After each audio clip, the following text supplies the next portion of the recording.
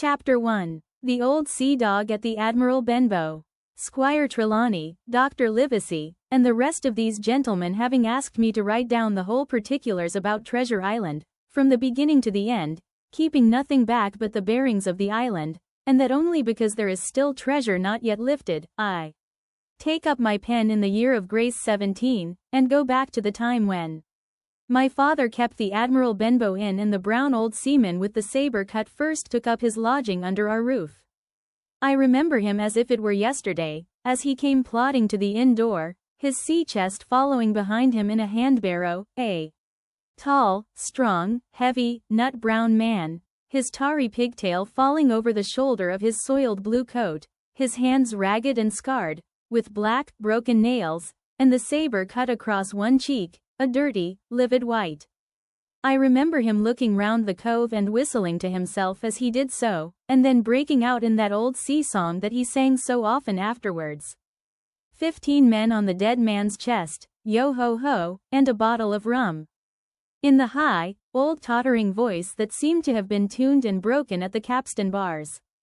Then he rapped on the door with a bit of stick like a handspike that he carried, and when my father appeared, called roughly for a glass of rum. This, when it was brought to him, he drank slowly, like a connoisseur, lingering on the taste and still looking about him at the cliffs and up at our signboard. "This is a handy cove," says he at length, "and a pleasant situated grog shop." "Much company, mate?" My father told him no, very little company, the more was the pity. "Well, then," said he, "this is the berth for me. Here you, matey," he cried to the man who trundled the barrow, "bring up alongside and help up my chest. I'll stay here a bit," he continued. "I'm a plain man, rum and bacon and eggs is what I want, and that head up there for to watch ships off. What you mought call me? You mought call me captain. Oh, I see what you're at, there," and he threw down 3 or 4 gold pieces on the threshold. "You can tell me when I've worked through that," says he, looking as fierce as a commander. And indeed, bad as his clothes were and coarsely as he spoke, he had none of the appearance of a man who sailed before the mast, but seemed like a mate or skipper accustomed to be obeyed or to strike. The man who came with the barrow told us the mail had set him down the morning before at the Royal George, that he had inquired what inns there were along the coast, and hearing ours well spoken of, I suppose, and described as lonely, had chosen it from the others for his place of residence. And that was all we could learn of our guest. He was a very silent man by custom. All day he hung round the cove or upon the cliffs with a brass telescope. All evening he sat in a corner of the parlor next the fire and drank rum and water very strong. Mostly he would not speak when spoken to, only look up sudden and fierce and blow through his nose like a foghorn, and we and the people who came about our house soon learned to let him be. Every day when he came back from his stroll he would ask if any seafaring men had gone by along the road. At first we thought it was the want of company of his own kind that made him ask this question, but at last we began to see he was desirous to avoid them. When a seaman did put up at the Admiral Benbow, as now and then some did, making by the coast road for Bristol, he would look in at him through the curtained door before he entered the parlor, and he was always sure to be as silent as a mouse when any such was present. For me, at least, there was no secret about the matter, for I was, in a way, a sharer in his alarms. He had taken me aside one day and promised me a silver fourpenny on the 1st of every month if I would only keep my weather eye open for a seafaring man with one leg, and let him know the moment he appeared. Often enough when the 1st of the month came round and I applied to him for my wage, he would only blow through his nose at me and stare me down, but before the week was out he was sure to think better of it, bring me my 4-penny piece, and repeat his orders to look out for the seafaring man with one leg. How that personage haunted my dreams, I need scarcely tell you. On stormy nights, when the wind shook the 4 corners of the house and the surf roared along the cove and up the cliffs, I would see him in 1,000 forms, and with 1,000 diabolical expressions. Now the leg would be cut off at the knee, now at the hip, now he was a monstrous kind of a creature who had never had but the one leg, and that in the middle of his body. To see him leap and run and pursue me over hedge and ditch was the worst of nightmares. And altogether I paid pretty dear for my monthly fourpenny piece, in the shape of these abominable fancies. But though I was so terrified by the idea of the seafaring man with one leg, I was far less afraid of the captain himself than anybody else who knew him. There were nights when he took a deal more rum and water than his head would carry, and then he would sometimes sit and sing his wicked, old, wild sea songs, minding nobody, but sometimes he would call for glasses round and force all the trembling company to listen to his stories or bear a chorus to his singing.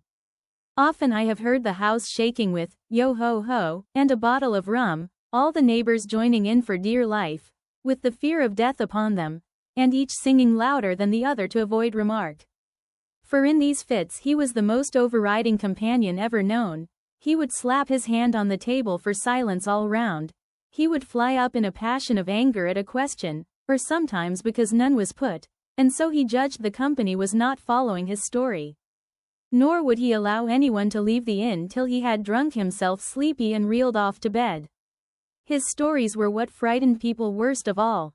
Dreadful stories they were, about hanging, and walking the plank, and storms at sea, and the dry Tortugas, and wild deeds in places on the Spanish Main.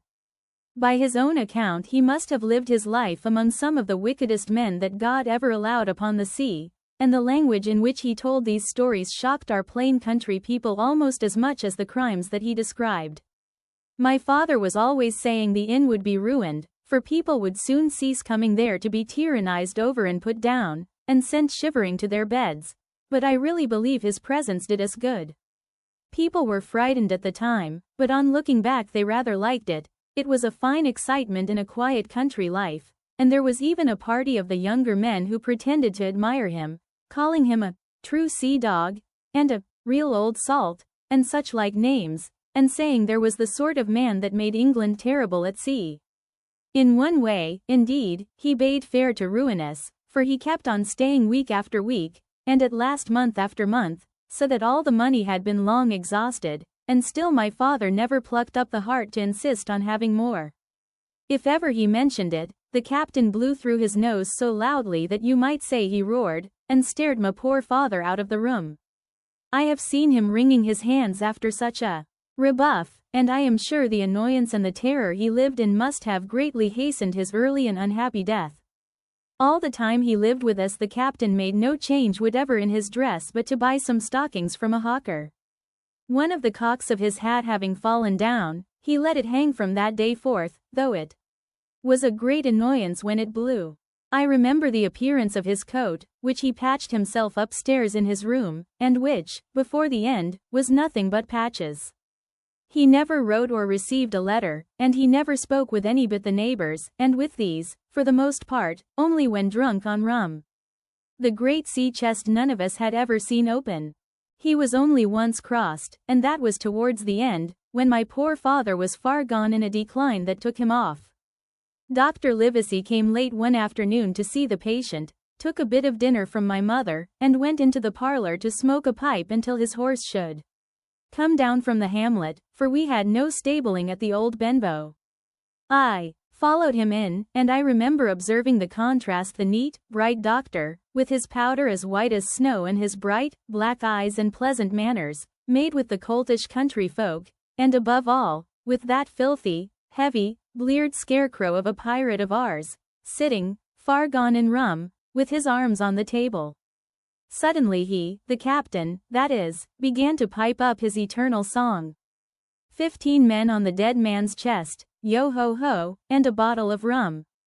Drink and the devil had done for the rest, yo ho ho, and a bottle of rum. At first I had supposed the dead man's chest to be that identical big box of his upstairs in the front room, and the thought had been mingled in my nightmares with that of the one-legged seafaring man. But by this time we had all long ceased to pay any particular notice to the song. It was new, that night, to nobody but Dr. Livesey, and on him I observed it did not produce an agreeable effect, for he looked up for a moment quite angrily before he went on with his talk to old Taylor, the gardener, on a new cure for the rheumatics. In the meantime, the captain gradually brightened up at his own music, and at last flapped his hand upon the table before him in a way we all knew to mean silence. The voices stopped at once, all but Dr. Livesey's, he went on as before, speaking clear and kind and drawing briskly at his pipe between every word or two. The captain glared at him for a while, flapped his hand again, glared still harder, and at last broke out with a villainous, low oath, "Silence, there, between decks. Were you addressing me, sir?" says the doctor, and when the ruffian had told him, with another oath, that this was so, "I have only one thing to say to you, sir," replies the doctor, "that if you keep on drinking rum, the world will soon be quit of a very dirty scoundrel." The old fellow's fury was awful. He sprang to his feet, drew and opened a sailor's clasp knife, and balancing it open on the palm of his hand, threatened to pin the doctor to the wall. The doctor never so much as moved. He spoke to him as before, over his shoulder and in the same tone of voice, rather high, so that all the room might hear, but perfectly calm and steady. "If you do not put that knife this instant in your pocket, I promise, upon my honor, you shall hang at the next assizes." Then followed a battle of looks between them, but the captain soon knuckled under, put up his weapon, and resumed his seat, grumbling like a beaten dog. "And now, sir," continued the doctor, "since I now know there's such a fellow in my district, you may count I'll have an eye upon you day and night. I'm not a doctor only, I'm a magistrate, and if I catch a breath of complaint against you, if it's only for a piece of incivility like tonight's, I'll take effectual means to have you hunted down and routed out of this. Let that suffice." Soon after, Dr. Livesey's horse came to the door and he rode away, but the captain held his peace that evening, and for many evenings to come. Chapter 2. Black Dog appears and disappears. It was not very long after this that there occurred the first of the mysterious events that rid us at last of the captain, though not, as you will see, of his affairs. It was a bitter cold winter, with long, hard frosts and heavy gales, and it was plain from the first that my poor father was little likely to see the spring. He sank daily, and my mother and I had all the inn upon our hands, and were kept busy enough without paying much regard to our unpleasant guest.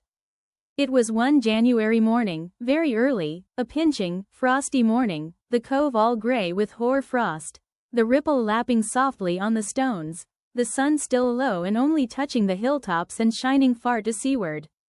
The captain had risen earlier than usual and set out down the beach, his cutlass swinging under the broad skirts of the old blue coat, his brass telescope under his arm, his hat tilted back upon his head. I remember his breath hanging like smoke in his wake as he strode off, and the last sound I heard of him as he turned the big rock was a loud snort of indignation, as though his mind was still running upon Dr. Livesey. Well, mother was upstairs with father and I was laying the breakfast table against the captain's return when the parlor door opened and a man stepped in on whom I had never set my eyes before. He was a pale, tallowy creature, wanting 2 fingers of the left hand, and though he wore a cutlass, he did not look much like a fighter. I had always my eye open for seafaring men, with 1 leg or 2, and I remember this one puzzled me. He was not sailorly, and yet he had a smack of the sea about him too. I asked him what was for his service, and he said he would take rum, but as I was going out of the room to fetch it, he sat down upon a table and motioned me to draw near. I paused where I was, with my napkin in my hand. "Come here, sonny," says he. "Come nearer here." I took a step nearer. "Is this here table for my mate Bill?" he asked with a kind of leer. I told him I did not know his mate Bill, and this was for a person who stayed in our house whom we called the captain. "Well," said he, "my mate Bill would be called the captain, as like as not. He has a cut on one cheek and a mighty pleasant way with him, particularly in drink, has my mate Bill. We'll put it, for argument like, that your captain has a cut on one cheek, and we'll put it, if you like, that that cheek's the right one." "Ah, well, I told you. Now, is my mate Bill in this here house?" I told him he was out walking. "Which way, sonny? Which way is he gone?" And when I had pointed out the rock and told him how the captain was likely to return, and how soon, and answered a few other questions, "Ah," said he, "this'll be as good as drink to my mate Bill."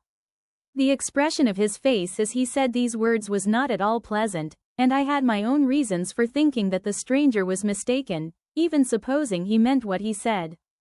But it was no affair of mine, I thought, and besides, it was difficult to know what to do. The stranger kept hanging about just inside the inn door, peering round the corner like a cat waiting for a mouse. Once I stepped out myself into the road, but he immediately called me back, and as I did not obey quick enough for his fancy, a most horrible change came over his tallowy face, and he ordered me in with an oath that made me jump. As soon as I was back again, he returned to his former manner, half fawning, half sneering, patted me on the shoulder, told me I was a good boy and he had taken quite a fancy to me. "I have a son of my own," said he, "as like you as 2 blocks, and he's all the pride of my art. But the great thing for boys is discipline, sonny, discipline. Now, if you had sailed along of Bill, you wouldn't have stood there to be spoke to twice, not you." That was never Bill's way, nor the way of sich as sailed with him.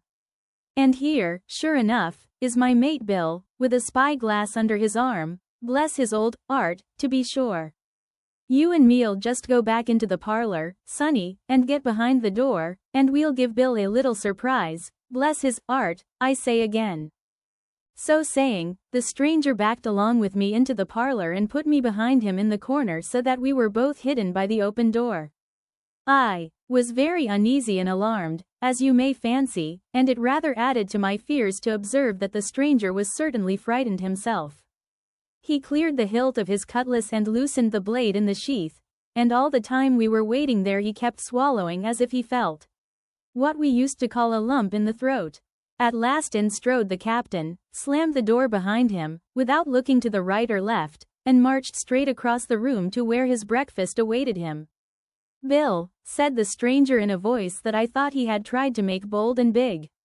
The captain spun round on his heel and fronted us. All the brown had gone out of his face, and even his nose was blue. He had the look of a man who sees a ghost, or the evil one, or something worse, if anything can be, and upon my word, I felt sorry to see him all in a moment turn so old and sick. "Come, Bill, you know me. You know an old shipmate, Bill, surely," said the stranger. The captain made a sort of gasp. "Black Dog," said he. "And who else?" returned the other, getting more at his ease. "Black Dog as ever was, come for to see his old shipmate Billy, at the Admiral. Benbow Inn. Ah, Bill, we have seen a sight of times, as too, since I lost them 2 talons, holding up his mutilated hand. "Now, look here," said the captain, "you've run me down, here I am. Well, then, speak up, what is it?" "That's you, Bill," returned Black Dog, "you're in the right of it, Billy. I'll have a glass of rum from this dear child here, as I've took such a liking to, and we'll sit down, if you please, and talk square, like old shipmates." When I returned with the rum, they were already seated on either side of the captain's breakfast table, Black Dog next to the door and sitting sideways so as to have one eye on his old shipmate and one, as I thought, on his retreat. He bade me go and leave the door wide open. "None of your keyholes for me, sonny," he said, and I left them together and retired into the bar. For a long time, though I certainly did my best to listen, I could hear nothing but a low gattling. But at last the voices began to grow higher, and I could pick up a word or two, mostly oaths, from the captain. "No, no, no, no, and an end of it," he cried once. And again, "If it comes to swinging, swing all, say I." Then all of a sudden there was a tremendous explosion of oaths and other noises, the chair and table went over in a lump, a clash of steel followed, and then a cry of pain, and the next instant I saw Black Dog in full flight, and the captain hotly pursuing, both with drawn cutlasses, and the former streaming blood from the left shoulder. Just at the door the captain aimed at the fugitive one last tremendous cut, which would certainly have split him to the chine had it not been intercepted by our big signboard of Admiral Benbow. You may see the notch on the lower side of the frame to this day. That blow was the last of the battle. Once out upon the road, Black Dog, in spite of his wound, showed a wonderful clean pair of heels and disappeared over the edge of the hill in half a minute. The captain, for his part, stood staring at the signboard like a bewildered man. Then he passed his hand over his eyes several times and at last turned back into the house. "Jim," says he, "rum, and as he spoke, he reeled a little, and caught himself with one hand against the wall. "Are you hurt?" cried I. "Rum," he repeated. "I must get away from here. Rum, rum." I ran to fetch it, but I was quite unsteadied by all that had fallen out, and I broke one glass and fouled the tap, and while I was still getting in my own way, I heard a loud fall in the parlor, and running in, beheld the captain lying full length upon the floor. At the same instant my mother, alarmed by the cries and fighting, came running downstairs to help me. Between us we raised his head. He was breathing very loud and hard, but his eyes were closed and his face a horrible color. "Dear, dearie me," cried my mother, "what a disgrace upon the house! And your poor father sick." In the meantime, we had no idea what to do to help the captain, nor any other thought but that he had got his death hurt in the scuffle with the stranger. I got the rum, to be sure, and tried to put it down his throat, but his teeth were tightly shut and his jaws as strong as iron. It was a happy relief for us when the door opened and Dr. Livesey came in, on his visit to my father. "Oh, doctor," we cried, "what shall we do? Where is he wounded?" "Wounded? A fiddlestick's end," said the doctor. "No more wounded than you or I. The man has had a stroke, as I warned him. Now, Mrs. Hawkins, just you run upstairs to your husband and tell him, if possible, nothing about it. For my part, I must do my best to save this fellow's trebly worthless life. Jim, you get me a basin." When I got back with the basin, the doctor had already ripped up the captain's sleeve and exposed his great sinewy arm. It was tattooed in several places. "Here's luck," "A fair wind," and "Billy Bones his fancy," were very neatly and clearly executed on the forearm, and up near the shoulder there was a sketch of a gallows and a man hanging from it, done, as I thought, with great spirit. "Prophetic," said the doctor, touching this picture with his finger. "And now, Master Billy Bones, if that be your name, we'll have a look at the color of your blood." "Jim," he said, "are you afraid of blood?" "No, sir," said I. "Well, then," said he, "you hold the basin," and with that he took his lancet and opened a vein. A great deal of blood was taken before the captain opened his eyes and looked mistily about him. First he recognized the doctor with an unmistakable frown, then his glance fell upon me, and he looked relieved. But suddenly his color changed, and he tried to raise himself, crying, "Where's Black Dog?" "There is no black dog here," said the doctor, "except what you have on your own back. You have been drinking rum, you have had a stroke, precisely as I told you, and I have just, very much against my own will, dragged you head foremost out of the grave." "Now, Mr. Bones—" "That's not my name," he interrupted. "Much I care," returned the doctor. "It's the name of a buccaneer of my acquaintance, and I call you by it for the sake of shortness, and what I have to say to you is this. One glass of rum won't kill you, but if you take one you'll take another, and I stake my wig if you don't break off short, you'll die. Do you understand that? Die, and go to your own place, like the man in the Bible. Come, now, make an effort. I'll help you to your bed for once."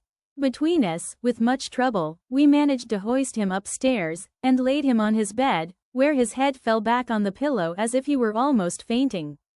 "Now, mind you," said the doctor, "I clear my conscience, the name of rum for you is death." And with that he went off to see my father, taking me with him by the arm. "This is nothing," he said as soon as he had closed the door.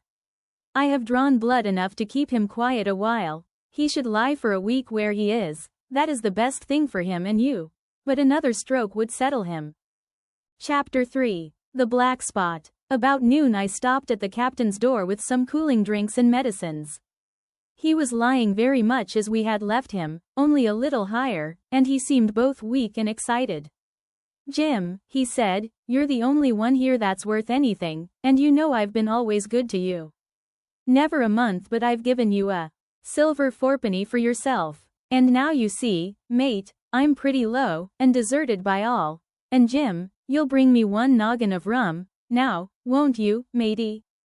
"The doctor," I began. But he broke in cursing the doctor, in a feeble voice but heartily. "Doctors is all swabs," he said, "and that doctor there, why, what do he know about seafaring men? I been in places hot as pitch, and mates dropping round with yellow jack, and the blessed land a-heaving like the sea with earthquakes. What did the doctor know of lands like that? And I lived on rum, I tell you. It's been meat and drink, and man and wife, to me, and if I'm not to have my rum now I'm a poor old hulk on a lee shore. My blood'll be on you, Jim, and that doctor swab. And he ran on again for a while with curses. Look, Jim, how my fingers fidges, he continued in the pleading tone. I can't keep him still, not I haven't had a drop this blessed day. That doctor's a fool, I tell you. If I don't have a dram o' rum, Jim, I'll have the horrors. I seen some on him already. I seen old Flint in the corner there, behind you. As plain as print, I seen him, and if I get the horrors, I'm a man that has lived rough, and I'll raise Cain. Your doctor hisself said one glass wouldn't hurt me. I'll give you a golden guinea for a noggin, Jim. He was growing more and more excited, and this alarmed me for my father, who was very low that day and needed quiet. Besides, I was reassured by the doctor's words, now quoted to me, and rather offended by the offer of a bribe. I want none of your money, said I, but what you owe my father. I'll get you one glass, and no more. When I brought it to him, he seized it greedily and drank it out. Aye, said he, that's some better, sure enough. And now, matey, did that doctor say how long I was to lie here in this old berth? A week at least, said I. Thunder, he cried. A week. I can't do that. They'd have the black spot on me by then. The lubbers is going about to get the wind of me this blessed moment. Lubbers as couldn't keep what they got, and want to nail what is another's. Is that seamanly behavior, now, I want to know? But I'm a saving soul. I never wasted good money of mine, nor lost it. Neither, and I'll trick 'em again. I'm not afraid on 'em. I'll shake out another reef, matey, and daddle 'em again. As he was thus speaking, he had risen from bed with great difficulty, holding to my shoulder with a grip that almost made me cry out, and moving his legs like so much dead weight. His words, spirited as they were in meaning, contrasted sadly with the weakness of the voice in which they were uttered. He paused when he had got into a sitting position on the edge. That doctor's done me, he murmured. My ears is singing. Lay me back. Before I could do much to help him he had fallen back again to his former place, where he lay for a while silent. Jim, he said at length, you saw that seafaring man today? Black dog? I asked. Ah, black dog, says he. He's a bad but there's worse that put him on. Now, if I can't get away nohow, and they tip me the black spot, mind you, it's my old sea chest they're after, you get on a horse, you can't you? Well, then, you get on a horse, and go to, well, yes, I will, to that eternal Dr. Swab, and tell him to pipe all hands, magistrates and sich, and he'll lay 'em aboard at the Admiral. Benbow, all old Flint's crew, man and boy, all on 'em that's left. I was first mate, I was, old Flint's first mate, and I'm the only one as knows the place. He gave it me at Savannah, when he lay a-dying, like as if I was to now, you see. But you won't peach unless they get the black spot on me, or unless you see that black dog again or a seafaring man with one leg, Jim, him above all. But what is the black spot, Captain? I asked. That's a summons, mate. I'll tell you if they get that. But you keep your weather eye open, Jim, and I'll share with you equals, upon my honor. He wandered a little longer, his voice growing weaker, but soon after I had given him his medicine, which he took like a child, with the remark, if ever a seaman wanted drugs, it's me, he fell at last into a heavy, swoon-like sleep, in which I left him. What I should have done had all gone well I do not know. Probably I should have told the whole story to the doctor, for I was in mortal fear lest the captain should repent of his confessions and make an end of me. But as things fell out, my poor father died quite suddenly that evening, which put all other matters on one side. Our natural distress, the visits of the neighbors, the arranging of the funeral, and all the work of the inn to be carried on in the meanwhile kept me so busy that I had scarcely time to think of the captain, far less to be afraid of him. He got downstairs next morning, to be sure, and had his meals as usual, though he ate little and had more, I am afraid, than his usual supply of rum, for he helped himself out of the bar, scowling and blowing through his nose, and no one dared to cross him. On the night before the funeral he was as drunk as ever, and it was shocking, in that house of mourning, to hear him singing away at his ugly old sea song. But weak as he was, we were all in the fear of death for him, and the doctor was suddenly taken up with a case many miles away and was never near the house after my father's death. I have said the captain was weak, and indeed he seemed rather to grow weaker than regain his strength. He clambered up and down stairs, and went from the parlor to the bar and back again, and sometimes put his nose out of doors to smell the sea, holding on to the walls as he went for support and breathing hard and fast like a man on a steep mountain. He never particularly addressed me, and it is my belief he had as good as forgotten his confidences, but his temper was more flighty, and allowing for his bodily weakness, more violent than ever. He had an alarming way now when he was drunk of drawing his cutlass and laying it bare before him on the table. But with all that, he minded people less and seemed shut up in his own thoughts and rather wandering. Once, for instance, to our extreme wonder, he piped up to a different air, a kind of country love song that he must have learned in his youth before he had begun to follow the sea. So things passed until, the day after the funeral, and about 3 o'clock of a bitter, foggy, frosty afternoon, I was standing at the door for a moment, full of sad thoughts about my father, when I saw someone drawing slowly near along the road. He was plainly blind, for he tapped before him with a stick and wore a great green shade over his eyes and nose, and he was hunched, as if with age or weakness, and wore a huge old tattered sea cloak with a hood that made him appear positively deformed. I never saw in my life a more dreadful-looking figure. He stopped a little from the inn, and raising his voice in an odd sing-song, addressed the air in front of him. Will any kind friend inform a poor blind man, who has lost the precious sight of his eyes in the gracious defense of his native country, England, and God bless King George, where or in what part of this country he may now be? You are at the Admiral Benbow, Black Hill Cove, my good man, said I. I hear a voice, said he, a young voice. Will you give me your hand, my kind young friend, and let me in? I held out my hand, and the horrible, soft-spoken, eyeless creature gripped it in a moment like a vice. I was so much startled that I struggled to withdraw, but the blind man pulled me close up to him with a single action of his arm. Now, boy, he said, take me in to the captain. Sir, said I, upon my word I dare not. Oh, he sneered, that's it. Take me in straight or I'll break your arm. And he gave it, as he spoke, a wrench that made me cry out. Sir, said I, it is for yourself I mean. The captain is not what he used to be. He sits with a drawn cutlass. Another gentleman. Come, now, march, interrupted he, and I never heard a voice so cruel, and cold, and ugly as that blind man's. It cowed me more than the pain, and I began to obey him at once, walking straight in at the door and towards the parlor, where our sick old buccaneer was sitting, dazed with rum. The blind man clung close to me, holding me in one iron fist and leaning almost more of his weight on me than I could carry. Lead me straight up to him, and when I'm in view, cry out, here's a friend for you, Bill. If you don't, I'll do this, and with that he gave me a twitch that I thought would have made me faint. Between this and that, I was so utterly terrified of the blind beggar that I forgot my terror of the captain, and as I opened the parlor door, cried out the words he had ordered in a trembling voice. The poor captain raised his eyes, and at one look the rum went out of him and left him staring sober. The expression of his face was not so much of terror as of mortal sickness.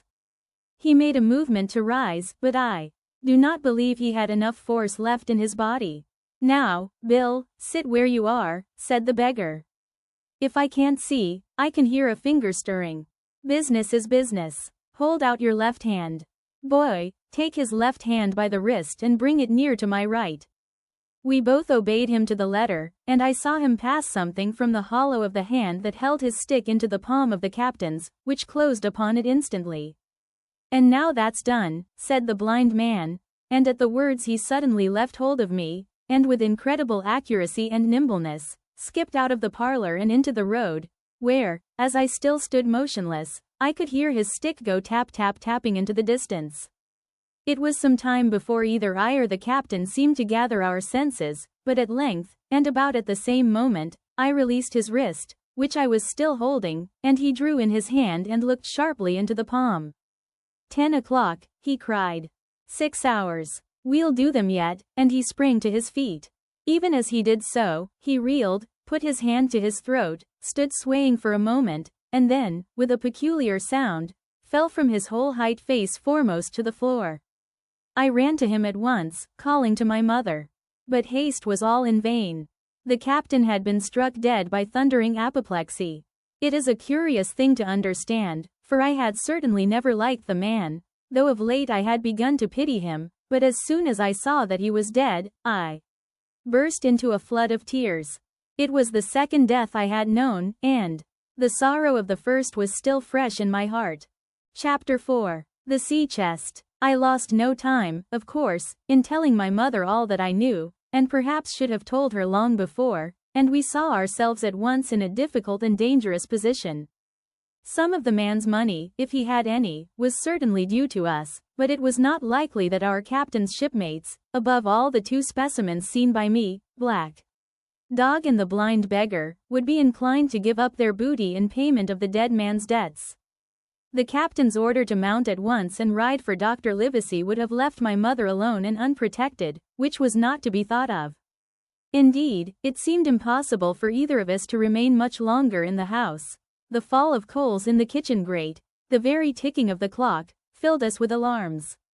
The neighborhood, to our ears, seemed haunted by approaching footsteps, and what between the dead body of the captain on the parlor floor and the thought of that detestable blind beggar hovering near at hand and ready to return, there were moments when, as the saying goes, I jumped in my skin for terror. Something must speedily be resolved upon, and it occurred to us at last to go forth together and seek help in the neighboring hamlet. No sooner said than done. Bare-headed as we were, we ran out at once in the gathering evening and the frosty fog. The hamlet lay not many hundred yards away, though out of view, on the other side of the next cove, and what greatly encouraged me, it was in an opposite direction from that whence the blind man had made his appearance and whither he had presumably returned. We were not many minutes on the road, though we sometimes stopped to lay hold of each other and hearken, but there was no unusual sound, nothing but the low wash of the ripple and the croaking of the inmates of the wood. It was already candle-light when we reached the hamlet, and I shall never forget how much I was cheered to see the yellow shine in doors and windows, but that, as it proved, was the best of the help we were likely to get in that quarter. For, you would have thought men would have been ashamed of themselves, no soul would consent to return with us to the Admiral Benbow. The more we told of our troubles, the more, man, woman, and child, they clung to the shelter of their houses. The name of Captain Flint, though it was strange to me, was well enough known to some there and carried a great weight of terror. Some of the men who had been to field work on the far side of the Admiral Benbow remembered, besides, to have seen several strangers on the road, and taking them to be smugglers, to have bolted away, and one at least had seen a little lugger in what we called Kit's Hole. For that matter, anyone who was a comrade of the captain's was enough to frighten them to death.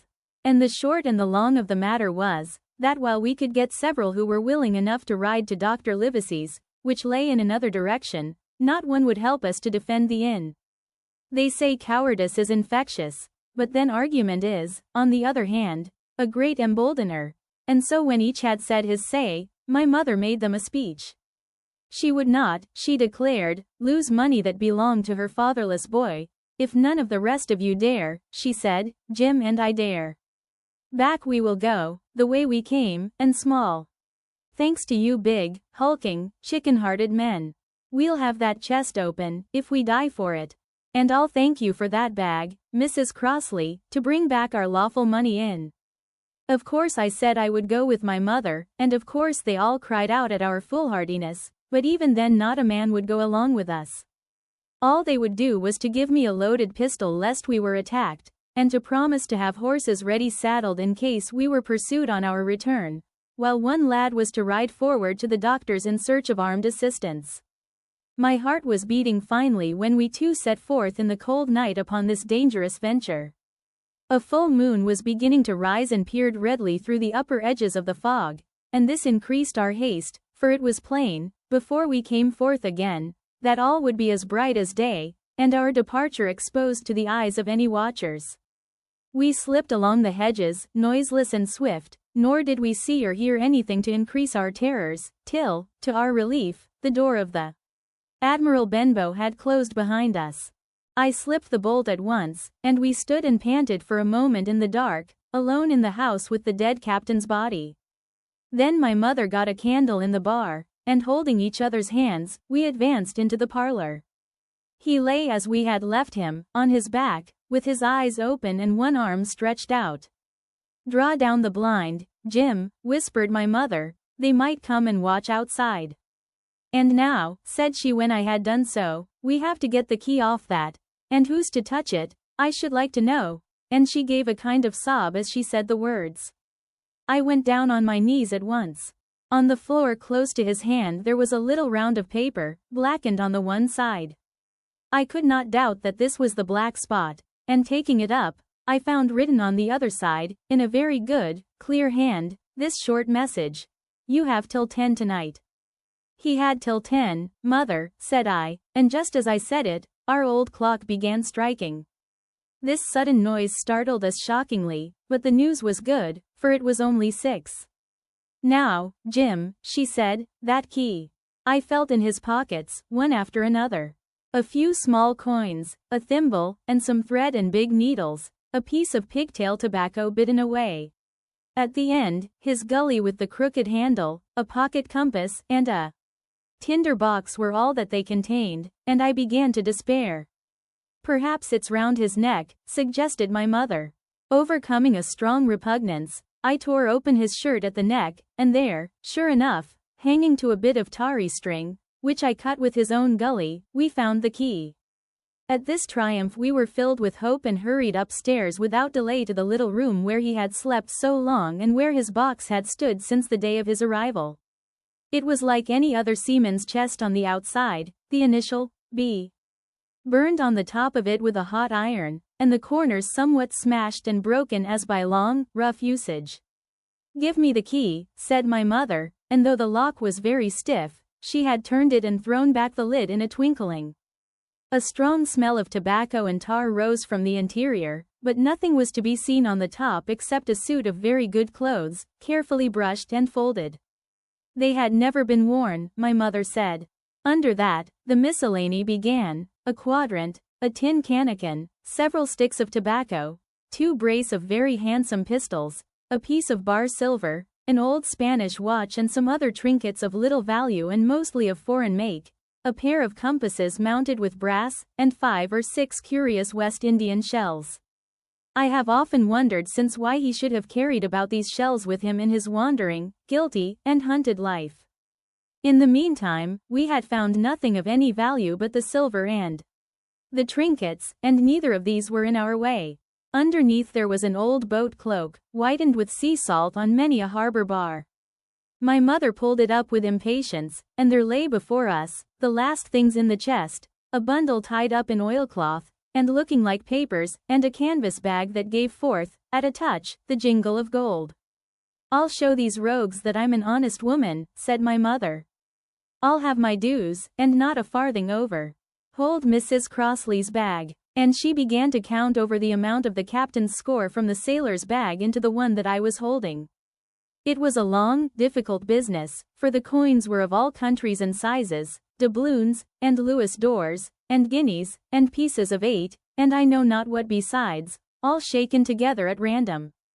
The guineas, too, were about the scarcest, and it was with these only that my mother knew how to make her count. When we were about halfway through, I suddenly put my hand upon her arm, for I had heard in the silent frosty air a sound that brought my heart into my mouth, the tap-tapping of the blind man's stick upon the frozen road.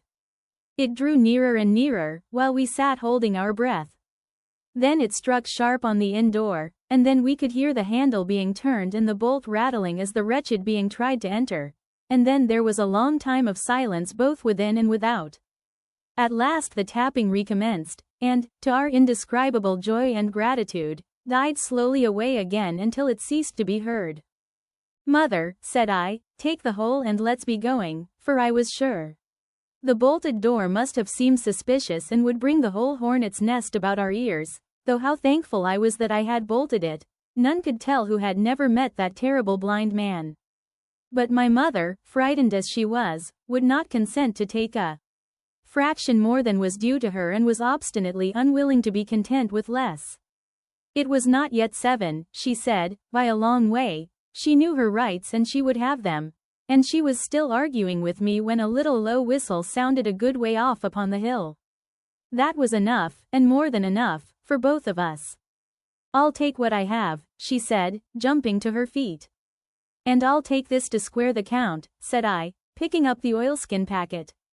Next moment we were both groping downstairs, leaving the candle by the empty chest, and the next we had opened the door and were in full retreat. We had not started a moment too soon. The fog was rapidly dispersing. Already the moon shone quite clear on the high ground on either side, and it was only in the exact bottom of the dell and round the tavern door that a thin veil still hung unbroken to conceal the first steps of our escape. Far less than halfway to the hamlet, very little beyond the bottom of the hill, we must come forth into the moonlight. Nor was this all, for the sound of several footsteps running came already to our ears, and as we looked back in their direction, a light tossing to and fro and still rapidly advancing showed that one of the newcomers carried a lantern. "My dear," said my mother suddenly, "take the money and run on. I am going to faint." This was certainly the end for both of us, I thought. How I cursed the cowardice of the neighbors, how I blamed my poor mother for her honesty and her greed, for her past foolhardiness and present weakness. We were just at the little bridge, by good fortune, and I helped her, tottering as she was, to the edge of the bank, where, sure enough, she gave a sigh and fell on my shoulder. I do not know how I found the strength to do it at all, and I am afraid it was roughly done, but I managed to drag her down the bank and a little way under the arch. Farther I could not move her, for the bridge was too low to let me do more than crawl below it. So there we had to stay, my mother almost entirely exposed and both of us within earshot of the inn. Chapter 5. The Last of the Blind Man. My curiosity, in a sense, was stronger than my fear, for I could not remain where I was, but crept back to the bank again, whence, sheltering my head behind a bush of broom, I might command the road before our door. I was scarcely in position ere my enemies began to arrive, 7 or 8 of them, running hard, their feet beating out of time along the road and the man with the lantern some paces in front. 3 men ran together, hand in hand, and I made out, even through the mist, that the middle man of this trio was the blind beggar. The next moment his voice showed me that I was right. "Down with the door," he cried. "Aye, sir," answered 2 or 3, and a rush was made upon the Admiral Benbow, the lantern-bearer following, and then I could see them pause, and hear speeches passed in a lower key, as if they were surprised to find the door open. But the pause was brief, for the blind man again issued his commands. His voice sounded louder and higher, as if he were afire with eagerness and rage. In, he shouted, and cursed them for their delay. 4 or 5 of them obeyed at once, 2 remaining on the road with the formidable beggar. There was a pause, then a cry of surprise, and then a voice shouting from the house, "Bill's dead."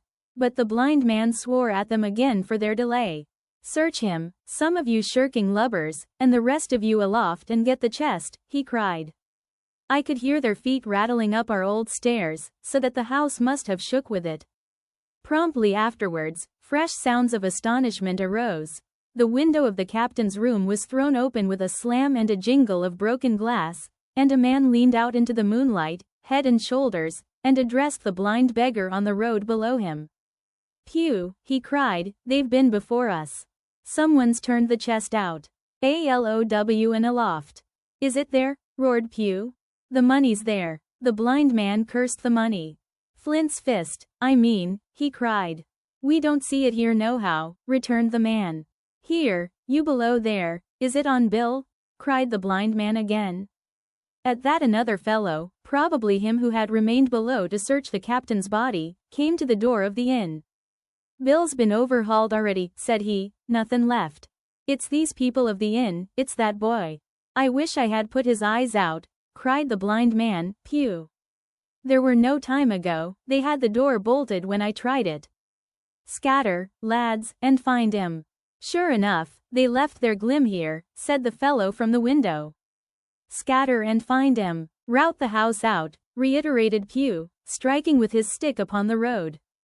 Then there followed a great to-do through all our old inn, heavy feet pounding to and fro, furniture thrown over, doors kicked in, until the very rocks re-echoed and the men came out again, one after another, on the road and declared that we were nowhere to be found.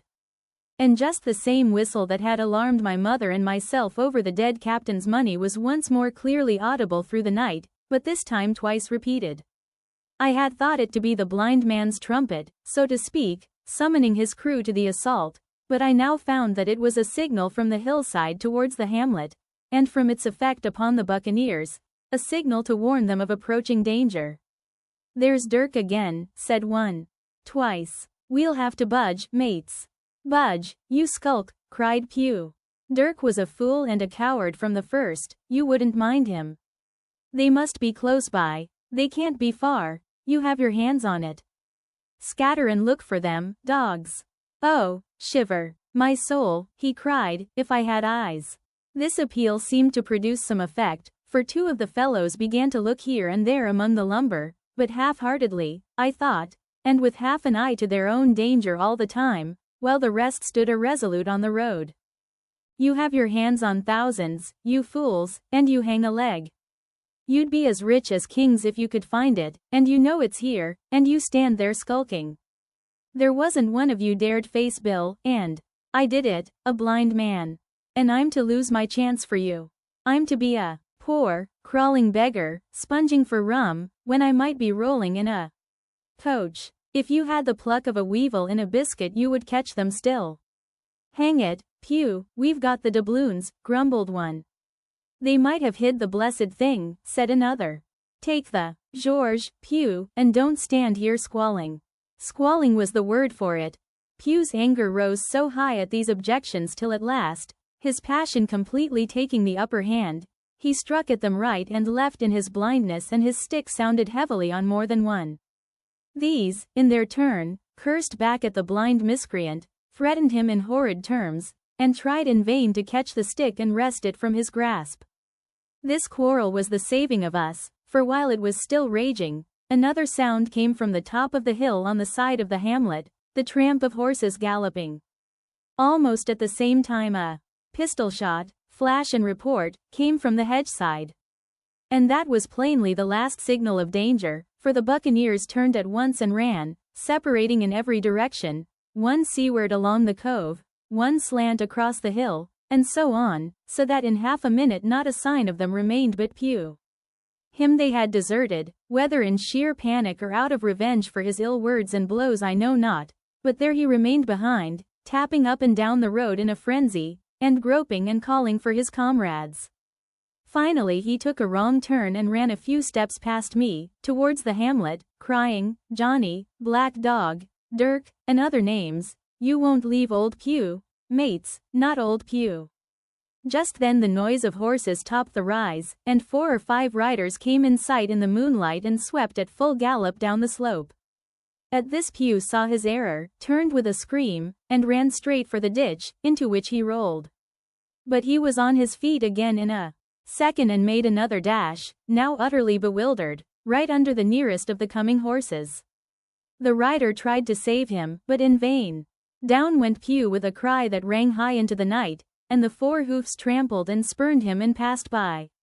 He fell on his side, then gently collapsed upon his face and moved no more. I leapt to my feet and hailed the riders.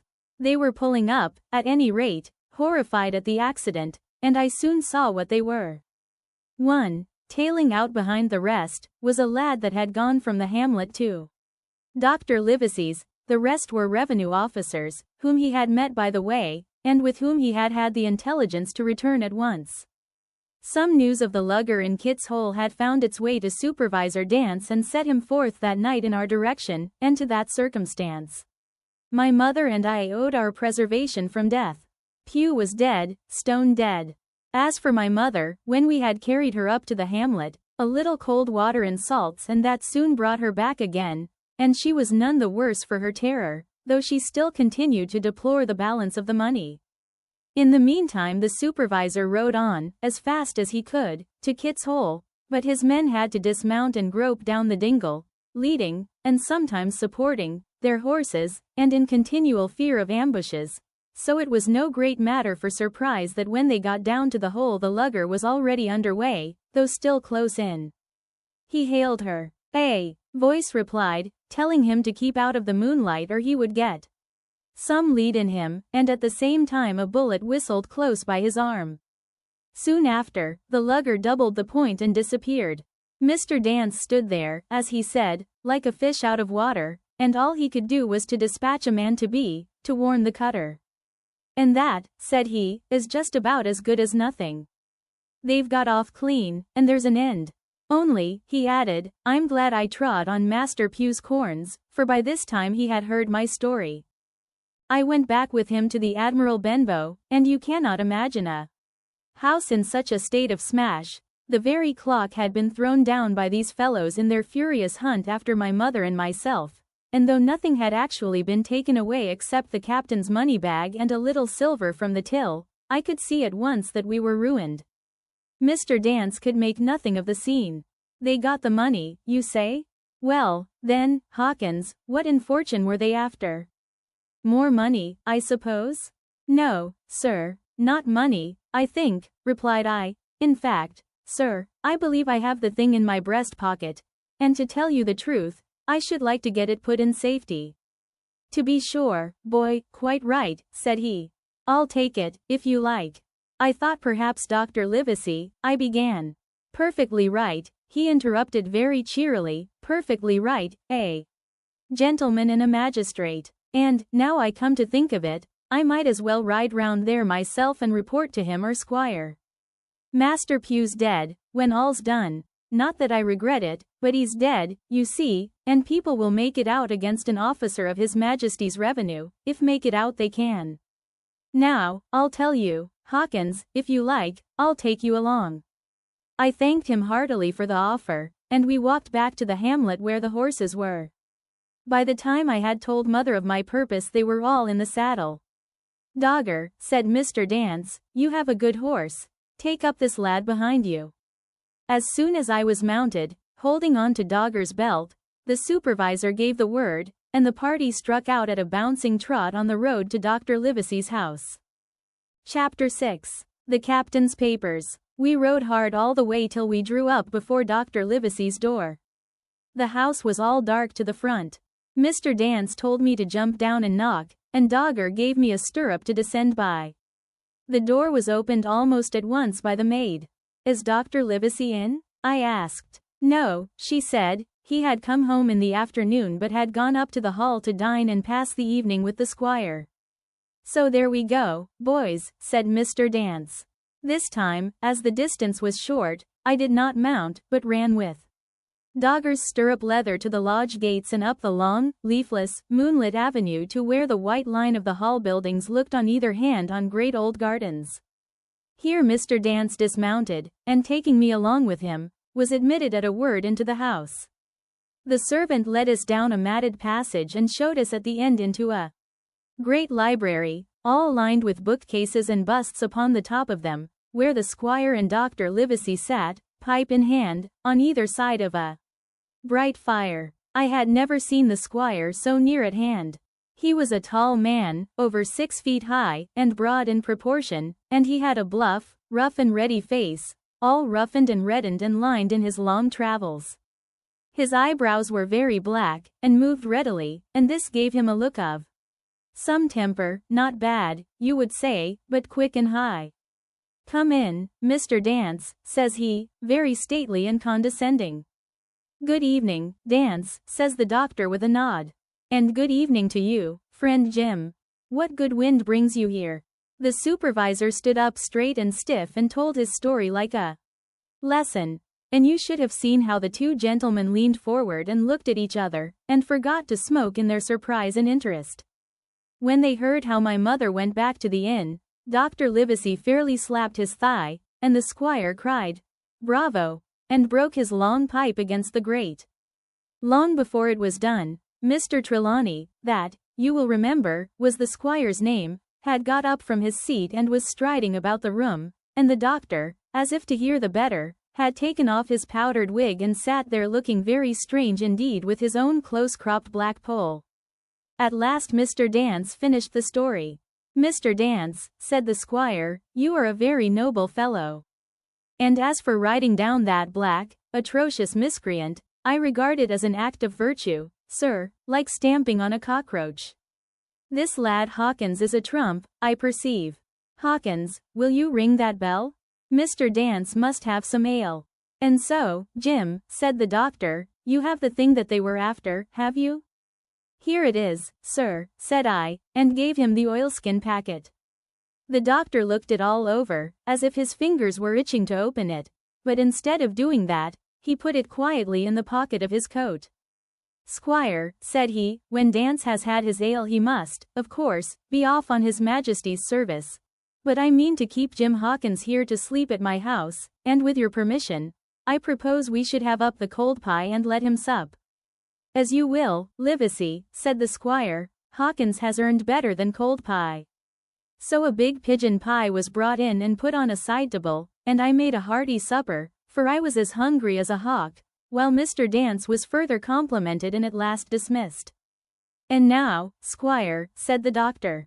"And now, Livesey," said the squire in the same breath. One at a time," laughed Dr. Livesey. "You have heard of this Flint, I suppose?" "Heard of him," cried the squire. "Heard of him, you say? He was the bloodthirstiest buccaneer that sailed. Blackbeard was a child to Flint. The Spaniards were so prodigiously afraid of him that, I tell you, sir, I was sometimes proud he was an Englishman. I've seen his top sails with these eyes, off Trinidad, and the cowardly son of a rum puncheon that I sailed with put back, sir, into port of Spain." "Well, I've heard of him myself, in England," said the doctor. "But the point is, had he money?" "Money," cried the squire. "Have you heard the story? What were these villains after but money? What do they care for but money? For what would they risk their rascal carcasses but money?" "That we shall soon know," replied the doctor. "But you are so confoundedly hot-headed and exclamatory that I cannot get a word in. What I want to know is this. Supposing that I have here in my pocket some clue to where Flint buried his treasure, will that treasure amount to much?"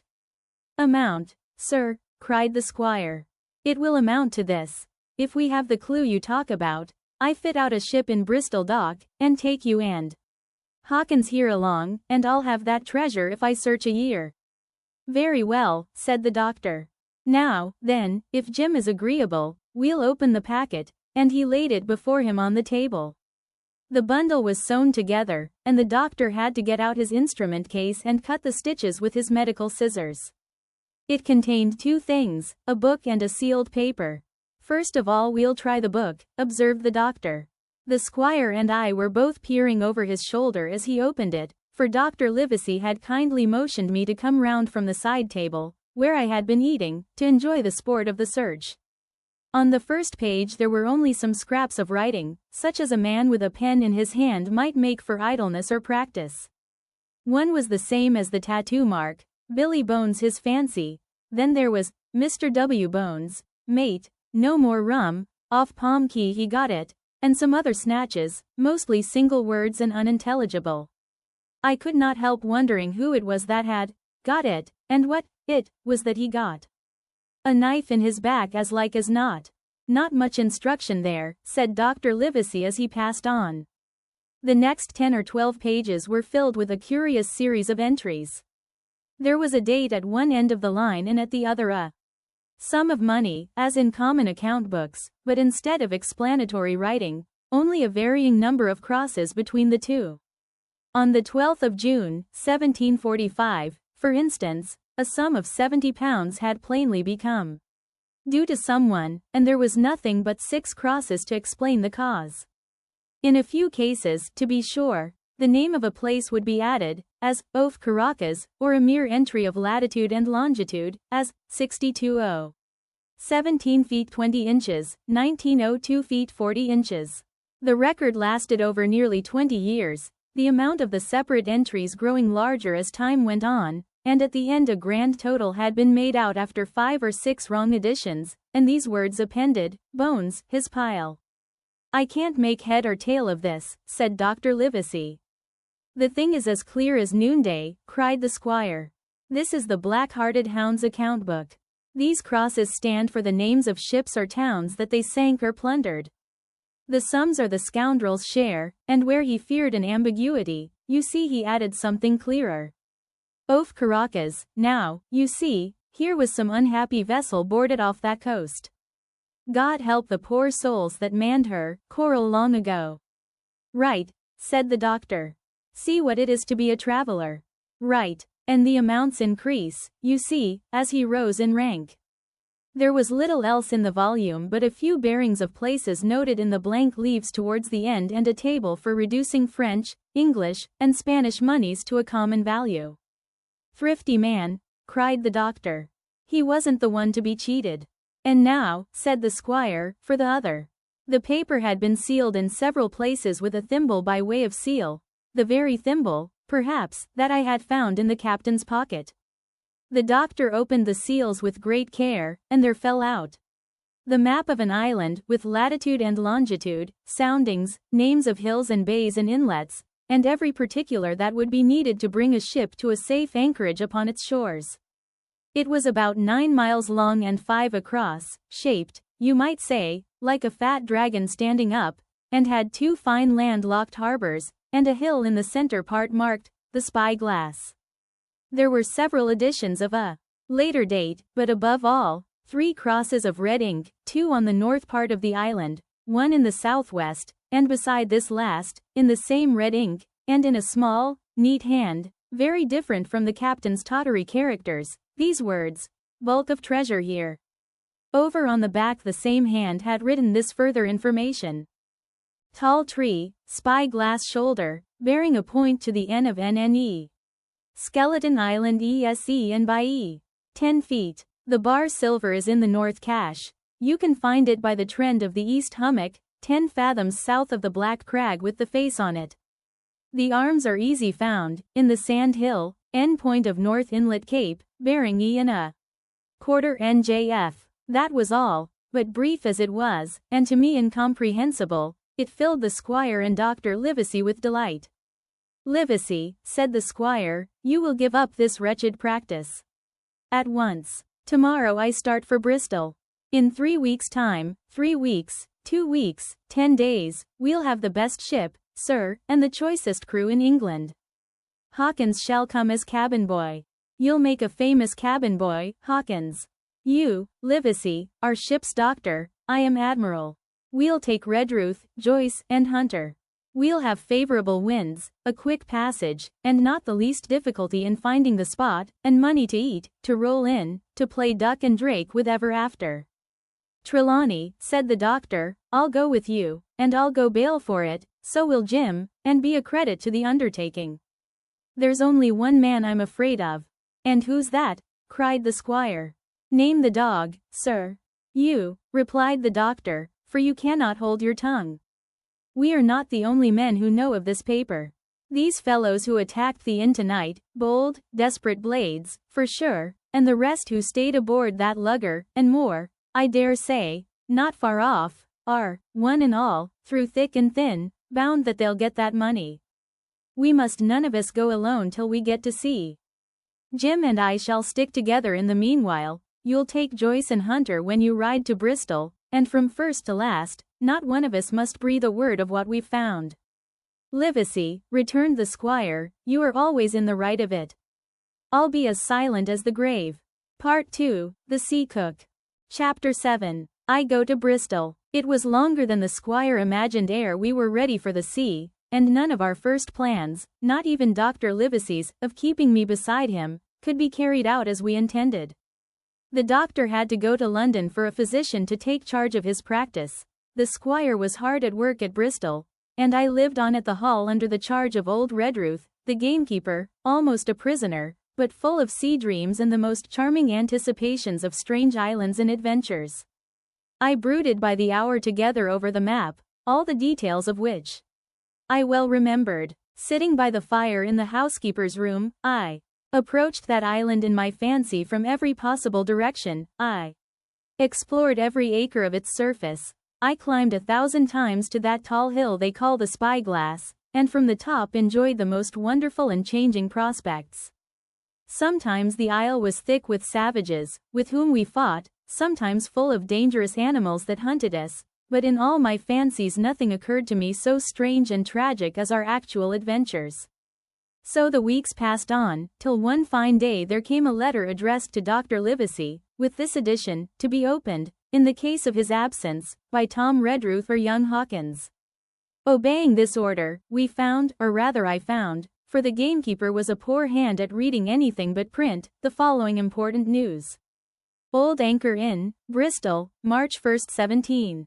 Dear Livesey, as I do not know whether you are at the Hall or still in London, I send this in double to both places. The ship is bought and fitted. She lies at anchor, ready for sea. You never imagined a sweeter schooner, a child might sail her, 200 tons, name, Hispaniola. I got her through my old friend, Blandly, who has proved himself throughout the most surprising trump. The admirable fellow literally slaved in my interest, and so, I may say, did everyone in Bristol, as soon as they got wind of the port we sailed for, treasure, I mean. Redruth, said I, interrupting the letter, Dr. Livesey will not like that. The squire has been talking, after all. Well, who's a better right, growled the gamekeeper. A pretty rum go. If squire ain't to talk for Dr. Livesey, I should think. At that I gave up all attempts at commentary and read straight on. Blandly himself found the Hispaniola, and by the most admirable management got her for the merest trifle. There is a class of men in Bristol monstrously prejudiced against Blandly. They go the length of declaring that this honest creature would do anything for money, that the Hispaniola belonged to him, and that he sold it me absurdly high, the most transparent calumnies. None of them dare, however, to deny the merits of the ship. So far there was not a hitch. The workpeople, to be sure, riggers and what not, were most annoyingly slow, but time cured that. It was the crew that troubled me. I wished a round score of men, in case of natives, buccaneers, or the odious French, and I had the worry of the deuce itself to find so much as half a dozen, till the most remarkable stroke of fortune brought me the very man that I required. I was standing on the dock, when, by the merest accident, I fell in talk with him. I found he was an old sailor, kept a public house, knew all the seafaring men in Bristol, had lost his health ashore, and wanted a good berth as cook to get to sea again. He had hobbled down there that morning, he said, to get a smell of the salt. I was monstrously touched, so would you have been, and, out of pure pity, I engaged him on the spot to be ship's cook. Long John Silver, he is called, and has lost a leg, but that I regarded as a recommendation, since he lost it in his country's service, under the immortal Hawk. He has no pension, Livesey. Imagine the abominable age we live in. Well, sir, I thought I had only found a cook, but it was a crew I had discovered. Between Silver and myself we got together in a few days a company of the toughest old salts imaginable, not pretty to look at, but fellows, by their faces, of the most indomitable spirit. I declare we could fight a frigate. Long John even got rid of 2 out of the 6 or 7 I had already engaged. He showed me in a moment that they were just the sort of fresh water swabs we had to fear in an adventure of importance. I am in the most magnificent health and spirits, eating like a bull, sleeping like a tree, yet I shall not enjoy a moment till I hear my old tarpaulins tramping round the capstan.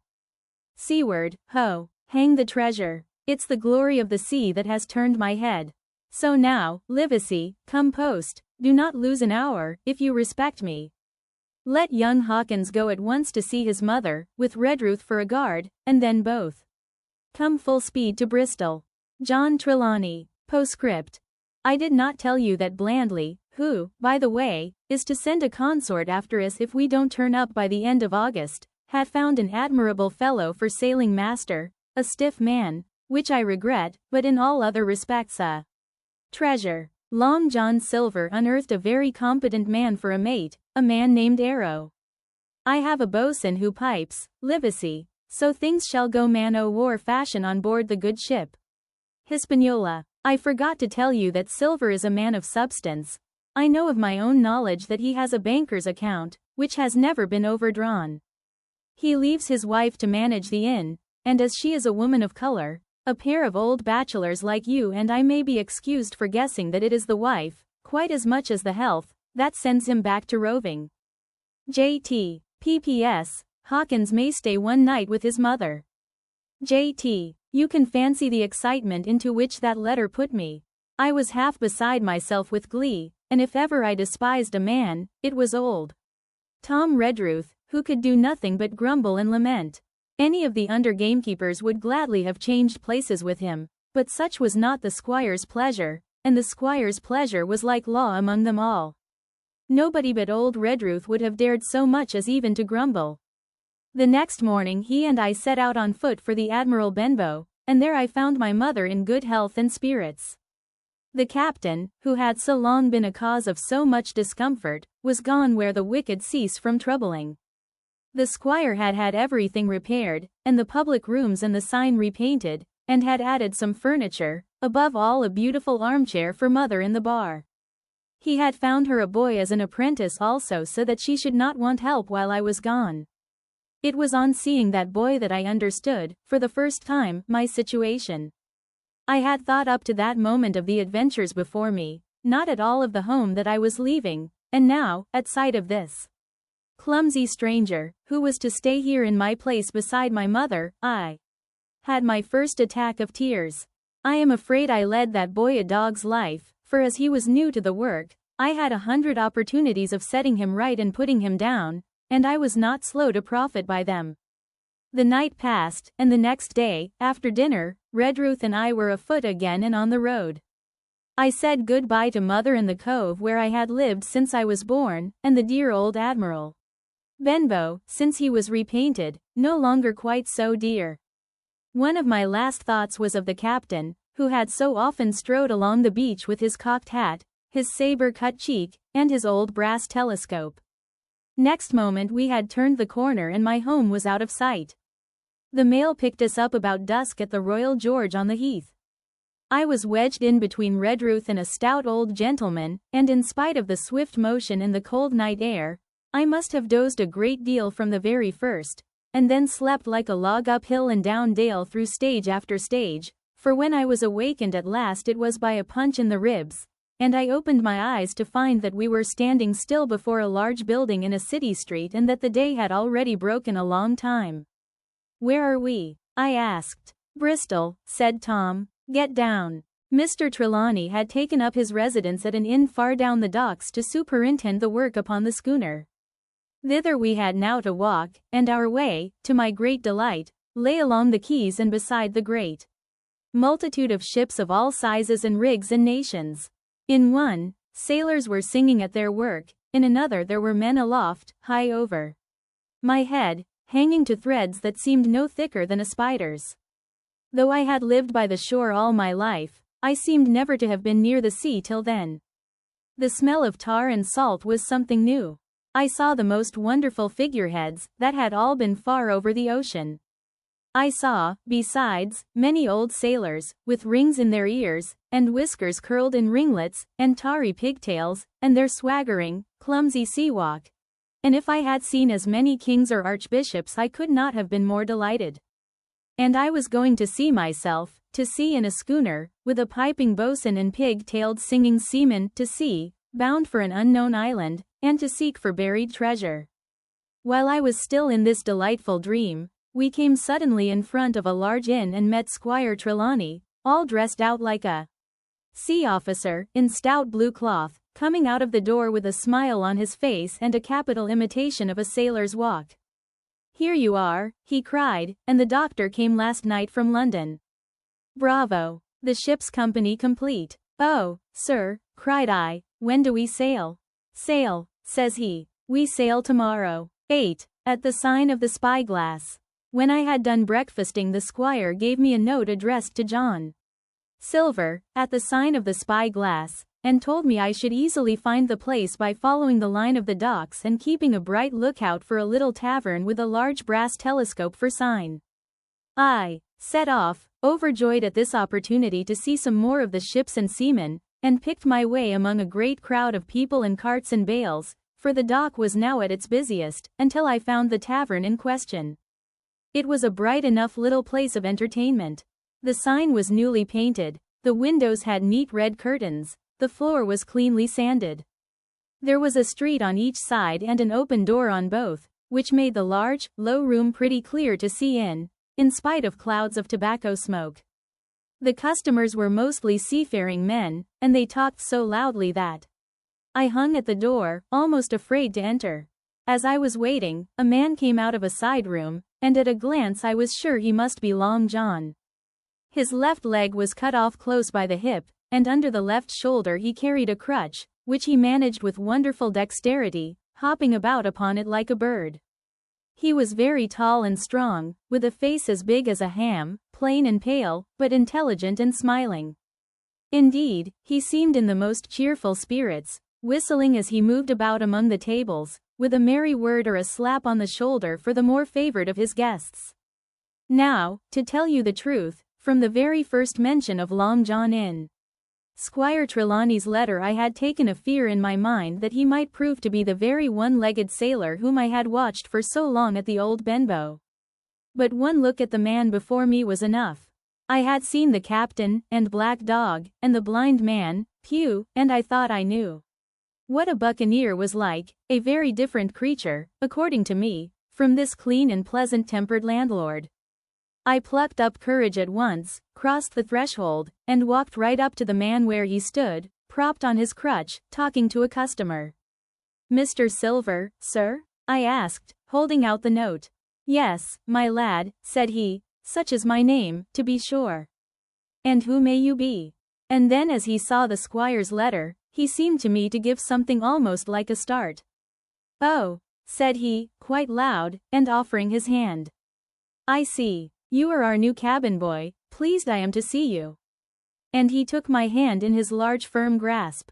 Just then one of the customers at the far side rose suddenly and made for the door. It was close by him, and he was out in the street in a moment. But his hurry had attracted my notice, and I recognized him at glance.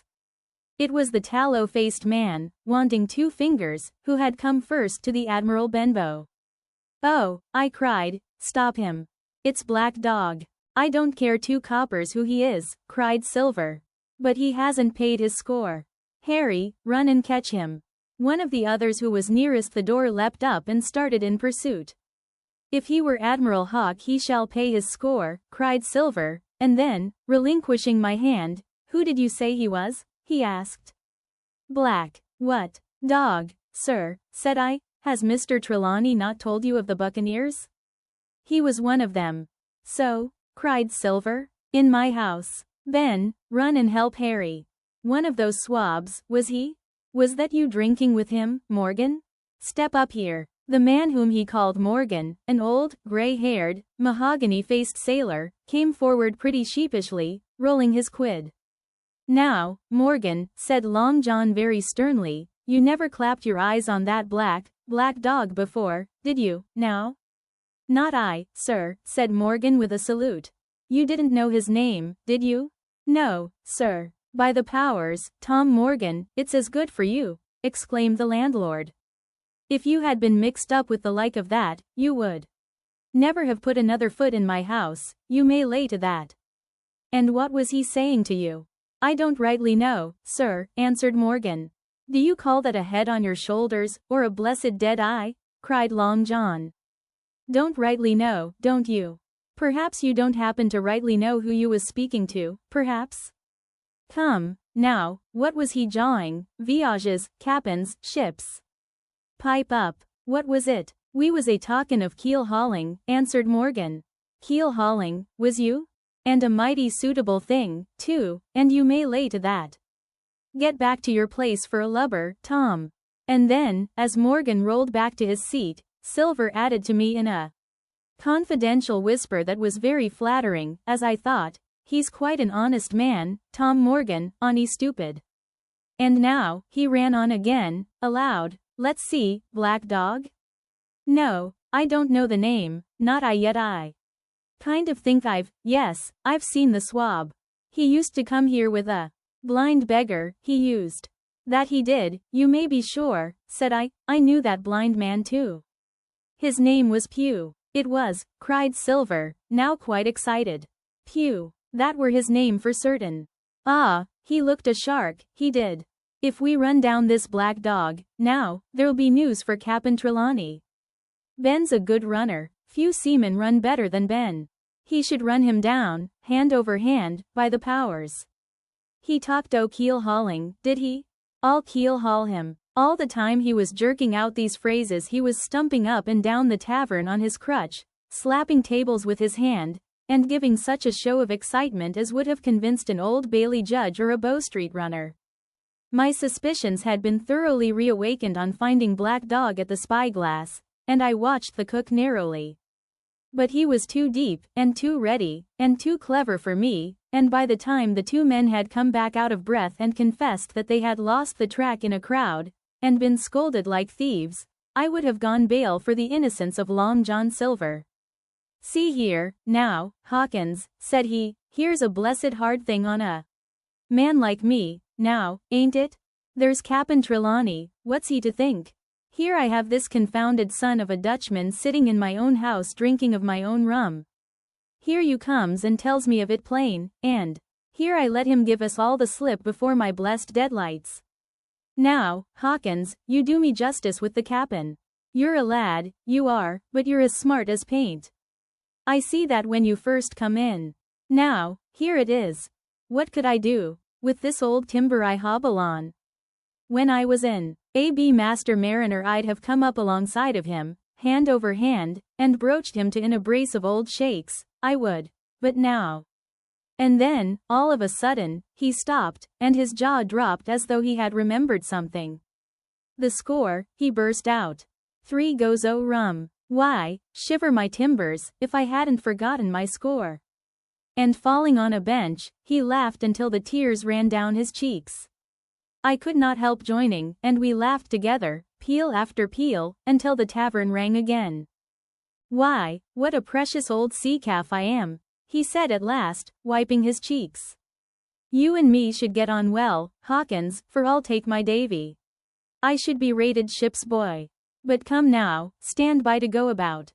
This won't do. Duty is duty, messmates. I'll put on my old cockerel hat, and step along of you to Cap'n Trelawney, and report this here affair. For mind you, it's serious, young Hawkins, and neither you nor me's come out of it with what I should make so bold as to call credit. Nor you neither, says you, not smart, none of the pair of us smart. But dash my buttons, that was a good un about my score. And he began to laugh again, and that so heartily, that though I did not see the joke as he did, I was again obliged to join him in his mirth. On our little walk along the quays, he made himself the most interesting companion, telling me about the different ships that we passed by, their rig, tonnage, and nationality, explaining the work that was going forward, how one was discharging, another taking in cargo, and a third making ready for sea, and every now and then telling me some little anecdote of ships or seamen or repeating a nautical phrase till I had learned it perfectly. I began to see that here was one of the best of possible shipmates. When we got to the inn, the squire and Dr. Livesey were seated together, finishing a quart of ale with a toast in it, before they should go aboard the schooner on a visit of inspection. Long John told the story from first to last, with a great deal of spirit and the most perfect truth. That was how it were, now, weren't it, Hawkins? He would say, now and again, and I could always bear him entirely out. The two gentlemen regretted that Black Dog had got away, but we all agreed there was nothing to be done, and after he had been complimented, Long John took up his crutch and departed. "All hands aboard by 4 this afternoon," shouted the squire after him. "Aye, aye, sir," cried the cook, in the passage. "Well, squire," said Dr. Livesey, "I don't put much faith in your discoveries, as a general thing, but I will say this, John Silver suits me." "The man's a perfect trump," declared the squire. "And now," added the doctor, "Jim may come on board with us, may he not?" "To be sure he may," says squire. "Take your hat, Hawkins, and we'll see the ship." Chapter 9. Powder and Arms. The Hispaniola lay some way out, and we went under the figureheads and round the sterns of many other ships, and their cables sometimes grated underneath our keel, and sometimes swung above us. At last, however, we got alongside, and were met and saluted as we stepped aboard by the mate, Mr. Arrow, a brown old sailor with earrings in his ears and a squint. He and the squire were very thick and friendly, but I soon observed that things were not the same between Mr. Trelawney and the captain. This last was a sharp-looking man who seemed angry with everything on board and was soon to tell us why, for we had hardly got down into the cabin when a sailor followed us. "Captain Smollett, sir, axing to speak with you," said he. "I am always at the captain's orders." "Show him in," said the squire. The captain, who was close behind his messenger, entered at once and shut the door behind him. "Well, Captain Smollett, what have you to say? All well, I hope, all shipshape and seaworthy?" "Well, sir," said the captain, "better speak plain, I believe, even at the risk of offense. I don't like this cruise, I don't like the men, and I don't like my officer. That's short and sweet." "Perhaps, sir, you don't like the ship?" inquired the squire, very angry, as I could see. "I can't speak as to that, sir, not having seen her tried," said the captain. "She seems a clever craft, more I can't say." "Possibly, sir, you may not like your employer, either," says the squire. But here Dr. Livesey cut in. "Stay a bit," said he, "stay a bit. No use of such questions as that but to produce ill feeling. The captain has said too much or he has said too little, and I'm bound to say that I require an explanation of his words. You don't, you say, like this cruise. Now, why? I was engaged, sir, on what we call sealed orders, to sail this ship for that gentleman where he should bid me," said the captain. "So far so good. But now I find that every man before the mast knows more than I do. I don't call that fair, now, do you?" "No," said Dr. Livesey, "I don't." "Next," said the captain, "I learn we are going after treasure, hear it from my own hands, mind you. Now, treasure is ticklish work. I don't like treasure voyages on any account, and I don't like them, above all, when they are secret and when, begging your pardon, Mr. Trelawney, the secret has been told to the parrot." "Silver's parrot?" asked the squire. "It's a way of speaking," said the captain.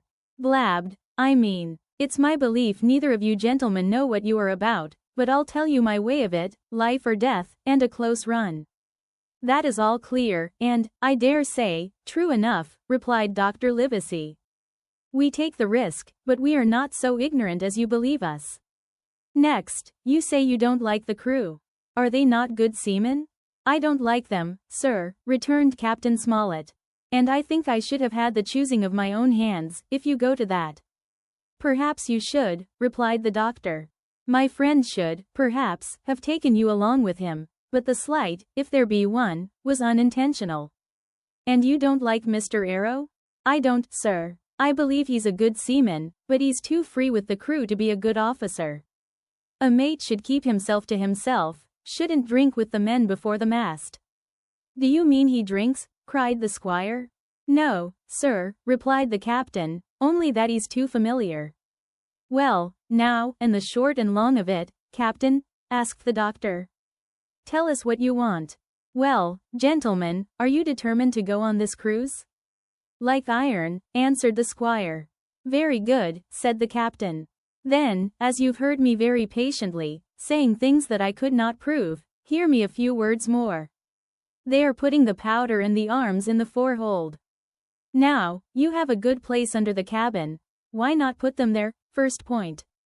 Then, you are bringing 4 of your own people with you, and they tell me some of them are to be berthed forward. Why not give them the berths here beside the cabin? Second point. Any more? Asked Mr. Trelawney.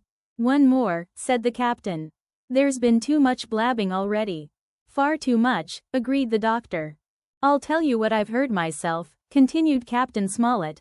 That you have a map of an island, that there's crosses on the map to show where treasure is, and that the island lies, and then he named the latitude and longitude exactly. I never told that, cried the squire, to a soul. The hands know it, sir, returned the captain. Livesey, that must have been you or Hawkins, cried the squire. It doesn't much matter who it was, replied the doctor. And I could see that neither he nor the captain paid much regard to Mr. Trelawney's protestations. Neither did I, to be sure, he was so loose a talker, yet in this case I believe he was really right and that nobody had told the situation of the island. Well, gentlemen, continued the captain, I don't know who has this map, but I make it a point, it shall be kept secret even from me and Mr. Arrow. Otherwise I would ask you to let me resign. I see, said the doctor. You wish us to keep this matter dark and to make a garrison of the stern part of the ship, manned with my friend's own people, and provided with all the arms and powder on board. In other words, you fear a mutiny.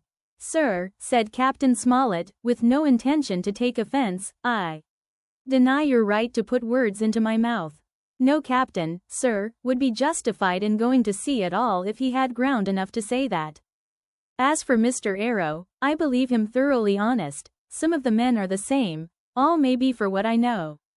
But I am responsible for the ship's safety and the life of every man jack aboard of her. I see things going, as I think, not quite right. And I ask you to take certain precautions or let me resign my berth. And that's all. Captain Smollett, began the doctor with a smile, did ever you hear the fable of the mountain and the mouse? You'll excuse me, I dare say, but you remind me of that fable. When you came in here, I'll stake my wig, you meant more than this. Doctor, said the captain, you are smart. When I came in here I meant to get discharged. I had no thought that Mr. Trelawney would hear a word. No more I would, cried the squire. Had Livesey not been here I should have seen you to the deuce. As it is, I have heard you. I will do as you desire, but I think the worse of you. That's as you please, sir, said the captain. You'll find I do my duty. And with that he took his leave. Trelawney, said the doctor, contrary to all my notions, I believed you have managed to get 2 honest men on board with you, that man and John Silver. Silver, if you like, cried the squire, but as for that intolerable humbug, I declare I think his conduct unmanly, unsailorly, and downright un-English. Well, says the doctor, we shall see. When we came on deck, the men had begun already to take out the arms and powder, yo-hoing at their work, while the captain and Mr. Arrow stood by superintending. The new arrangement was quite to my liking. The whole schooner had been overhauled, 6 berths had been made astern out of what had been the after part of the main hold, and this set of cabins was only joined to the galley and forecastle by a sparred passage on the port side. It had been originally meant that the captain, Mr. Arrow, Hunter, Joyce, the doctor, and the squire were to occupy these 6 berths. Now Redruth and I were to get 2 of them and Mr. Arrow and the captain were to sleep on deck in the companion, which had been enlarged on each side till you might almost have called it a roundhouse. Very low it was still, of course, but there was room to swing 2 hammocks, and even the mate seemed pleased with the arrangement. Even he, perhaps, had been doubtful as to the crew, but that is only guess, for as you shall hear, we had not long the benefit of his opinion. We were all hard at work, changing the powder and the berths, when the last man or 2, and Long John along with them, came off in a shore boat. The cook came up the side like a monkey for cleverness, and as soon as he saw what was doing, "So ho, mates," says he. "What's this?" "We're a changing of the powder, Jack," answers one. "Why, by the powers," cried Long John, "if we do, we'll miss the morning tide." "My orders," said the captain shortly. "You may go below, my man. Hands will want supper." Aye, sir," answered the cook, and touching his forelock, he disappeared at once in the direction of his galley. "That's a good man, Captain," said the doctor. "Very likely, sir," replied Captain Smollett. "Easy with that, men, easy," he ran on, to the fellows who were shifting the powder, and then suddenly observing me examining the swivel we carried amidships, a long brass 9, "Here you, ship's boy," he cried, "out o' that. Off with you to the cook and get some work." And then as I was hurrying off I heard him say, quite loudly, to the doctor, "I'll have no favourites on my ship." I assure you I was quite of the squire's way of thinking, and hated the captain deeply. Chapter 10. The Voyage. All that night we were in a great bustle getting things stowed in their place, and boatfuls of the squire's friends, Mr. Blandley and the like, coming off to wish him a good voyage and a safe return. We never had a night at the Admiral Benbow when I had half the work, and I was dog-tired when, a little before dawn, the boatswain sounded his pipe and the crew began to man the capstan bars. I might have been twice as weary, yet I would not have left the deck, all was so new and interesting to me, the brief commands, the shrill note of the whistle, the men bustling to their places in the glimmer of the ship's lanterns. "Now, barbecue, tip us a stave," cried one voice. "The old one," cried another. Aye, mates," said Long John, who was standing by, with his crutch under his arm, and at once broke out in the air and words I knew so well. 15 men on the dead man's chest. And then the whole crew bore chorus. Yo ho ho, and a bottle of rum. And at the third, ho, drove the bars before them with a will. Even at that exciting moment it carried me back to the old Admiral Benbow in a second, and I seemed to hear the voice of the captain piping in the chorus. But soon the anchor was short up, soon it was hanging dripping at the bows, soon the sails began to draw, and the land and shipping to flit by on either side, and before I could lie down to snatch an hour of slumber the Hispaniola had begun her voyage to the Isle of Treasure. I am not going to relate that voyage in detail. It was fairly prosperous. The ship proved to be a good ship, the crew were capable seamen, and the captain thoroughly understood his business. But before we came the length of Treasure Island, 2 or 3 things had happened which require to be known. Mr. Arrow, first of all, turned out even worse than the captain had feared. He had no command among the men, and people did what they pleased with him. But that was by no means the worst of it, for after a day or 2 at sea he began to appear on deck with hazy eye, red cheeks, stuttering tongue, and other marks of drunkenness. Time after time he was ordered below in disgrace. Sometimes he fell and cut himself, sometimes he lay all day long in his little bunk at one side of the companion. Sometimes for a day or 2 he would be almost sober and attend to his work at least passably. In the meantime, we could never make out where he got the drink. That was the ship's mystery. Watch him as we pleased, we could do nothing to solve it, and when we asked him to his face, he would only laugh if he were drunk, and if he were sober deny solemnly that he ever tasted anything but water. He was not only useless as an officer and a bad influence amongst the men, but it was plain that at this rate he must soon kill himself outright, so nobody was much surprised, nor very sorry, when one dark night, with a head sea, he disappeared entirely and was seen no more. "Overboard," said the captain. "Well, gentlemen, that saves the trouble of putting him in irons." But there we were, without a mate, and it was necessary, of course, to advance one of the men. The boatswain, Job Anderson, was the likeliest man aboard, and though he kept his old title, he served in a way as mate. Mr. Trelawney had followed the sea, and his knowledge made him very useful, for he often took a watch himself in easy weather. And the coxswain, Israel Hands, was a careful, wily, old, experienced seaman who could be trusted at a pinch with almost anything. He was a great confidant of Long John Silver, and so the mention of his name leads me on to speak of our ship's cook, Barbecue, as the men called him. Aboard ship he carried his crutch by a lanyard round his neck, to have both hands as free as possible. It was something to see him wedge the foot of the crutch against a bulkhead, and propped against it, yielding to every movement of the ship, get on with his cooking like someone safe ashore. Still more strange was it to see him in the heaviest of weather cross the deck. He had a line or 2 rigged up to help him across the widest spaces, Long John's earrings, they were called. And he would hand himself from one place to another, now using the crutch, now trailing it alongside by the lanyard, as quickly as another man could walk. Yet some of the men who had sailed with him before expressed their pity to see him so reduced. "He's no common man, Barbecue," said the coxswain to me. "He had good schooling in his young days and can speak like a book when so minded, and brave, a lion's nothing alongside of Long John. I seen him grapple four and knock their heads together, him unarmed. All the crew respected and even obeyed him. He had a way of talking to each and doing everybody some particular service. To me he was unweariedly kind, and always glad to see me in the galley, which he kept as clean as a new pin, the dishes hanging up burnished and his parrot in a cage in one corner. 'Come away, Hawkins,' he would say, 'come and have a yarn with John. Nobody more welcome than yourself, my son. Sit you down and hear the news. Here's Cap'n Flint,' I calls my parrot Cap'n Flint, after the famous buccaneer, 'here's Cap'n Flint predicting success to our voyage. Wasn't you, Cap'n?' And the parrot would say, with great rapidity, 'Pieces of 8. Pieces of 8. Pieces of 8, till you wondered that it was not out of breath, or till John threw his handkerchief over the cage.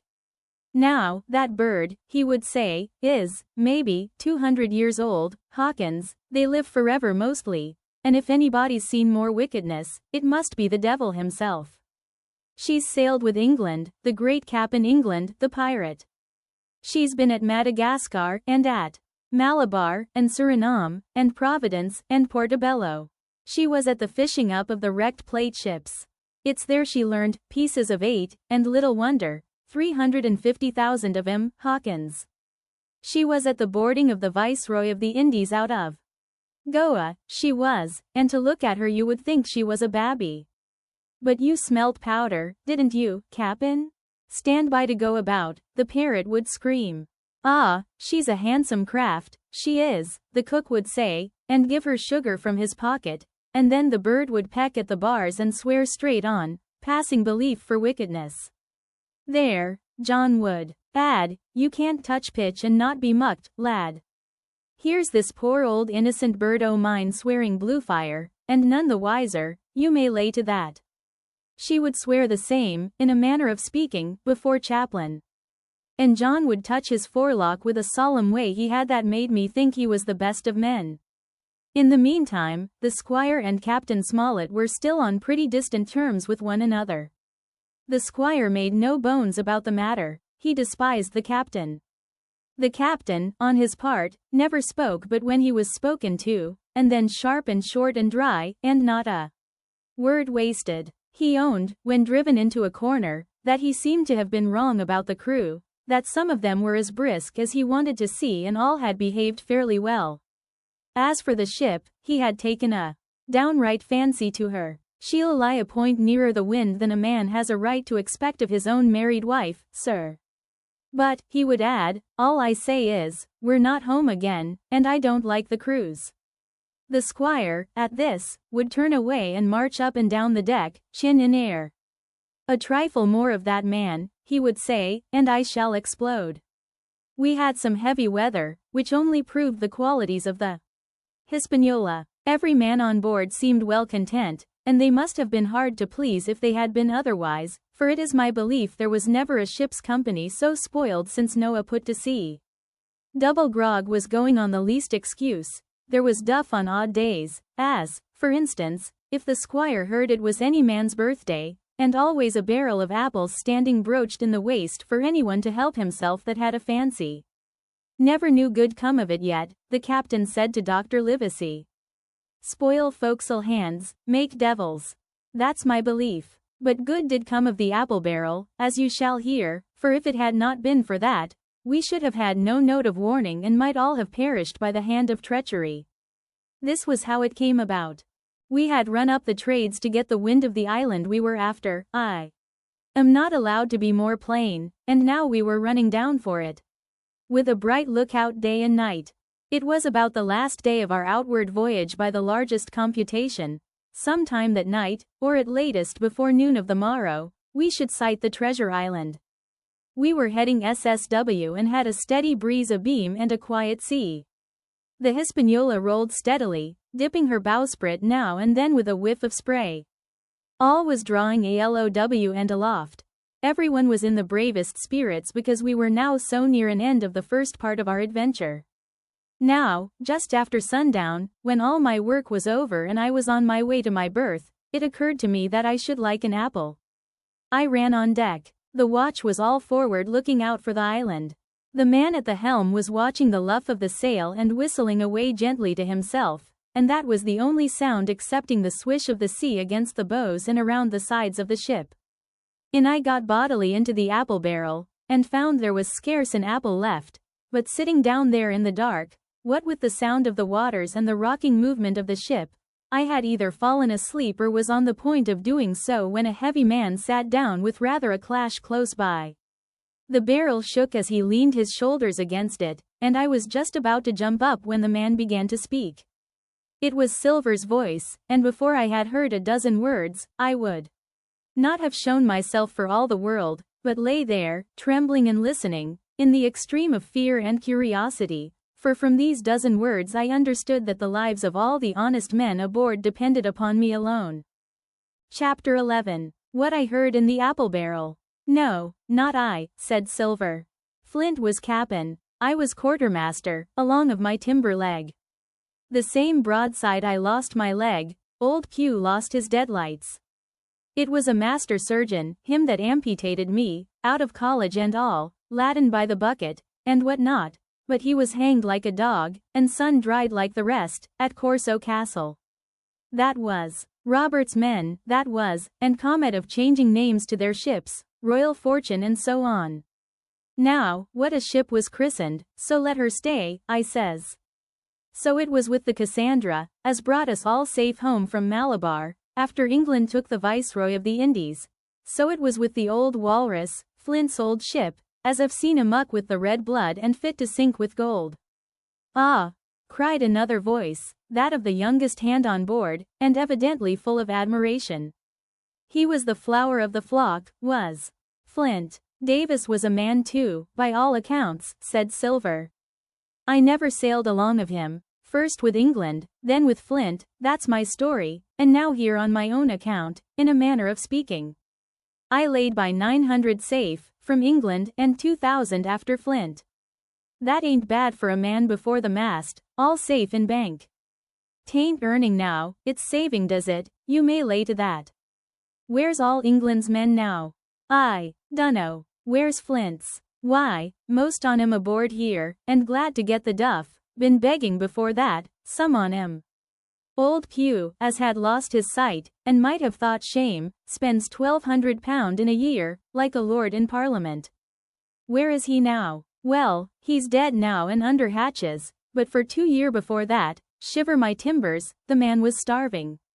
He begged, and he stole, and he cut throats, and starved at that, by the powers.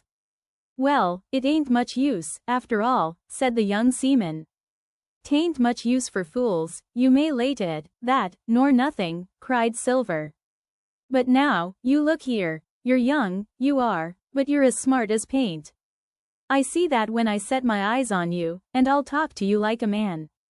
You may imagine how I felt when I heard this abominable old rogue addressing another in the very same words of flattery as he had used to myself. I think, if I had been able, that I would have killed him through the barrel. Meantime, he ran on, little supposing he was overheard. Here it is about gentlemen of fortune. They lives rough, and they risk swinging, but they eat and drink like fighting cocks, and when a cruise is done, why, it's hundreds of pounds instead of hundreds of farthings in their pockets. Now, the most goes for rum and a good fling, and to sea again in their shirts. But that's not the course I lay.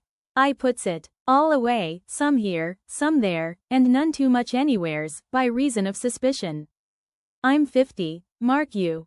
Once back from this cruise, I set up gentlemen in earnest. Time enough too, says you.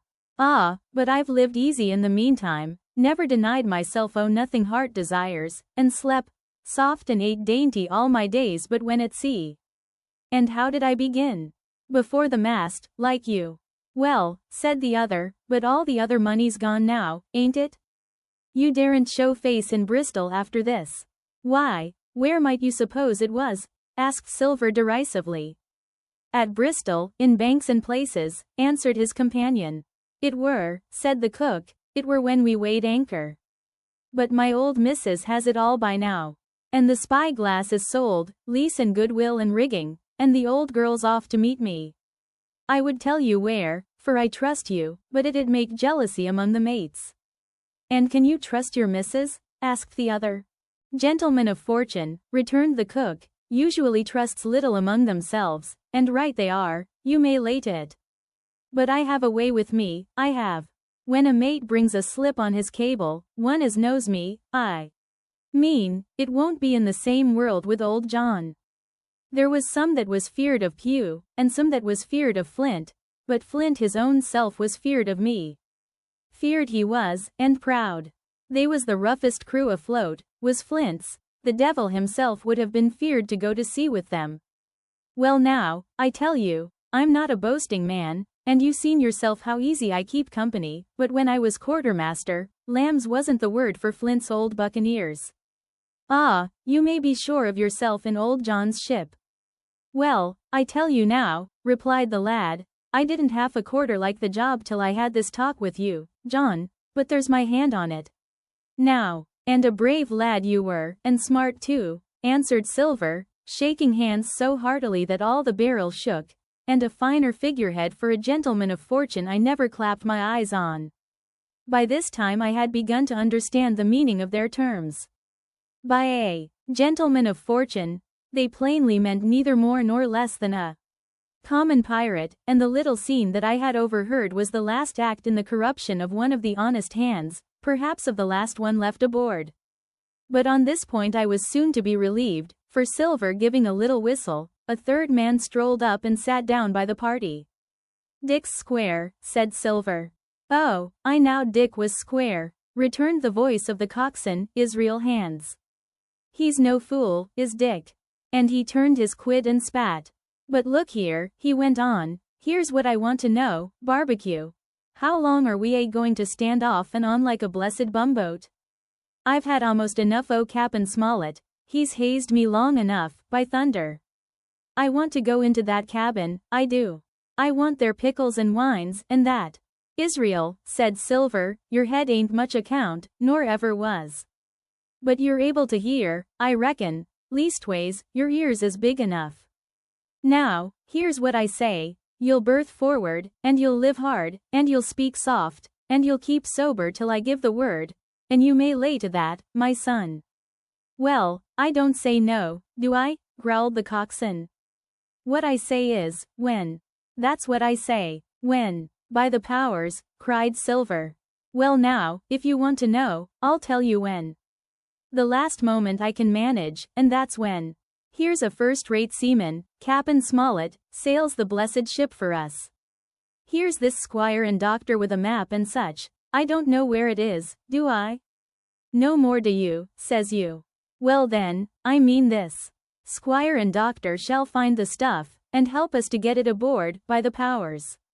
Then we'll see. If I was sure of you all, sons of double Dutchmen, I'd have Cap'n Smollett navigate us halfway back again before I struck. Why, we're all seamen aboard here, I should think, said the lad Dick.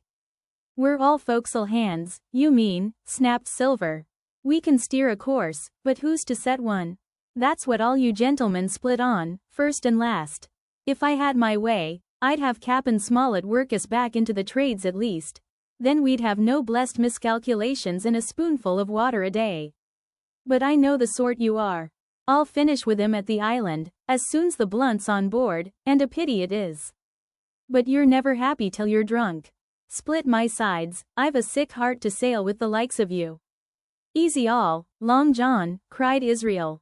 Who's a crossin' of you? Why, how many tall ships, think ye, now, have I seen laid aboard? And how many brisk lads drying in the sun at Execution Dock, cried Silver. And all for this same hurry and hurry and hurry. You hear me? I seen a thing or two at sea, I have.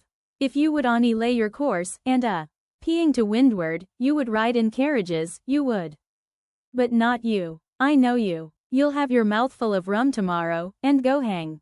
Everybody knowed you was a kind of a chaplain, John, but there's others as could hand and steer as well as you, said Israel. They liked a bit. Oh fun, they did. They wasn't so high and dry, nohow, but took their fling, like jolly companions every one. So, says Silver, well, and where are they now? Pew was that sort, and he died a beggar man. Flint was, and he died of rum at Savannah. Ah, they was a sweet crew, they was. Ani, where are they? But, asked Dick, when we do lay 'em athwart, what are we to do with him, anyhow? There's the man for me, cried the cook admiringly. That's what I call business. Well, what would you think? Put 'em ashore like maroons? That would have been England's way. Or cut 'em down like that much pork? That would have been Flint's, or Billy Bones's. Billy was the man for that, said Israel. Dead men don't bite, says he. Well, he's dead now hisself. He knows the long and short on it now, and if ever a rough hand come to port, it was Billy. Right you are, said Silver, rough and ready. But mark you here, I'm an easy man, I'm quite the gentleman, says you, but this time it's serious. Duty is duty, mates. I give my vote, death. When I'm in Parliament and riding in my coach, I don't want none of these sea lawyers in the cabin coming home, unlooked for, like the devil at prayers. Wait is what I say, but when the time comes, why, let her rip. John, cries the coxswain, you're a man. You'll say so, Israel, when you see, said Silver. Only one thing I claim Trelawney. I'll wring his calf's head off his body with these hands, Dick, he added, breaking off. You just jump up, like a sweet lad, and get me an apple, to wet my pipe like. You may fancy the terror I was in. I should have leapt out and run for it if I had found the strength, but my limbs and heart alike misgave me. I heard Dick begin to rise, and then someone seemingly stopped him, and the voice of Hans exclaimed, oh, stow that. Don't you get sucking of that bilge, John. Let's have a go of the rum. Dick, said Silver, I trust you. I've a gauge on the keg, mind. There's the key, you fill a pannikin and bring it up.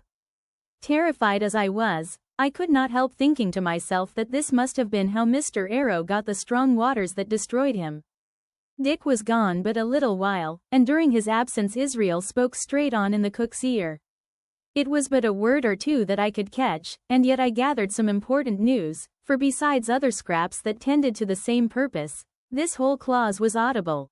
Not another man of them Elgin. Hence there were still faithful men on board.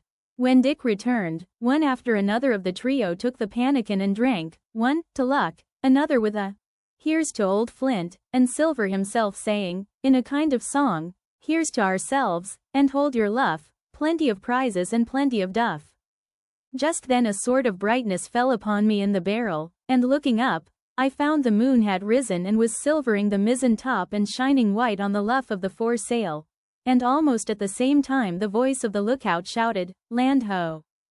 Chapter 12. Council of War. There was a great rush of feet across the deck. I could hear people tumbling up from the cabin and the forecastle, and slipping in an instant outside my barrel, I dived behind the foresail, made a double towards the stern, and came out upon the open deck in time to join Hunter and Dr. Livesey in the rush for the weatherbow. There all hands were already congregated. A belt of fog had lifted almost simultaneously with the appearance of the moon. Away to the southwest of us we saw two low hills, about a couple of miles apart, and rising behind one of them a third and higher hill, whose peak was still buried in the fog. All three seemed sharp and conical in figure. So much I saw, almost in a dream, for I had not yet recovered from my horrid fear of a minute or two before. And then I heard the voice of Captain Smollett issuing orders. The Hispaniola was laid a couple of points nearer the wind and now sailed a course that would just clear the island on the east. And now, men, said the captain, when all was sheeted home, has any one of you ever seen that land ahead? I have, sir, said Silver. I've watered there with a trader I was cook in. The anchorage is on the south, behind an islet, I fancy? Asked the captain. Yes, sir, Skeleton Island they calls it. It were a main place for pirates once, and a hand we had on board knowed all their names for it. That hill to the nor'ar they calls the foremast hill. There are 3 hills in a row running south'ar, fore, main, and mizzen, sir. But the main, that's the big un, with the cloud on it, they usually calls the spyglass, by reason of a lookout they kept when they was in the anchorage cleaning, for it's there they cleaned their ships, sir, asking your pardon. I have a chart here, says Captain Smollett. See if that's the place. Long John's eyes burned in his head as he took the chart, but by the fresh look of the paper I knew he was doomed to disappointment. This was not the map we found in Billy Bones's chest, but an accurate copy, complete in all things, names and heights and soundings, with the single exception of the red crosses and the written notes. Sharp as must have been his annoyance, Silver had the strength of mind to hide it. Yes, sir, said he, this is the spot, to be sure, and very prettily drawed out. Who might have done that, I wonder? The pirates were too ignorant, I reckon. Aye, here it is. Captain Kidd's anchorage, just the name my shipmate called it. There's a strong current runs along the south, and then away nor'ar up the west coast. Right you was, sir, says he, to haul your wind and keep the weather of the island. Leastways, if such was your intention as to enter and careen, and there ain't no better place for that in these waters. Thank you, my man, says Captain Smollett. I'll ask you later on to give us a help. You may go. I was surprised at the coolness with which John avowed his knowledge of the island, and I own I was half frightened when I saw him drawing nearer to myself. He did not know, to be sure, that I had overheard his counsel from the apple barrel, and yet I had by this time taken such a horror of his cruelty, duplicity, and power that I could scarce conceal a shudder when he laid his hand upon my arm. Ah, says he, this here is a sweet spot, this island, a sweet spot for a lad to get ashore on. You'll bathe, and you'll climb trees, and you'll hunt goats, you will, and you'll get aloft on them hills like a goat yourself. Why, it makes me young again. I was going to forget my timber leg, I was. It's a pleasant thing to be young and have 10 toes, and you may lay to that. When you want to go a bit of exploring, you just ask old John, and he'll put up a snack for you to take along. And clapping me in the friendliest way upon the shoulder, he hobbled off forward and went below. Captain Smollett, the squire, and Dr. Livesey were talking together on the quarter-deck, and anxious as I was to tell them my story, I durst not interrupt them openly. While I was still casting about in my thoughts to find some probable excuse, Dr. Livesey called me to his side. He had left his pipe below, and being a slave to tobacco, had meant that I should fetch it, but as soon as I was near enough to speak and not to be overheard, I broke immediately. Doctor, let me speak. Get the captain and squire down to the cabin, and then make some pretense to send for me.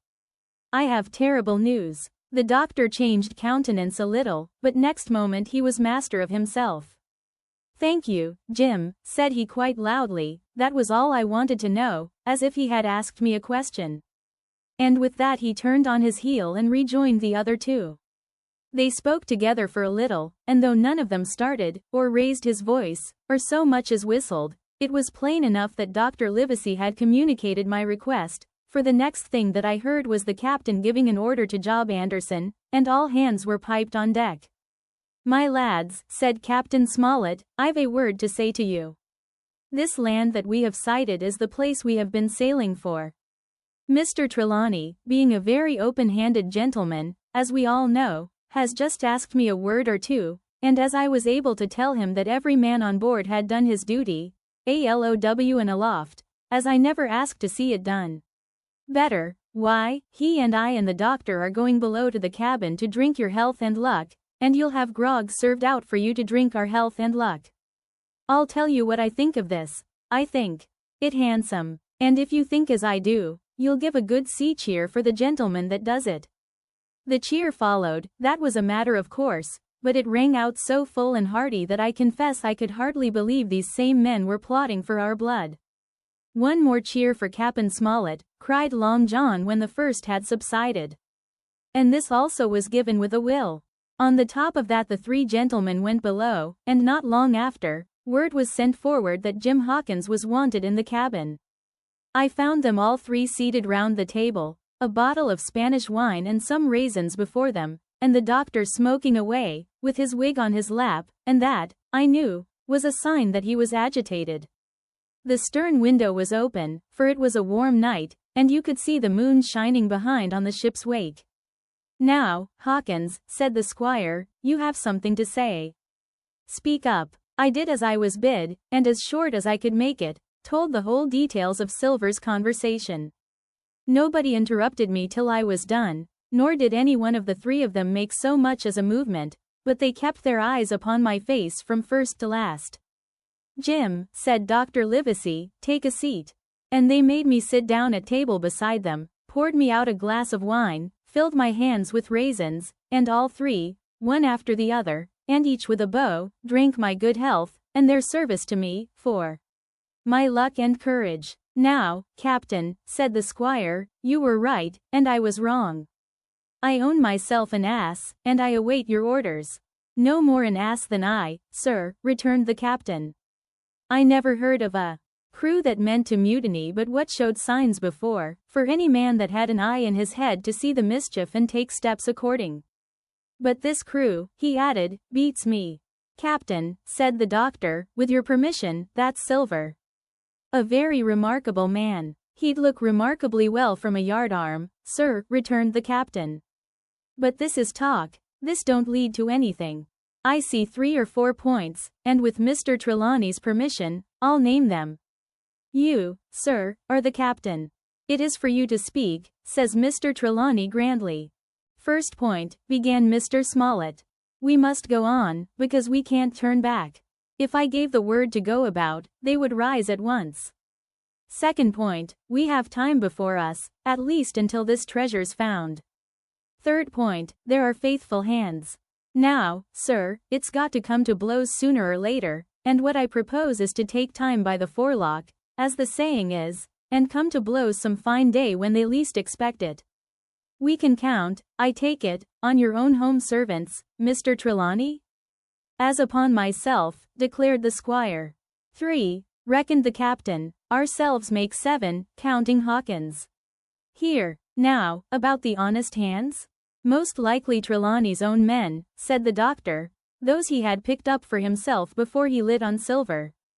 "Nay," replied the squire. "Hands was one of mine. I did think I could have trusted Hands," added the captain. "And to think that they're all Englishmen," broke out the squire. "Sir, I could find it in my heart to blow the ship up." "Well, gentlemen," said the captain, "the best that I can say is not much.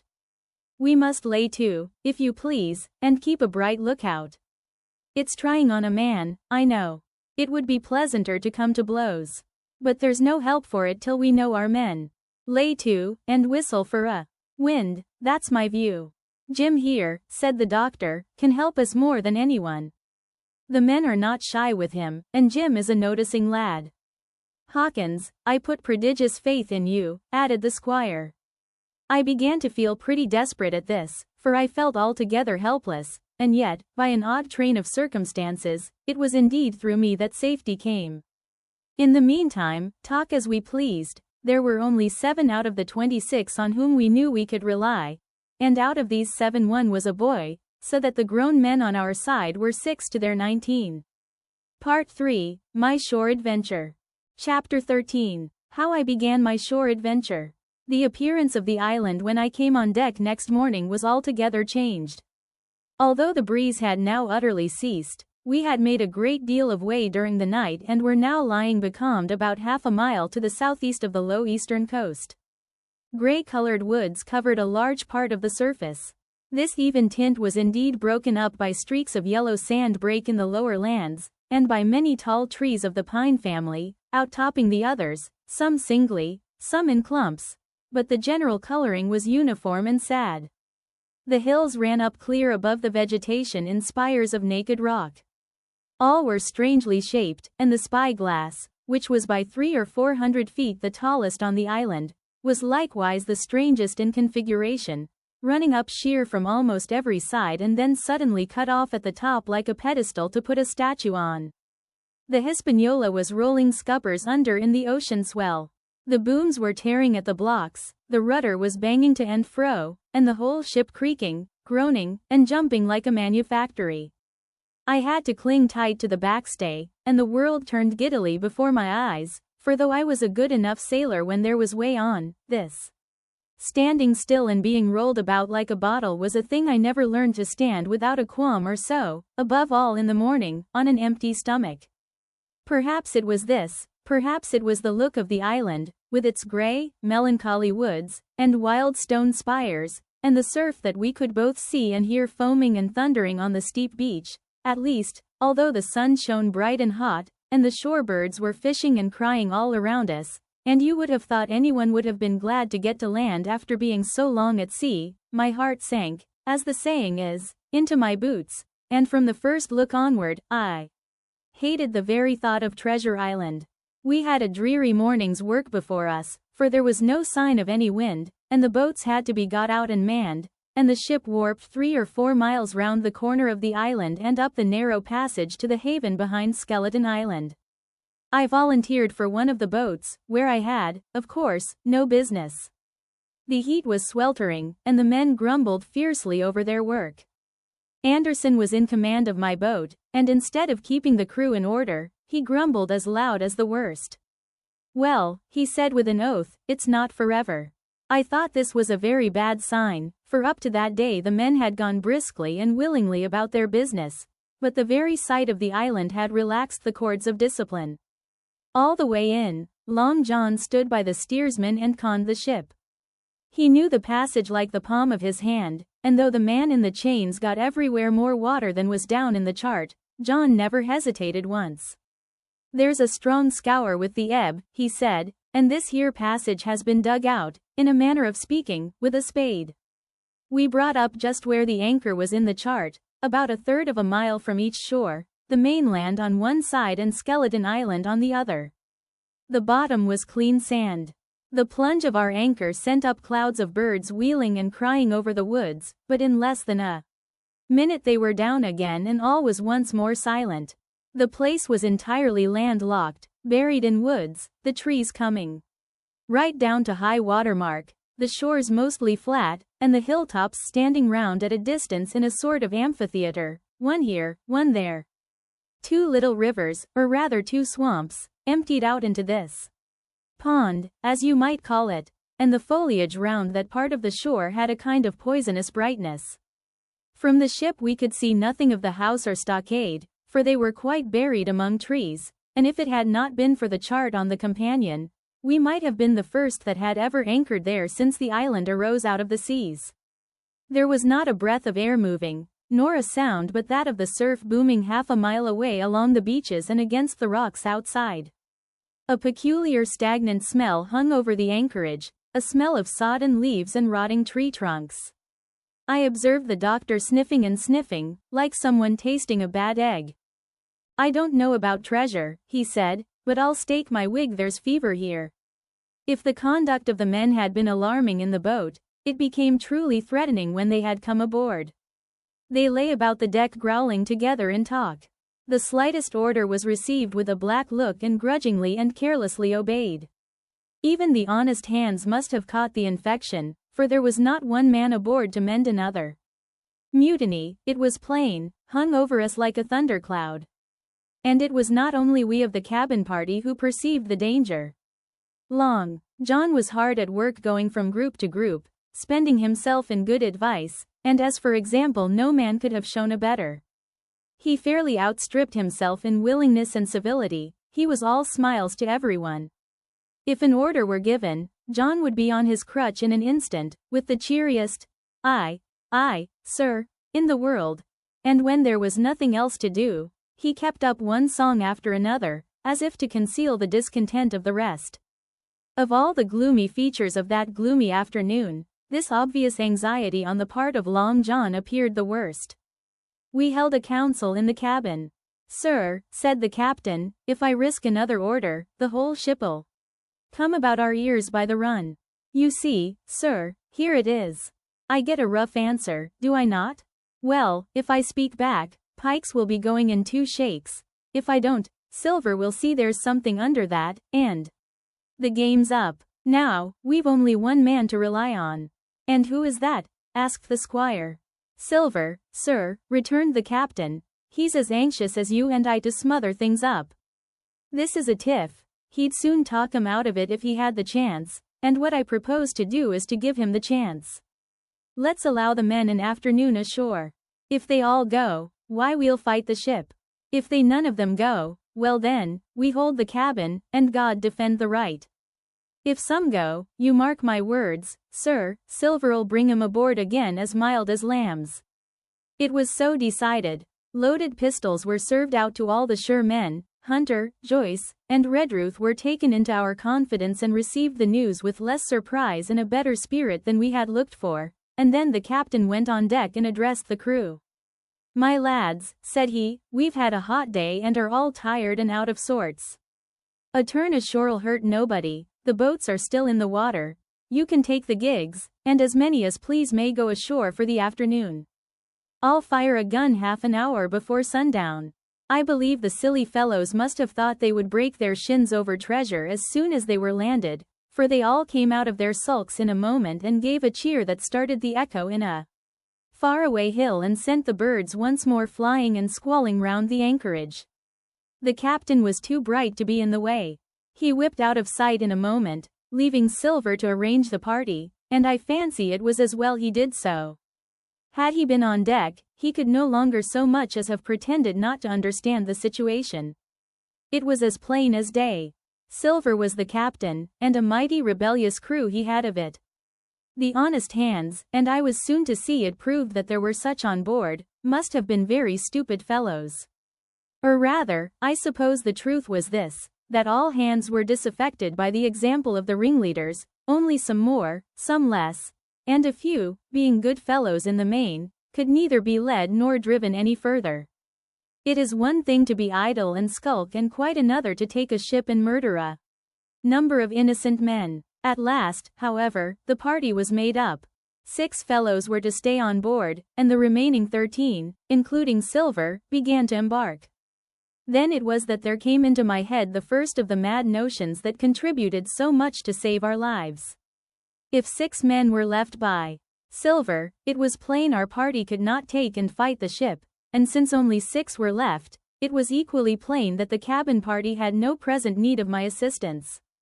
It occurred to me at once to go ashore. In a jiffy I had slipped over the side and curled up in the foresheets of the nearest boat, and almost at the same moment she shoved off. No one took notice of me, only the bow-oar saying, "Is that you, Jim? Keep your head down." But Silver, from the other boat, looked sharply over and called out to know if that were me, and from that moment I began to regret what I had done.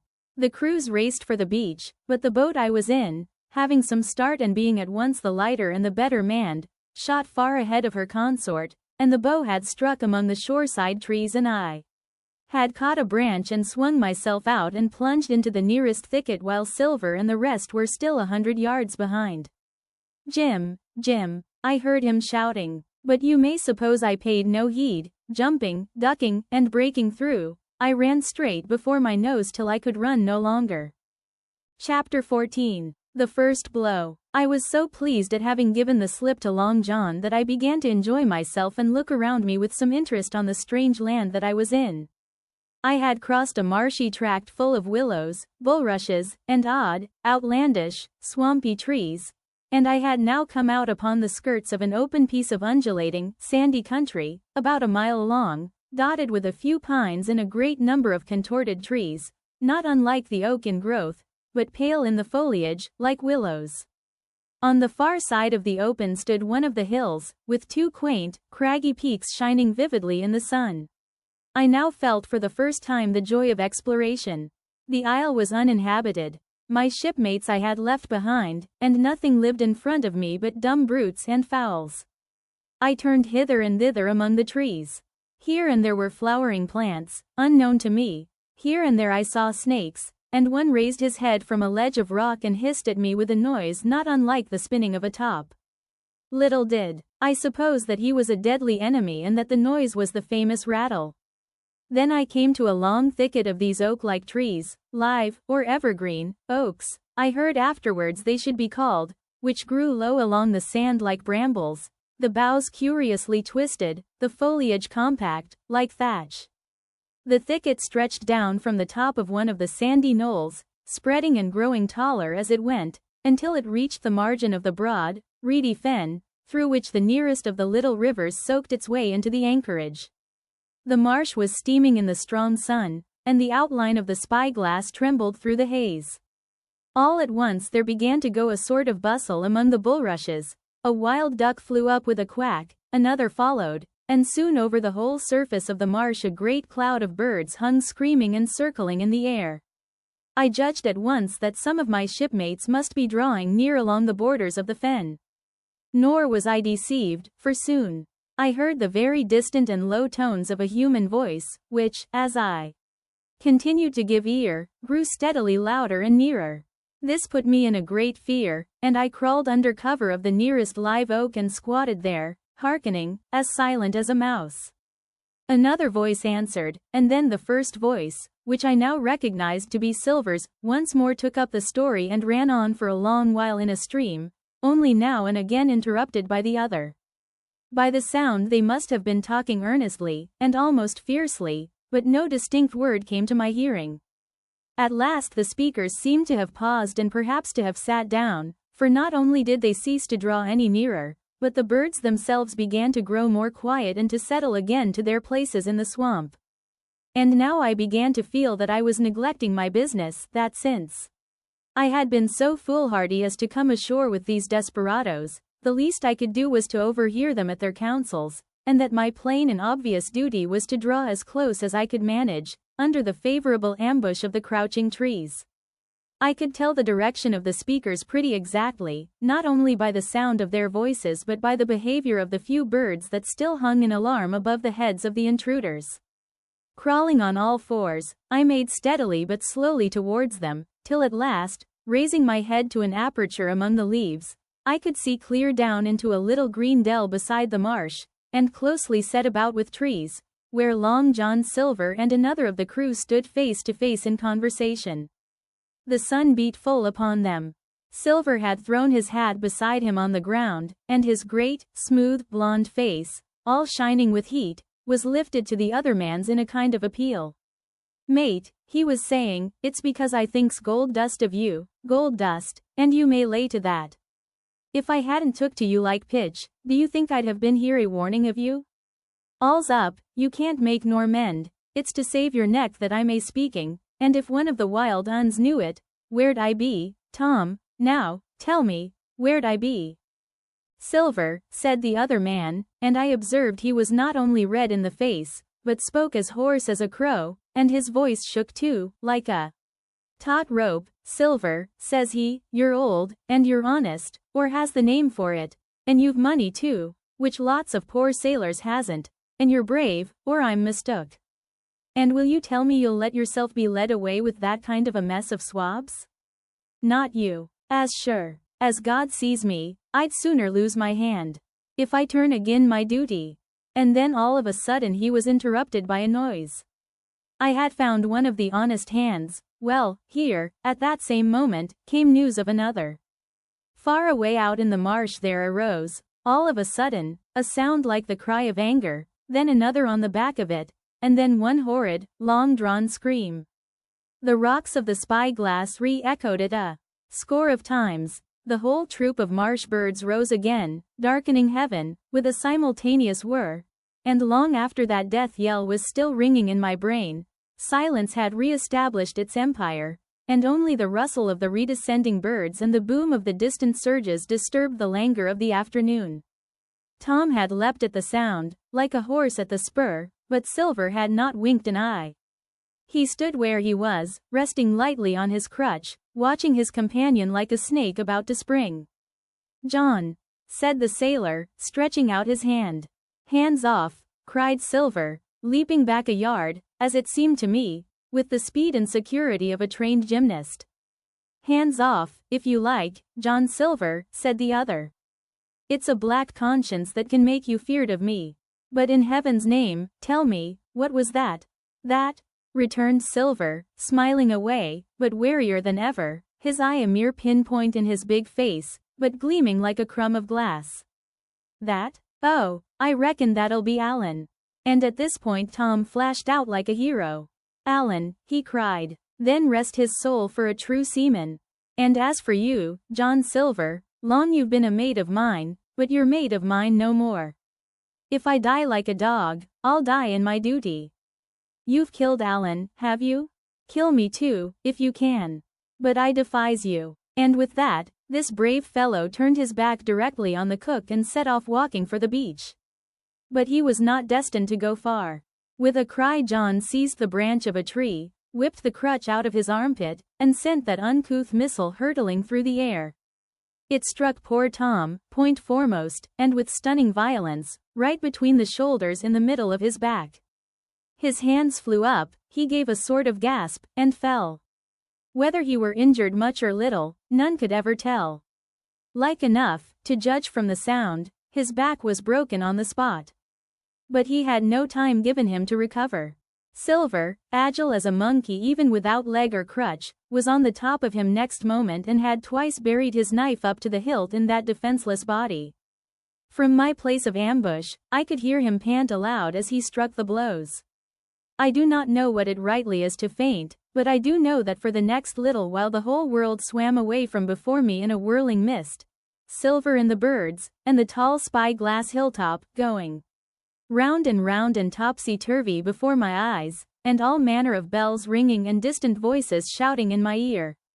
When I came again to myself the monster had pulled himself together, his crutch under his arm, his hat upon his head. Just before him Tom lay motionless upon the sward, but the murderer minded him not a whit, cleansing his blood-stained knife the while upon a wisp of grass. Everything else was unchanged, the sun still shining mercilessly on the steaming marsh and the tall pinnacle of the mountain, and I could scarce persuade myself that murder had been actually done in a human life cruelly cut short a moment since before my eyes.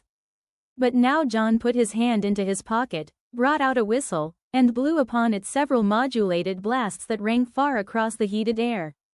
I could not tell, of course, the meaning of the signal, but it instantly awoke my fears. More men would be coming. I might be discovered. They had already slain 2 of the honest people. After Tom and Alan, might not I come next?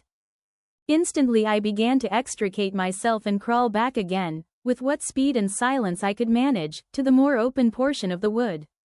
As I did so, I could hear hails coming and going between the old buccaneer and his comrades, and this sound of danger lent me wings.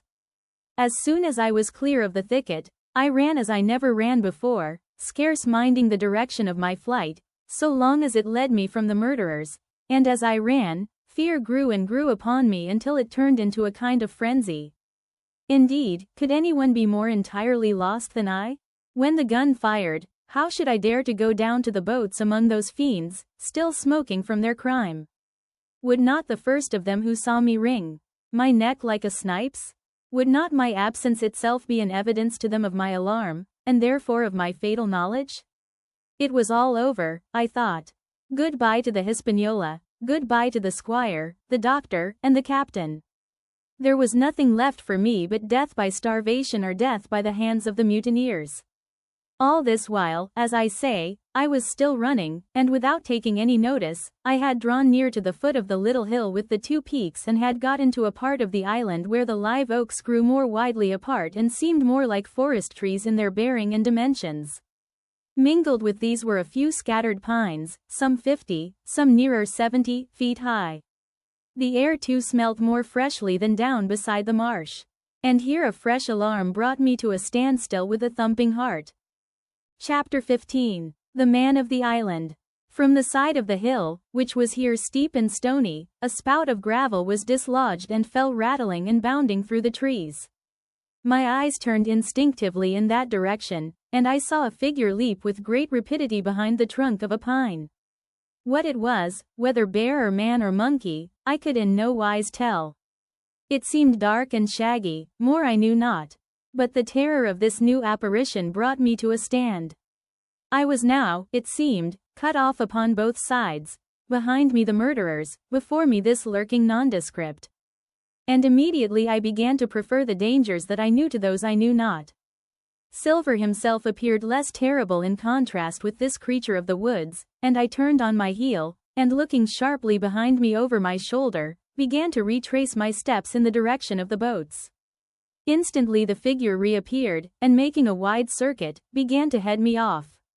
I was tired, at any rate, but had I been as fresh as when I rose, I could see it was in vain for me to contend in speed with such an adversary.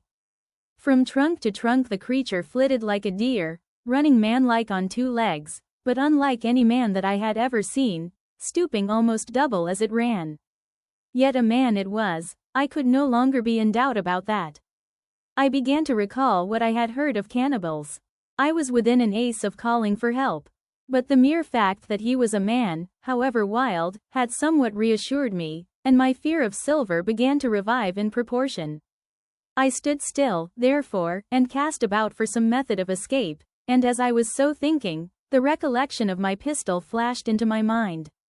As soon as I remembered I was not defenseless, courage glowed again in my heart, and I set my face resolutely for this man of the island and walked briskly towards him. He was concealed by this time behind another tree trunk, but he must have been watching me closely, for as soon as I began to move in his direction he reappeared and took a step to meet me.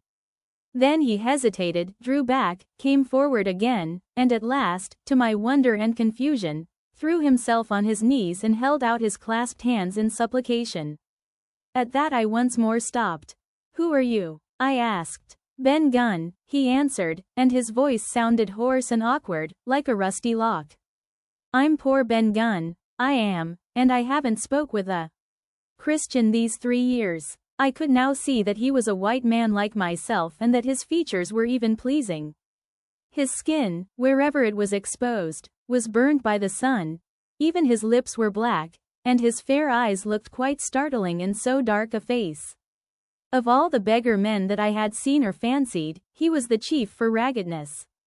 He was clothed with tatters of old ship's canvas and old sea cloth, and this extraordinary patchwork was all held together by a system of the most various and incongruous fastenings, brass buttons, bits of stick, and loops of tarry gascon.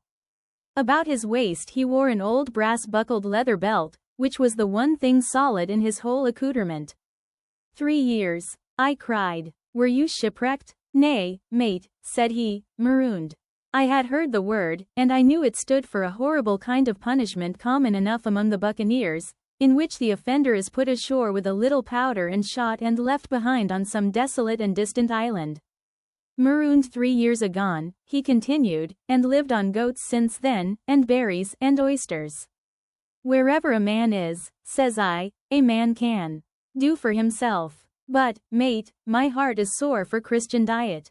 You mightn't happen to have a piece of cheese about you, now?" "No? Well, many's the long night I've dreamed of cheese, toasted, mostly, and woke up again, and here I were."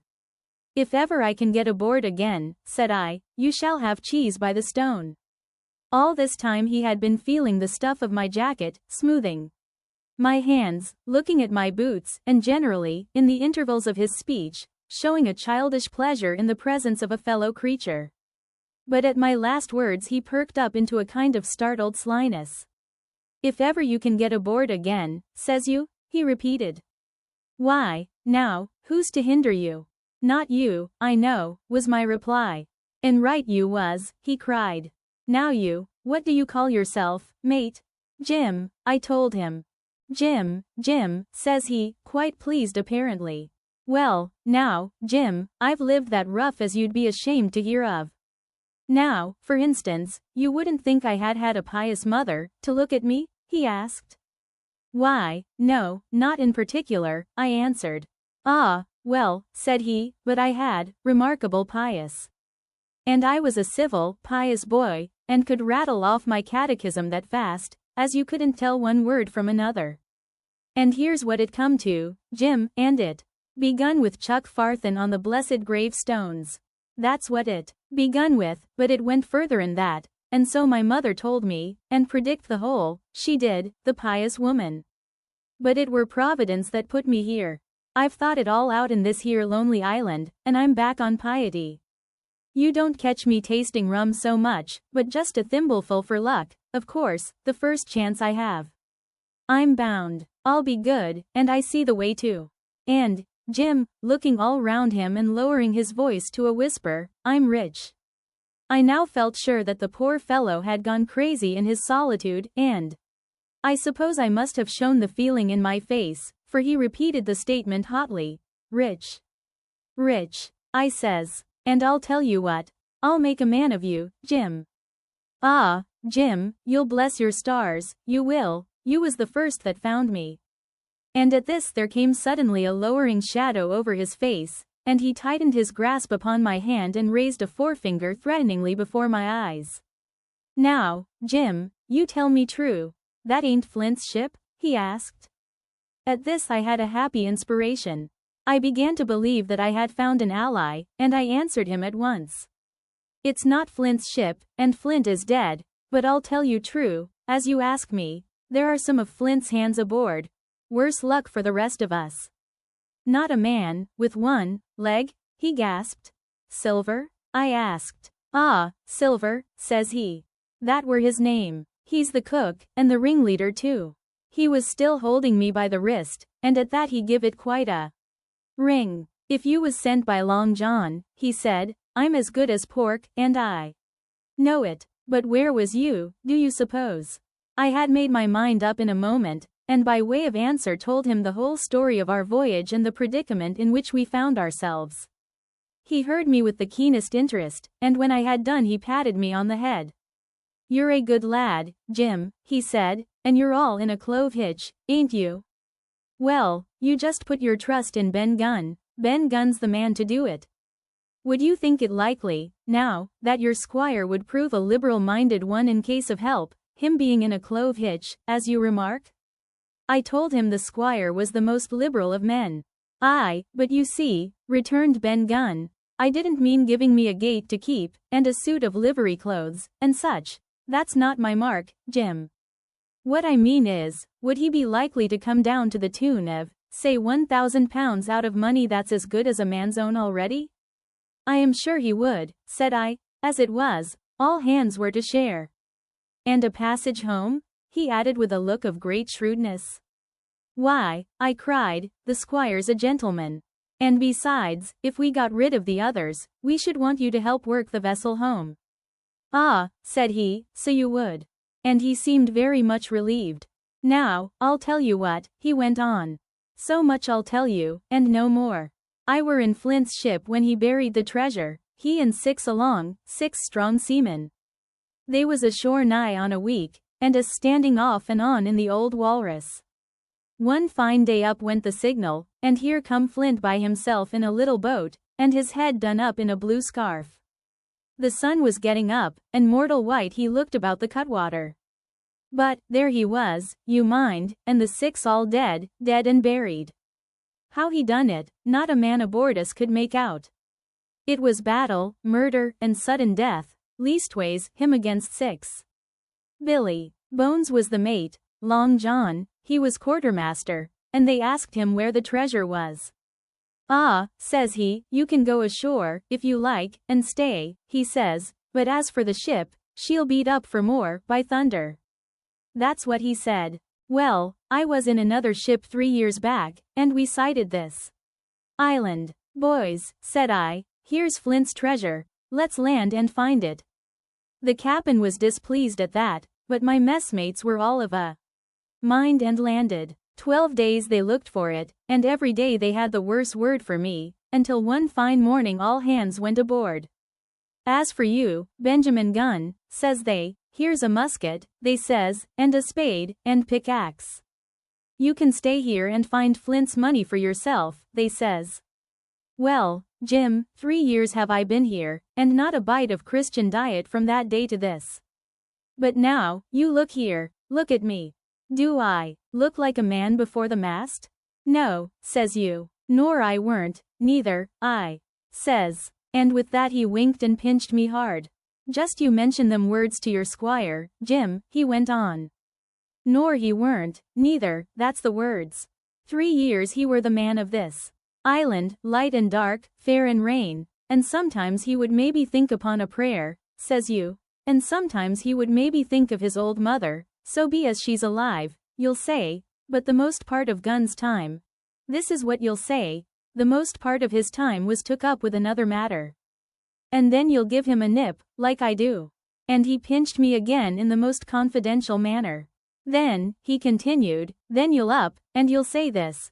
Gun is a good man, you'll say, and he puts a precious sight more confidence, a precious sight, mind that, in a gentleman born than in these gentlemen of fortune, having been one herself.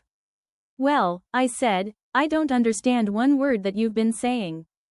But that's neither here nor there, for how am I to get on board? Ah, said he, that's the hitch, for sure. Well, there's my boat, that I made with my 2 hands. I keep her under the white rock. If the worst come to the worst, we might try that after dark. Hi, he broke out. What's that? For just then, although the sun had still an hour or 2 to run, all the echoes of the island awoke and bellowed to the thunder of a cannon. They have begun to fight, I cried. Follow me. And I began to run towards the anchorage, my terrors all forgotten, while close at my side the marooned man in his goatskins trotted easily and lightly. Left, says he, keep to your left hand, mate Jim. Under the trees with you. There's where I killed my first goat.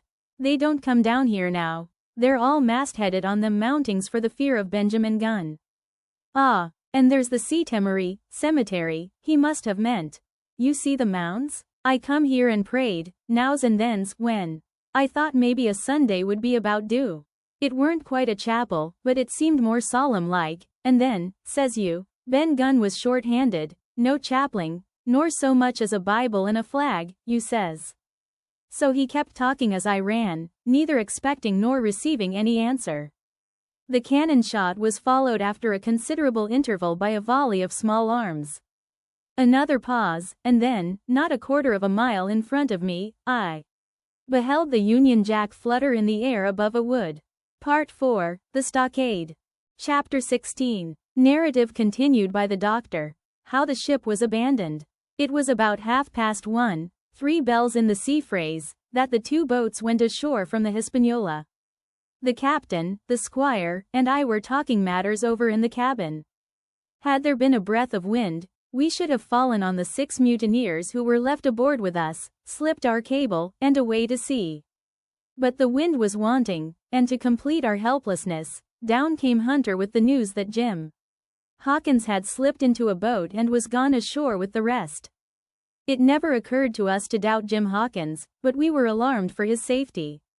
With the men in the temper they were in, it seemed an even chance if we should see the lad again. We ran on deck. The pitch was bubbling in the seams. The nasty stench of the place turned me sick. If ever a man smelt fever and dysentery, it was in that abominable anchorage. The 6 scoundrels were sitting grumbling under a sail in the forecastle. Ashore we could see the gigs made fast and a man sitting in each, hard by where the river runs in. One of them was whistling Lillabalero. Waiting was a strain, and it was decided that Hunter and I should go ashore with the jolly boat in quest of information. The gigs had leaned to their right, but Hunter and I pulled straight in the direction of the stockade upon the chart.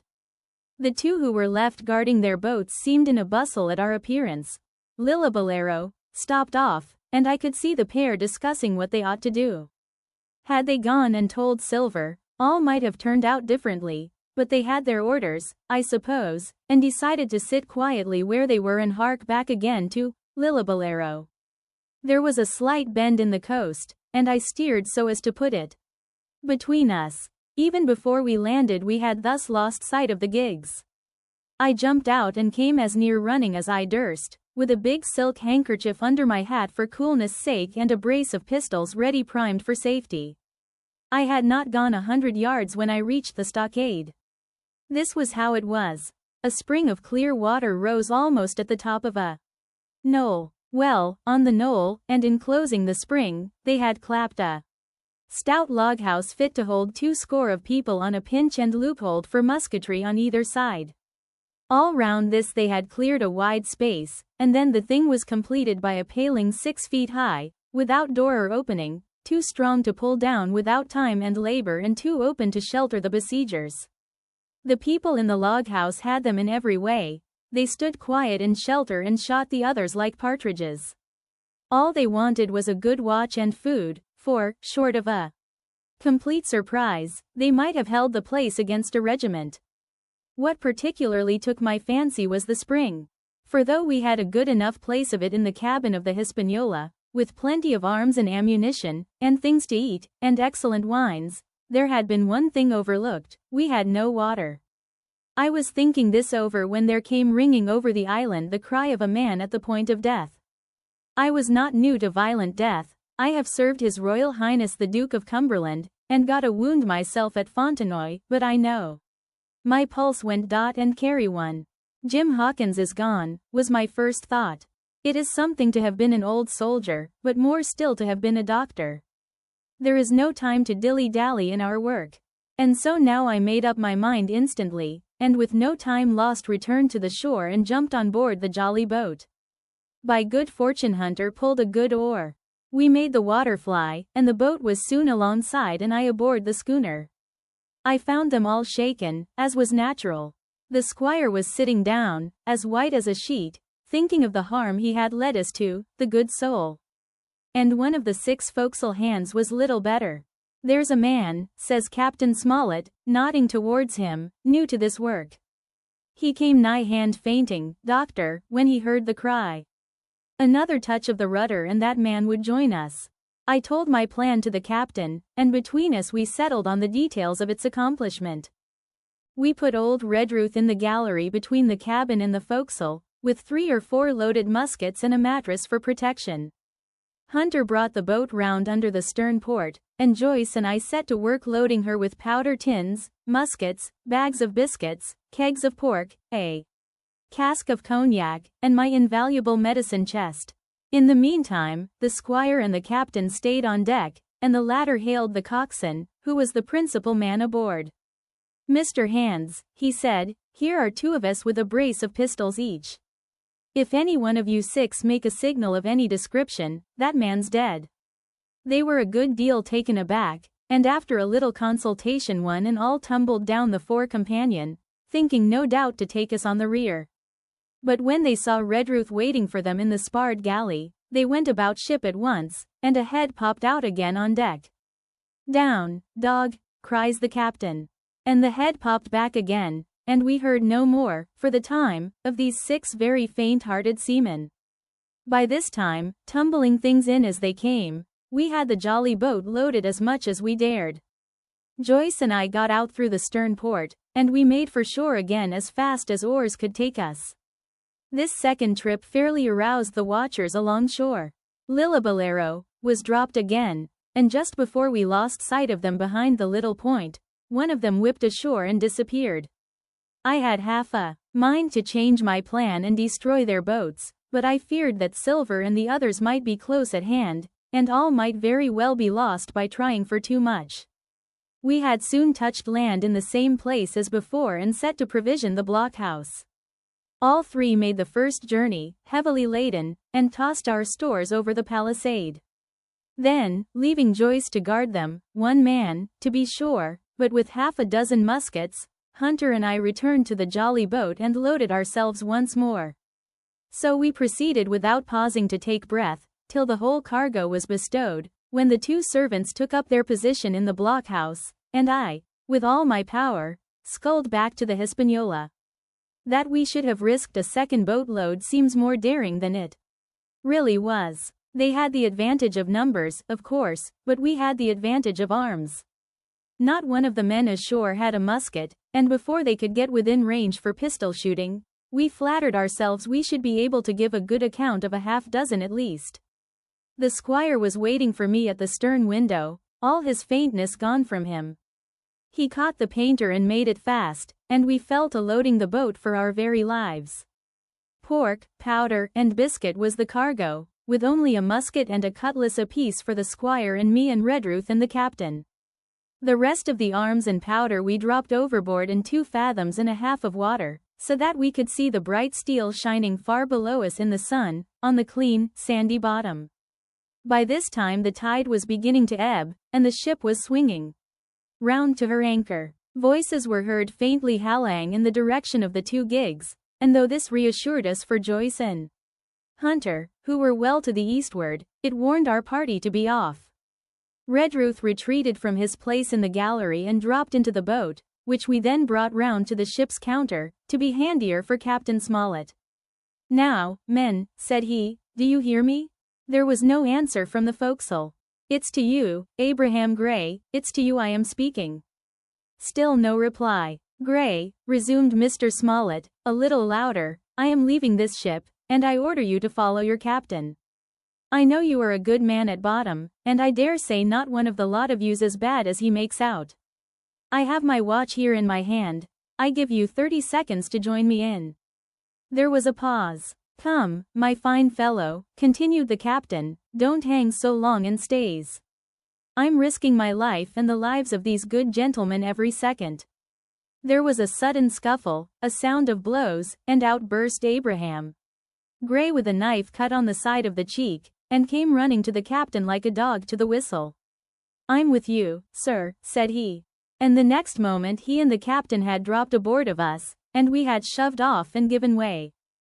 We were clear out of the ship, but not yet ashore in our stockade. Chapter 27. Narrative continued by the Doctor. The Jolly Boat's last trip. This fifth trip was quite different from any of the others.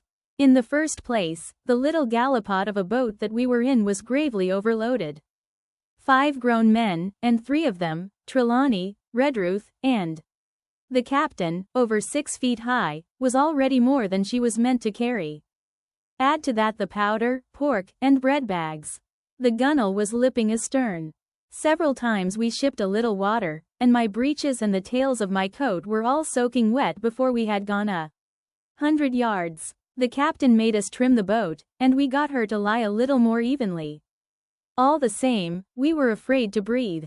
In the second place, the ebb was now making a strong rippling current running westward through the basin, and then southward and seaward down the straits by which we had entered in the morning. Even the ripples were a danger to our overloaded craft, but the worst of it was that we were swept out of our true course and away from our proper landing place behind the point. If we let the current have its way we should come ashore beside the gigs, where the pirates might appear at any moment. "I cannot keep her head for the stockade, sir," said I to the captain. I was steering, while he and Redruth, 2 fresh men, were at the oars. "The tide keeps washing her down. Could you pull a little stronger?" "Not without swamping the boat," said he. "You must bear up, sir, if you please, bear up until you see you're gaining." I tried and found by experiment that the tide kept sweeping us westward until I had laid her head due east, or just about right angles to the way we ought to go.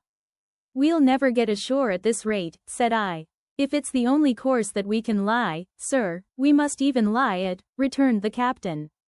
"We must keep upstream. You see, sir," he went on, "if once we drop to leeward of the landing place, it's hard to say where we should get ashore, besides the chance of being boarded by the gigs.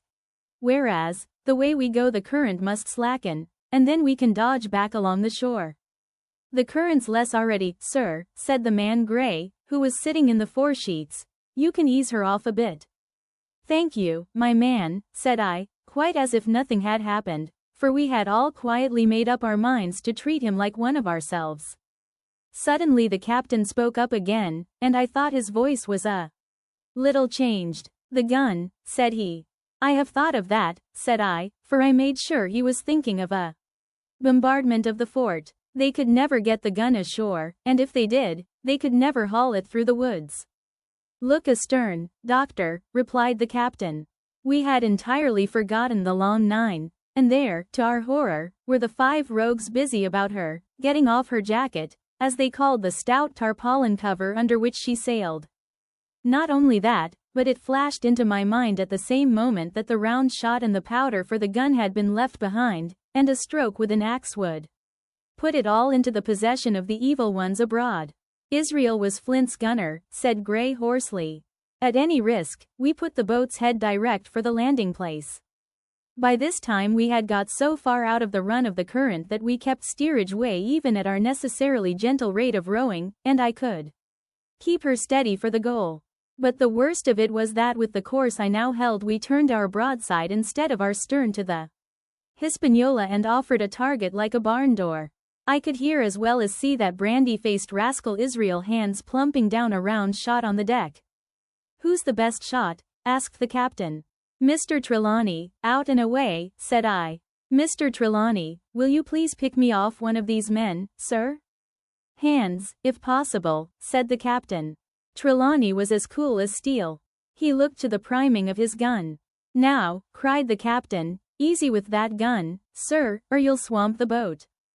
All hands stand by to trim her when he aims." The squire raised his gun, the rowing ceased, and we leaned over to the other side to keep the balance, and all was so nicely contrived that we did not ship a drop. They had the gun, by this time, slewed round upon the swivel, and Hands, who was at the muzzle with the rammer, was in consequence the most exposed. However, we had no luck, for just as Trelawney fired, down he stooped, the ball whistled over him, and it was one of the other four who fell. The cry he gave was echoed not only by his companions on board but by a great number of voices from the shore, and looking in that direction, I saw the other pirates trooping out from among the trees and tumbling into their places in the boats. "Here come the gigs, sir," said I.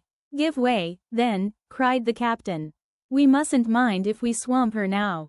If we can't get ashore, all's up. Only one of the gigs is being manned, sir," I added, "the crew of the other most likely going round by shore to cut us off." "They'll have a hot run, sir," returned the captain. "Jack ashore, you know. It's not the my mind, it's the round shot. Carpet bowls. My lady's maid couldn't miss. Tell us, squire, when you see the match, and we'll hold water." In the meanwhile we had been making headway at a good pace for a boat so overloaded, and we had shipped but little water in the process. We were now close in, 30 or 40 strokes, and we should beach her, for the ebb had already disclosed a narrow belt of sand below the clustering trees. The gig was no longer to be feared, the little point had already concealed it from our eyes. The ebb tide, which had so cruelly delayed us, was now making reparation and delaying our assailants. The one source of danger was the gun. "If I durst," said the captain, "I'd stop and pick off another man." But it was plain that they meant nothing should delay their shot. They had never so much as looked at their fallen comrade, though he was not dead, and I could see him trying to crawl away. "Ready," cried the squire. "Hold," cried the captain, quick as an echo. And he and Redruth backed with a great heave that sent her stern bodily under water. The report fell in at the same instant of time. This was the first that Jim heard, the sound of the squire's shot not having reached him. Where the ball passed, not one of us precisely knew, but I fancy it must have been over our heads and that the wind of it may have contributed to our disaster. At any rate, the boat sank by the stern, quite gently, in 3 feet of water, leaving the captain and myself, facing each other, on our feet. The other 3 took complete headers, and came up again drenched and bubbling. So far there was no great harm. No lives were lost, and we could wade ashore in safety. But there were all our stores at the bottom, and to make things worse, only 2 guns out of 5 remained in a state for service. Mine I had snatched from my knees and held over my head, by a sort of instinct. As for the captain, he had carried his over his shoulder by a bandolier, and like a wise man, lock uppermost. The other 3 had gone down with the boat. To add to our concern, we heard voices already drawing near us in the woods along shore, and we had not only the danger of being cut off from the stockade in our half-crippled state but the fear before us whether, if Hunter and Joyce were attacked by half a dozen, they would have the sense and conduct to stand firm. Hunter was steady, that we knew. Joyce was a doubtful case, a pleasant, polite man for a valet and to brush one's clothes, but not entirely fitted for a man of war. With all this in our minds, we waded ashore as fast as we could, leaving behind us the poor jolly boat and a good half of all our powder and provisions. 18. Narrative continued by the doctor. End of the first day's fighting. We made our best speed across the strip of wood that now divided us from the stockade, and at every step we took the voices of the buccaneers rang nearer. Soon we could hear their footfalls as they ran and the cracking of the branches as they breasted across a bit of thicket. I began to see we should have a brush for it in earnest and looked to my priming. "Captain," said I, "Trelawney is the dead shot. Give him your gun, his own is useless." They exchanged guns, and Trelawney, silent and cool as he had been since the beginning of the bustle, hung a moment on his heel to see that all was fit for service.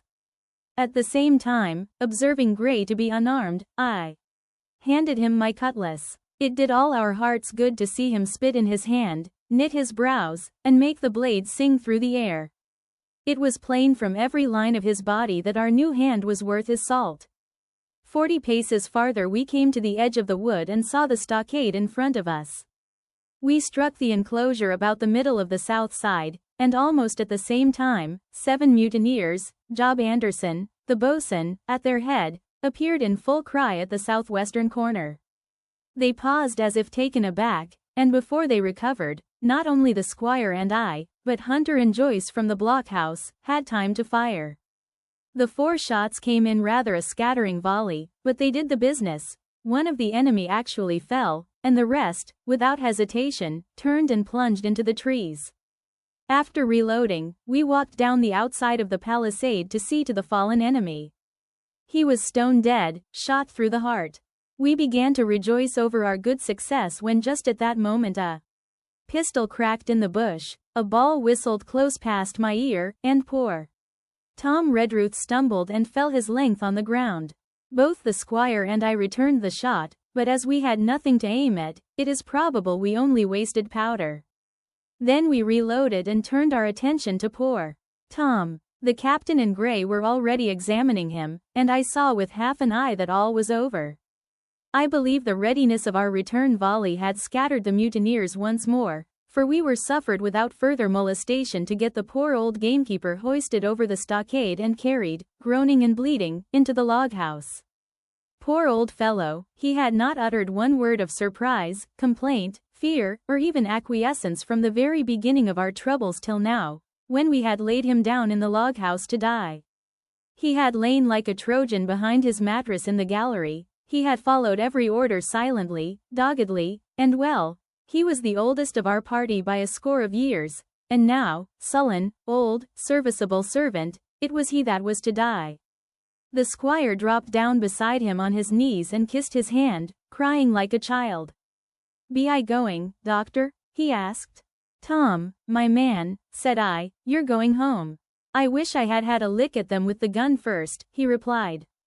"Tom," said the squire, "say you forgive me, won't you?" "Would that be respectful like, from me to you, squire?" was the answer. "Howsoever, so be it, amen." After a little while of silence, he said he thought somebody might read a prayer. "It's the custom, sir," he added apologetically. And not long after, without another word, he passed away. In the meantime the captain, whom I had observed to be wonderfully swollen about the chest and pockets, had turned out a great many various stores, the British colours, a Bible, a coil of stoutish rope, pen, ink, the logbook, and pounds of tobacco. He had found a longish fir tree lying felled and trimmed in the enclosure, and with the help of Hunter he had set it up at the corner of the log house where the trunks crossed and made an angle. Then, climbing on the roof, he had with his own hand bent and run up the colours. This seemed mightily to relieve him. He re-entered the log house and set about counting up the stores as if nothing else existed. But he had an eye on Tom's passage for all that, and as soon as all was over, came forward with another flag and reverently spread it on the body. "Don't you take on, sir," he said, shaking the squire's hand. "All's well with him, no fear for a hand that's been shot down in his duty to captain and owner. It mayn't be good divinity, but it's a fact." Then he pulled me aside. "Dr. Livesey," he said, "in how many weeks do you and squire expect the consort?" I told him it was a question not of weeks but of months, that if we were not back by the end of August Blandley was to send to find us, but neither sooner nor later. "You can calculate for yourself," I said. "Why, yes," returned the captain, scratching his head, and making a large allowance, "sir, for all the gifts of Providence. I should say we were pretty close hauled." "How do you mean?" I asked. It's a pity, sir, we lost that second load. That's what I mean, replied the captain. As for powder and shot, we'll do. But the rations are short, very short, so short, Dr. Livesey, that we're perhaps as well without that extra mouth. And he pointed to the dead body under the flag. Just then, with a roar and a whistle, a round shot passed high above the roof of the log house and plumped far beyond us in the wood. Oh ho, said the captain. Blaze away. You've little enough powder already, my lads. At the second trial, the aim was better, and the ball descended inside the stockade, scattering a cloud of sand but doing no further damage. Captain, said the squire, the house is quite invisible from the ship. It must be the flag they are aiming at. Would it not be wiser to take it in? Strike my colors, cried the captain. No, sir, not I, and as soon as he had said the words, I think we all agreed with him. For it was not only a piece of stout, seamanly, good feeling, it was good policy besides and showed our enemies that we despised their cannonade. All through the evening they kept thundering away. Ball after ball flew over or fell short or kicked up the sand in the enclosure, but they had to fire so high that the shot fell dead and buried itself in the soft sand. We had no ricochet to fear, and though one popped in through the roof of the log house and out again through the floor, we soon got used to that sort of horseplay and minded it no more than cricket. There is one good thing about all this, observed the captain, the wood in front of us is likely clear. The ebb has made a good while, our stores should be uncovered. Volunteers to go and bring in pork. Gray and Hunter were the first to come forward.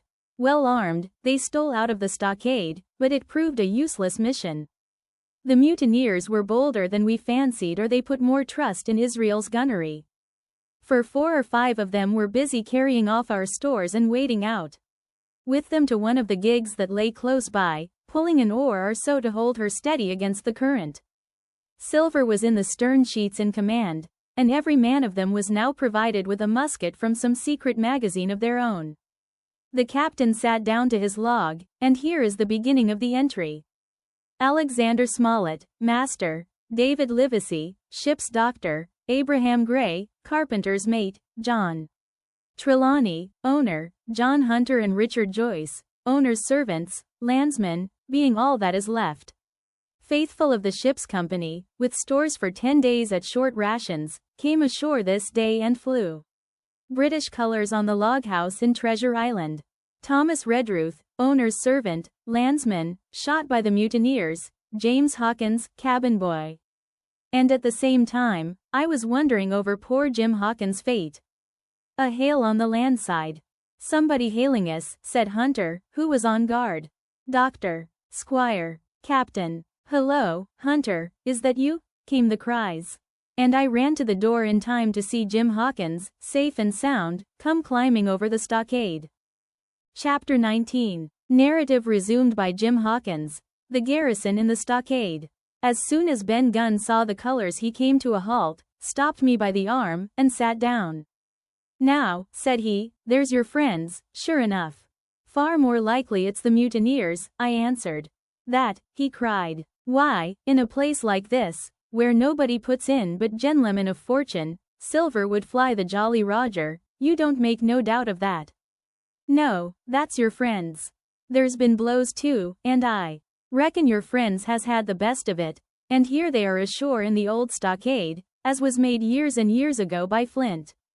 Ah, he was the man to have a headpiece, was Flint. Barring rum, his match were never seen. He were afraid of none, not he, Ani Silver was that genteel. Well, said I, that may be so, and so be it, all the more reason that I should hurry on and join my friends. Nay, mate, returned Ben, not you. You're a good boy, or I'm mistook, but you're only a boy, all told. Now, Ben Gunn is fly. Rum wouldn't bring me there, where you're going, not rum wouldn't, till I see you're born gentleman and gets it on his word of honor. And you won't forget, my words. A precious sight, that's what you'll say, a precious sight more confidence, and then nips him. And he pinched me the 3rd time with the same air of cleverness. And when Ben Gunn is wanted, you know where to find him, Jim. Just where you found him today. And him that comes is to have a white thing in his hand, and he's to come alone. Oh, and you'll say this, Ben Gunn, says you, has reasons of his own. Well, said I believe I understand. You have something to propose, and you wish to see the squire or the doctor, and you're to be found where I found you. Is that all? And when? Says you, he added. Why, from about noon observation to about 6 bells. Good, said I, and now may I go? You won't forget? He inquired anxiously. Precious sight, and reasons of his own, says you. Reasons of his own, that's the mainstay, as between man and man. Well, then, still holding me, I reckon you can go, Jim. And, Jim, if you was to see silver, you wouldn't go for to sell. Ben Gunn? Wild horses wouldn't draw it from you? No, says you. And if them pirates camp ashore, Jim, what would you say but there'd be widders in the morning? Here he was interrupted by a loud report, and a cannonball came tearing through the trees and pitched in the sand not 100 yards from where we two were talking. The next moment each of us had taken to his heels in a different direction. For a good hour to come frequent reports shook the island, and balls kept crashing through the woods. I moved from hiding place to hiding place, always pursued, or so it seemed to me, by these terrifying missiles. But towards the end of the bombardment, though still I durst not venture in the direction of the stockade, where the balls fell oftenest, I had begun, in a manner, to pluck up my heart again, and after a long detour to the east, crept down among the shoreside trees. The sun had just set, the sea breeze was rustling and tumbling in the woods and ruffling the grey surface of the anchorage. The tide, too, was far out, and great tracts of sand lay uncovered. The air, after the heat of the day, chilled me through my jacket. The Hispaniola still lay where she had anchored, but, sure enough, there was the Jolly Roger, the black flag of piracy, flying from her peak. Even as I looked, there came another red flash and another report that sent the echoes clattering, and one more round shot whistled through the air. It was the last of the cannonade. I lay for some time watching the bustle which succeeded the attack. Men were demolishing something with axes on the beach near the stockade, the poor jolly boat, I afterwards discovered. Away, near the mouth of the river, a great fire was glowing among the trees, and between that point and the ship one of the gigs kept coming and going, the men, whom I had seen so gloomy, shouting at the oars like children. But there was a sound in their voices which suggested rum. At length I thought I might return towards the stockade. I was pretty far down on the low, sandy spit that encloses the anchorage to the east, and is joined at half water to Skeleton Island. And now, as I rose to my feet, I saw, some distance further down the spit and rising from among low bushes, an isolated rock, pretty high, and peculiarly white in color. It occurred to me that this might be the white rock of which Ben Gunn had spoken, and that some day or other a boat might be wanted and I should know where to look for one. Then I skirted among the woods until I had regained the rear, or shoreward side, of the stockade, and was soon warmly welcomed by the faithful party. I had soon told my story and began to look about me. The log house was made of unsquared trunks of pine, roof, walls, and floor. The latter stood in several places as much as a foot or a foot and a half above the surface of the sand. There was a porch at the door, and under this porch the little spring welled up into an artificial basin of a rather odd kind, no other than a great ship's kettle of iron, with the bottom knocked out, and sunk, to her bearings, as the captain said, among the sand. Little had been left besides the framework of the house, but in one corner there was a stone slab laid down by way of hearth and an old rusty iron basket to contain the fire. The slopes of the knoll and all the inside of the stockade had been cleared of timber to build the house, and we could see by the stumps what a fine and lofty grove had been destroyed. Most of the soil had been washed away or buried in drift after the removal of the trees. Only where the streamlet ran down from the kettle a thick bed of moss and some ferns and little creeping bushes were still green among the sand.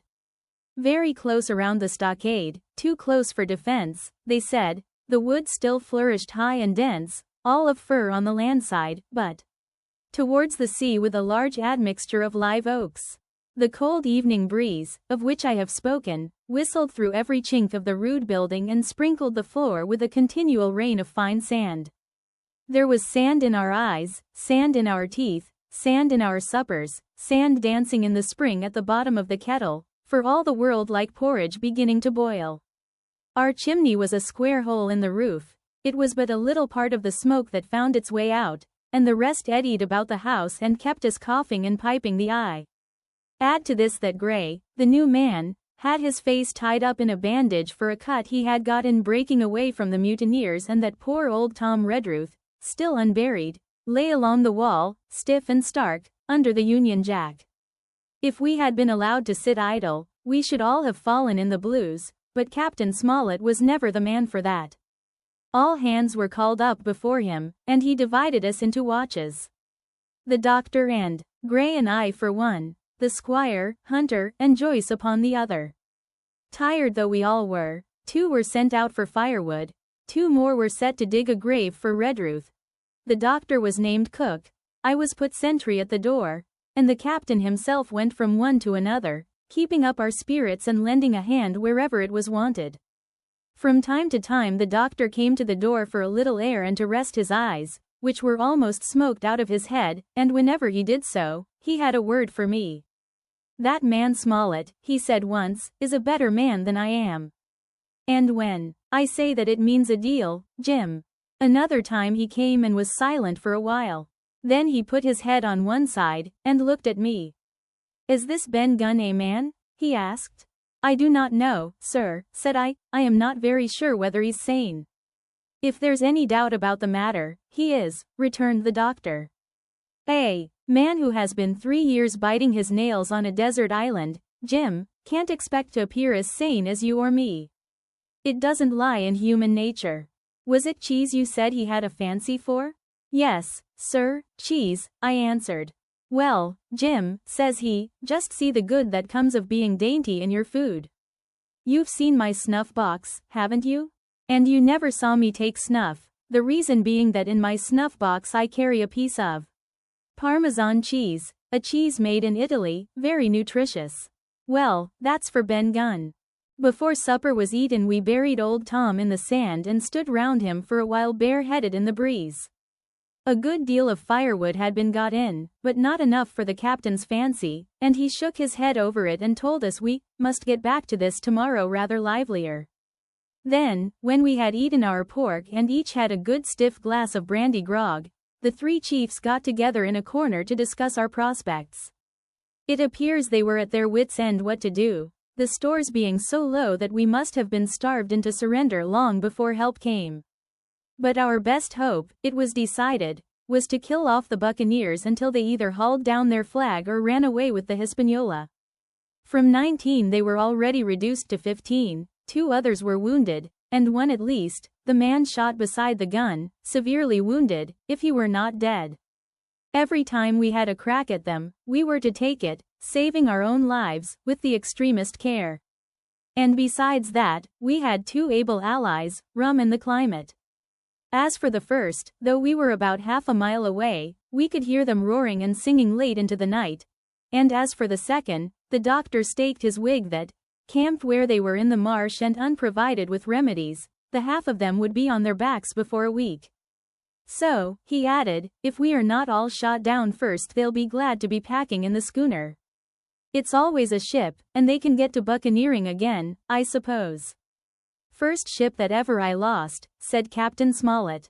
"I was dead tired, as you may fancy, and when I got to sleep, which was not till after a great deal of tossing, I slept like a log of wood. The rest had long been up and had already breakfasted and increased the pile of firewood by about half as much again when I was wakened by a bustle and the sound of voices. Flag of truce, I heard someone say, and then, immediately after, with a cry of surprise, Silver himself. And at that, up I jumped, and rubbing my eyes, ran to a loophole in the wall.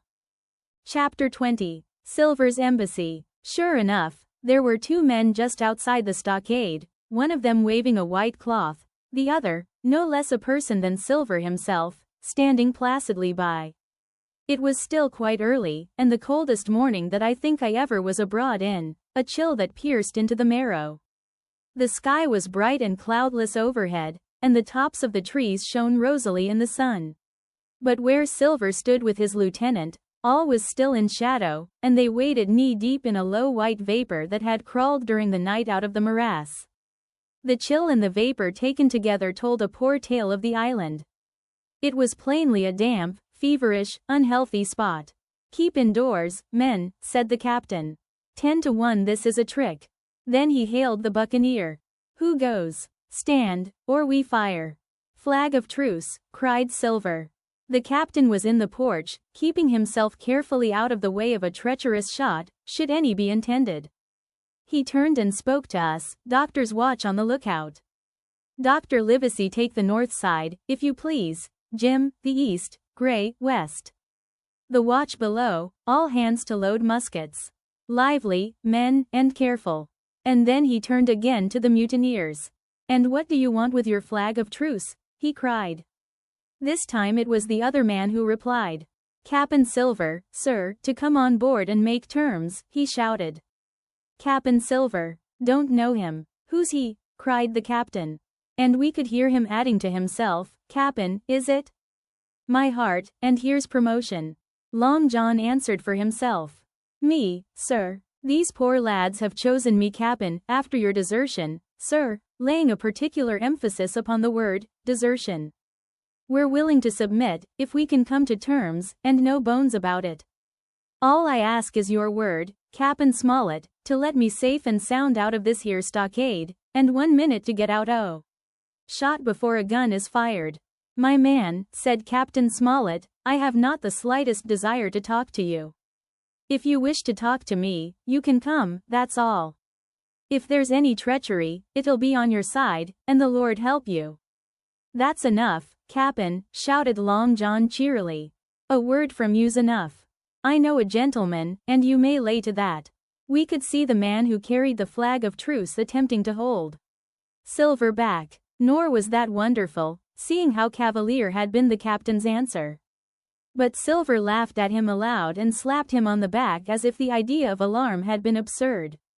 Then he advanced to the stockade, threw over his crutch, got a leg up, and with great vigor and skill succeeded in surmounting the fence and dropping safely to the other side. I will confess that I was far too much taken up with what was going on to be of the slightest use as sentry.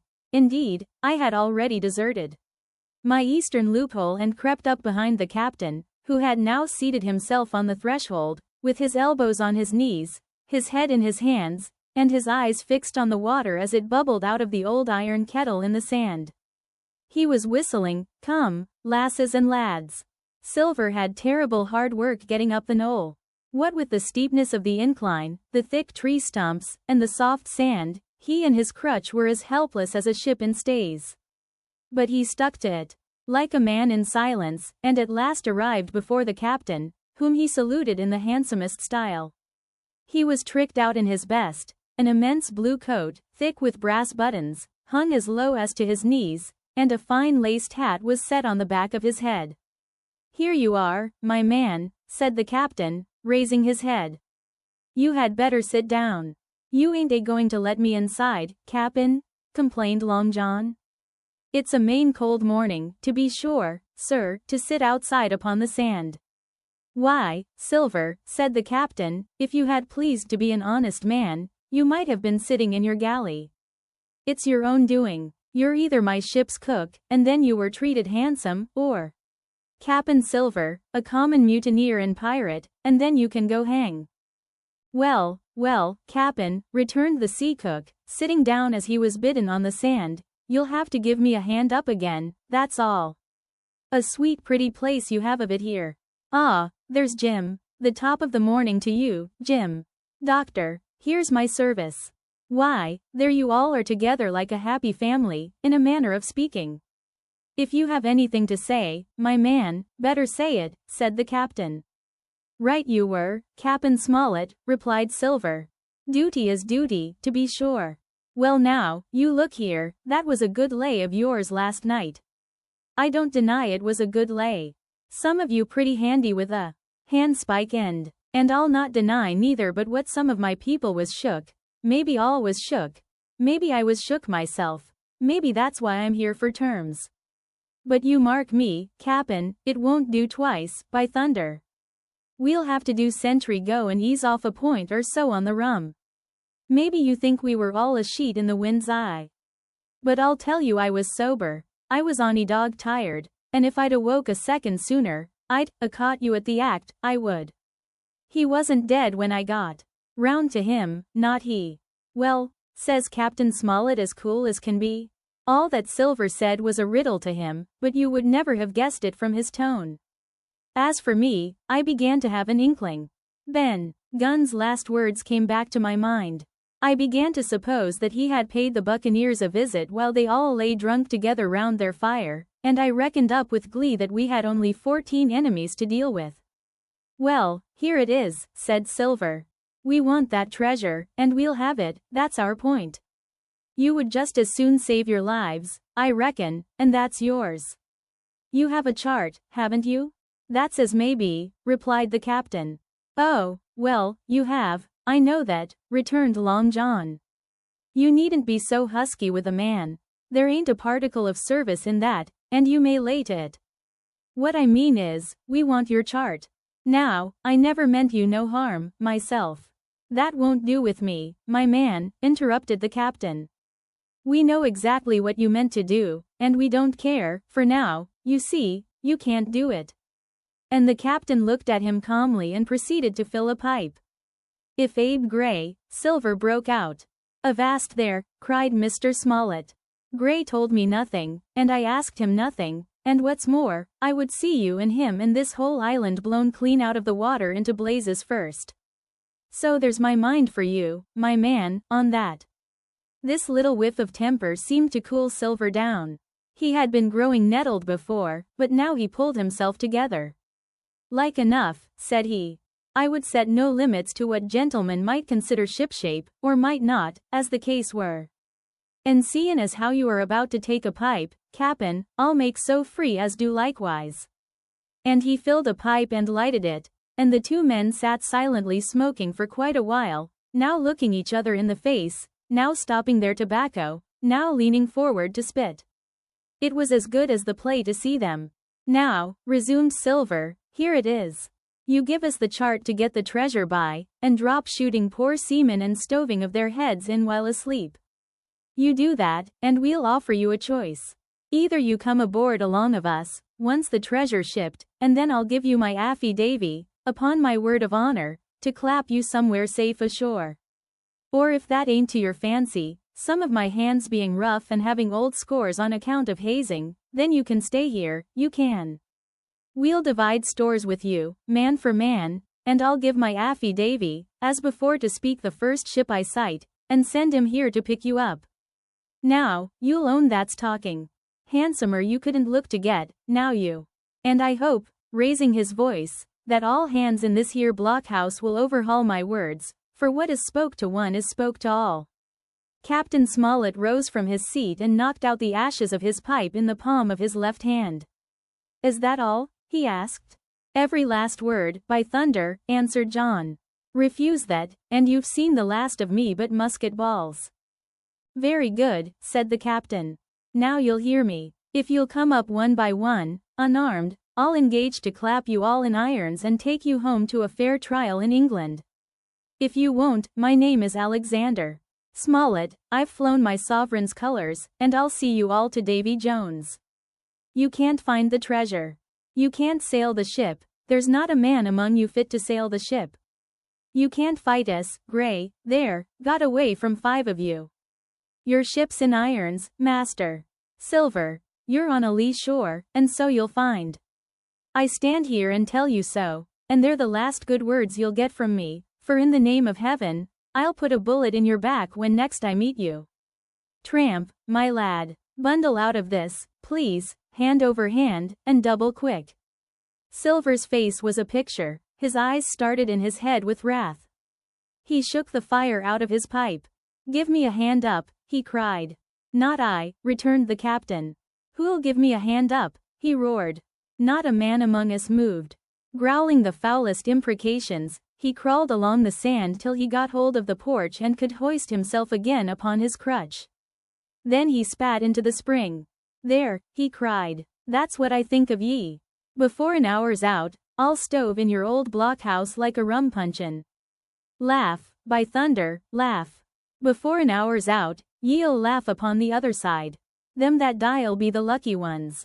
And with a dreadful oath he stumbled off, plowed down the sand, was helped across the stockade, after 4 or 5 failures, by the man with the flag of truce, and disappeared in an instant afterwards among the trees.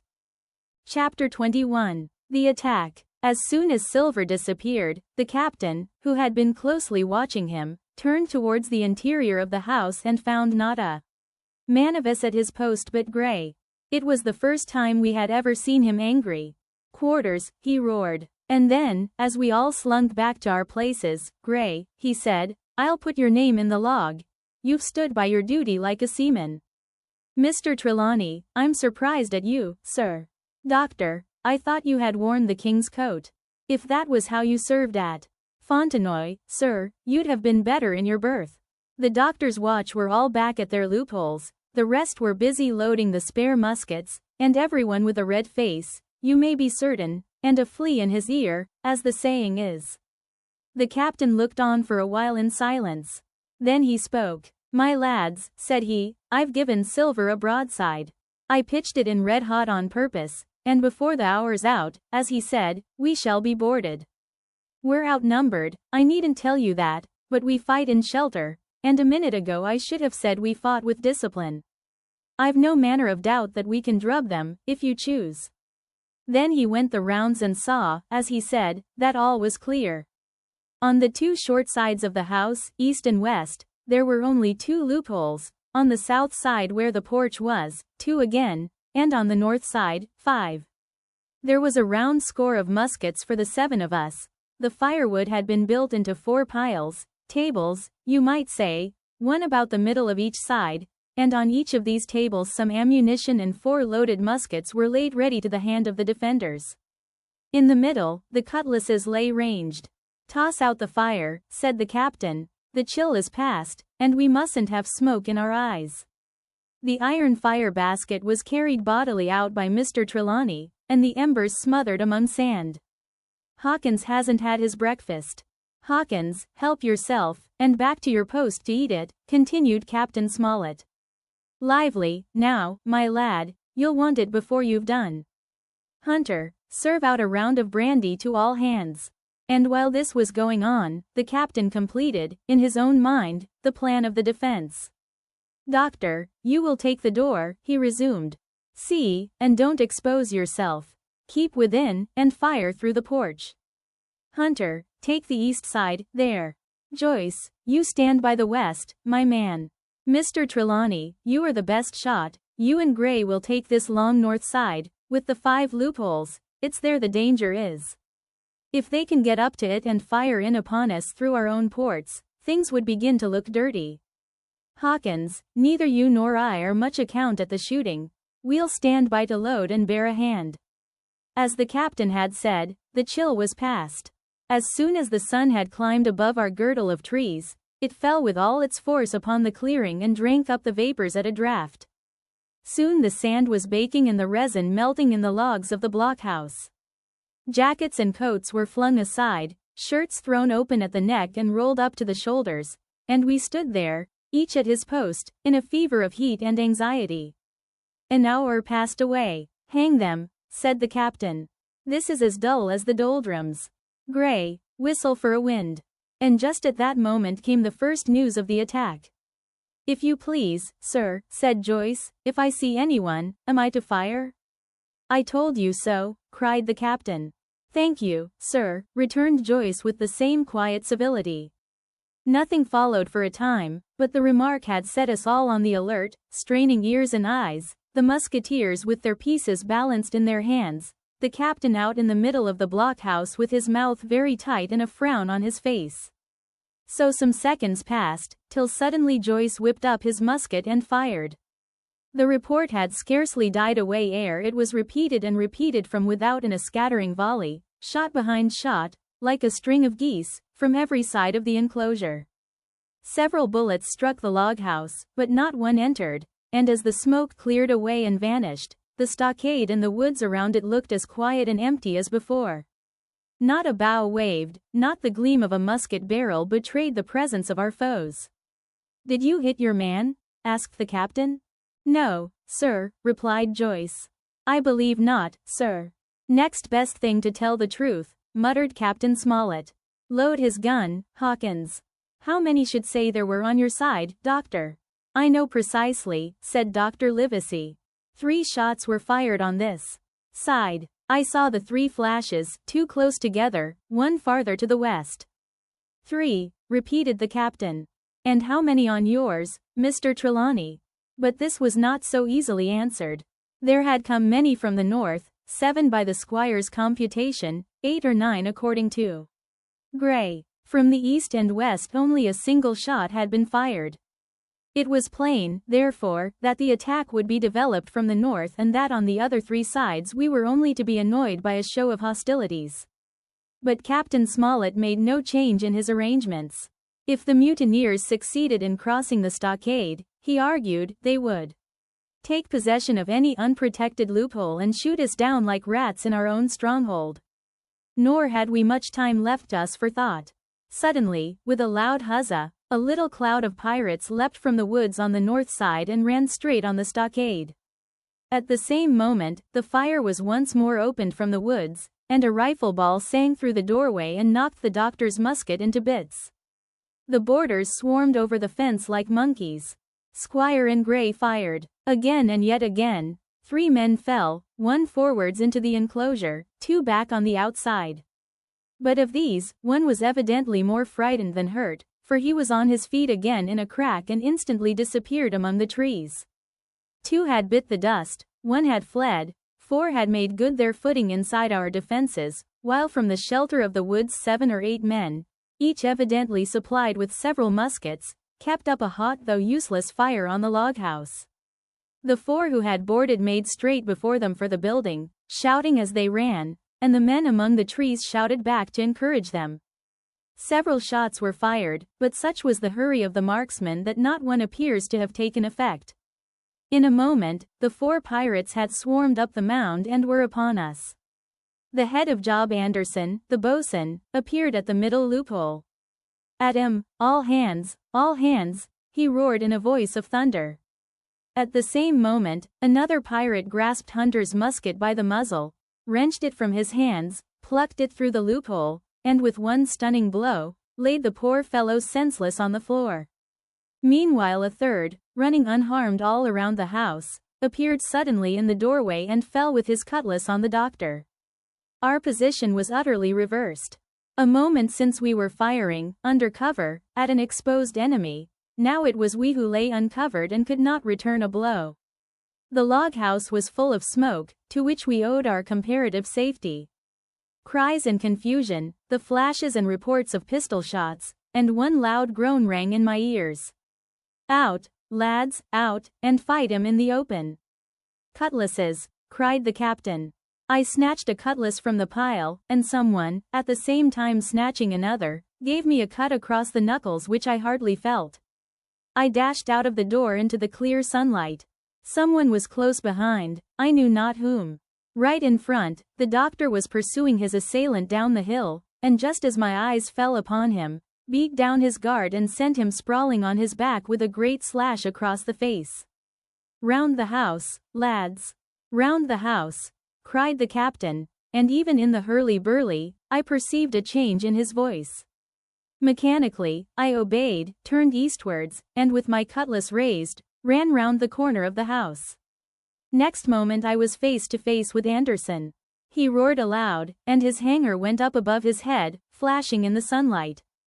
I had not time to be afraid, but as the blow still hung impending, leapt in a trice upon one side, and missing my foot in the soft sand, rolled headlong down the slope. When I had first sallied from the door, the other mutineers had been already swarming up the palisade to make an end of us. One man, in a red nightcap, with his cutlass in his mouth, had even got upon the top and thrown a leg across.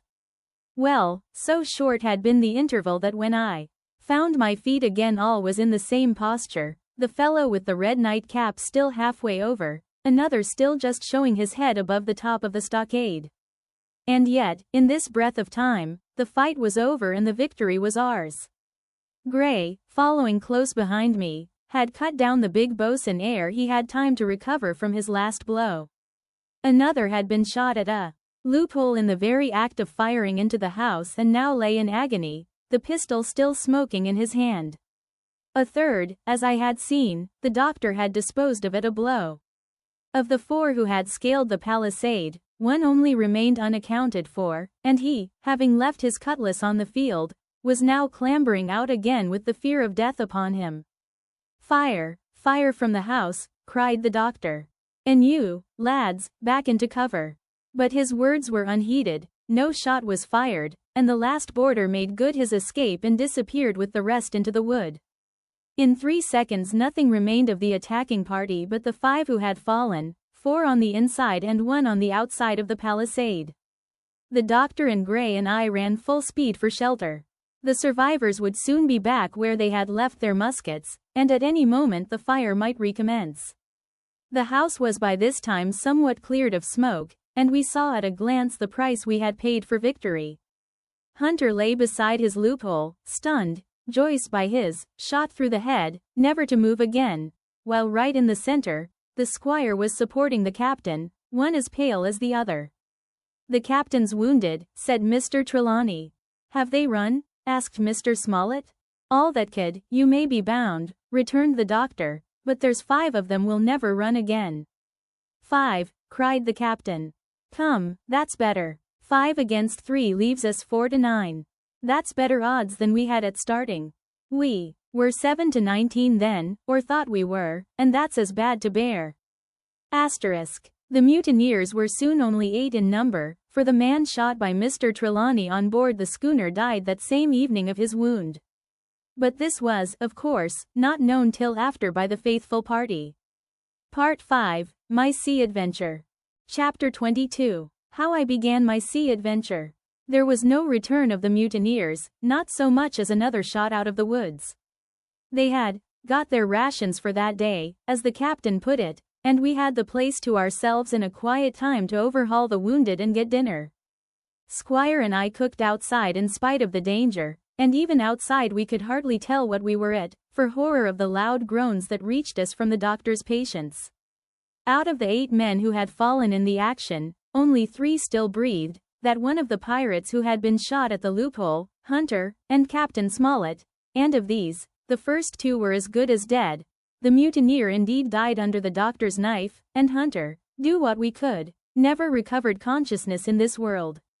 He lingered all day, breathing loudly like the old buccaneer at home in his apoplectic fit, but the bones of his chest had been crushed by the blow and his skull fractured in falling, and some time in the following night, without sign or sound, he went to his Maker. As for the captain, his wounds were grievous indeed, but not dangerous. No organ was fatally injured. Anderson's ball, for it was Job that shot him first, had broken his shoulder blade and touched the lung, not badly. The second had only torn and displaced some muscles in the calf. He was sure to recover, the doctor said, but in the meantime, and for weeks to come, he must not walk nor move his arm, nor so much as speak when he could help it. My own accidental cut across the knuckles was a flea bite. Dr. Livesey patched it up with plaster and pulled my ears for me into the bargain. After dinner the squire and the doctor sat by the captain's side a while in consultation, and when they had talked to their heart's content, it being then a little past noon, the doctor took up his hat and pistols, girt on a cutlass, put the chart in his pocket, and with a musket over his shoulder crossed the palisade on the north side and set off briskly through the trees. Gray and I were sitting together at the far end of the blockhouse, to be out of earshot of our officers consulting, and Gray took his pipe out of his mouth and fairly forgot to put it back again, so thunderstruck he was at this occurrence. "Why, in the name of Davy Jones," said he, "is Dr. Livesey mad?" "Why no," says I, "he's about the last of this crew for that, I take it." "Well, shipmate," said Gray, "mad he may not be, but if he's not, you mark my words, I am." "I take it," replied I, "the doctor has his idea, and if I am right, he's going now to see Ben Gunn." I was right, as appeared later, but in the meantime, the house being stifling hot and the little patch of sand inside the palisade ablaze with midday sun, I began to get another thought into my head, which was not by any means so right. What I began to do was to envy the doctor walking in the cool shadow of the woods with the birds about him and the pleasant smell of the pines, while I sat grilling, with my clothes stuck to the hot resin, and so much blood about me and so many poor dead bodies lying all around that I took a disgust of the place that was almost as strong as fear. All the time I was washing out the blockhouse, and then washing up the things from dinner, this disgust and envy kept growing stronger and stronger, till at last, being near a bread bag, and no one then observing me, I took the first step towards my escapade and filled both pockets of my coat with biscuit. I was a fool, if you like, and certainly I was going to do a foolish, overbold act, but I was determined to do it with all the precautions in my power. These biscuits, should anything befall me, would keep me, at least, from starving till far on in the next day. The next thing I laid hold of was a brace of pistols, and as I already had a powder horn and bullets, I felt myself well supplied with arms. As for the scheme I had in my head, it was not a bad one in itself. I was to go down the sandy spit that divides the anchorage on the east from the open sea, find the white rock I had observed last evening, and ascertain whether it was there or not that Ben Gunn had hidden his boat, a thing quite worth doing, as I still believe. But as I was certain I should not be allowed to leave the enclosure, my only plan was to take French leave and slip out when nobody was watching, and that was so bad a way of doing it as made the thing itself wrong. But I was only a boy, and I had made my mind up. Well, as things at last fell out, I found an admirable opportunity. The squire and Gray were busy helping the captain with his bandages, the coast was clear, I made a bolt for it over the stockade and into the thickest of the trees, and before my absence was observed I was out of cry of my companions. This was my second folly, far worse than the first, as I left but 2 sound men to guard the house, but like the first, it was a help towards saving all of us. I took my way straight for the east coast of the island, for I was determined to go down the seaside of the spit to avoid all chance of observation from the anchorage. It was already late in the afternoon, although still warm and sunny. As I continued to thread the tall woods, I could hear from far before me not only the continuous thunder of the surf, but a certain tossing of foliage and grinding of boughs which showed me the sea breeze had set in higher than usual. Soon cool draughts of air began to reach me, and a few steps farther I came forth into the open borders of the grove, and saw the sea lying blue and sunny to the horizon and the surf tumbling and tossing its foam along the beach. I have never seen the sea quiet round Treasure Island. The sun might blaze overhead, the air be without a breath, the surface smooth and blue, but still these great rollers would be running along all the external coast, thundering and thundering by day and night, and I scarce believe there is one spot in the island where a man would be out of earshot of their noise. I walked along beside the surf with great enjoyment, till, thinking I was now got far enough to the south, I took the cover of some thick bushes and crept warily up to the ridge of the spit. Behind me was the sea, in front the anchorage. The sea breeze, as though it had the sooner blown itself out by its unusual violence, was already at an end. It had been succeeded by light, variable airs from the south and southeast, carrying great banks of fog, and the anchorage, under lee of Skeleton Island, lay still and leaden as when first we entered it. The Hispaniola, in that unbroken mirror, was exactly portrayed from the truck to the waterline, the Jolly Roger hanging from her peak. Alongside lay one of the gigs, silver in the stern sheets, him I could always recognize, while a couple of men were leaning over the stern bulwarks, one of them with a red cap, the very rogue that I had seen some hours before stride legs upon the palisade. Apparently they were talking and laughing, though at that distance, upwards of a mile, I could, of course, hear no word of what was said. All at once there began the most horrid, unearthly screaming, which at first startled me badly, though I had soon remembered the voice of Captain Flint and even thought I could make out the bird by her bright plumage as she sat perched upon her master's wrist. Soon after, the jolly boat shoved off and pulled for shore, and the man with the red cap and his comrade went below by the cabin companion. Just about the same time, the sun had gone down behind the spy-glass, and as the fog was collecting rapidly, it began to grow dark in earnest. I saw I must lose no time if I were to find the boat that evening. The white rock, visible enough above the brush, was still some eighth of a mile further down the spit, and it took me a goodish while to get up with it, crawling, often on all fours, among the scrub. Night had almost come when I laid my hand on its rough sides. Right below it there was an exceedingly small hollow of green turf, hidden by banks and a thick underwood about knee-deep, that grew there very plentifully, and in the center of the dell, sure enough, a little tent of goatskins, like what the gypsies carry about with them in England. I dropped into the hollow, lifted the side of the tent, and there was Ben Gunn's boat, homemade if ever anything was homemade, a rude, lopsided framework of tough wood, and stretched upon that a covering of goatskin, with the hair inside. The thing was extremely small, even for me, and I can hardly imagine that it could have floated with a full-sized man. There was one thwart set as low as possible, a kind of stretcher in the bows, and a double paddle for propulsion. I had not then seen a coracle, such as the ancient Britons made, but I have seen one since, and I can give you no fairer idea of Ben Gunn's boat than by saying it was like the first and the worst coracle ever made by man. But the great advantage of the coracle it certainly possessed, for it was exceedingly light and portable. Well, now that I had found the boat, you would have thought I had had enough of truantry for once, but in the meantime I had taken another notion and become so obstinately fond of it that I would have carried it out, I believe, in the teeth of Captain Smollett himself. This was to slip out under cover of the night, cut the Hispaniola adrift, and let her go ashore where she fancied. I had quite made up my mind that the mutineers, after their repulse of the morning, had nothing nearer their hearts than to up anchor and away to sea. This, I thought, it would be a fine thing to prevent, and now that I had seen how they left their watchmen unprovided with a boat, I thought it might be done with little risk. Down I sat to wait for darkness, and made a hearty meal of biscuit. It was a night out of 10,000 for my purpose. The fog had now buried all heaven. As the last rays of daylight dwindled and disappeared, absolute blackness settled down on Treasure Island.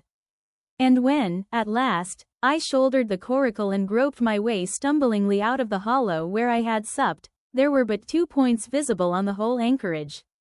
One was the great fire on shore, by which the defeated pirates lay carousing in the swamp. The other, a mere blur of light upon the darkness, indicated the position of the anchored ship.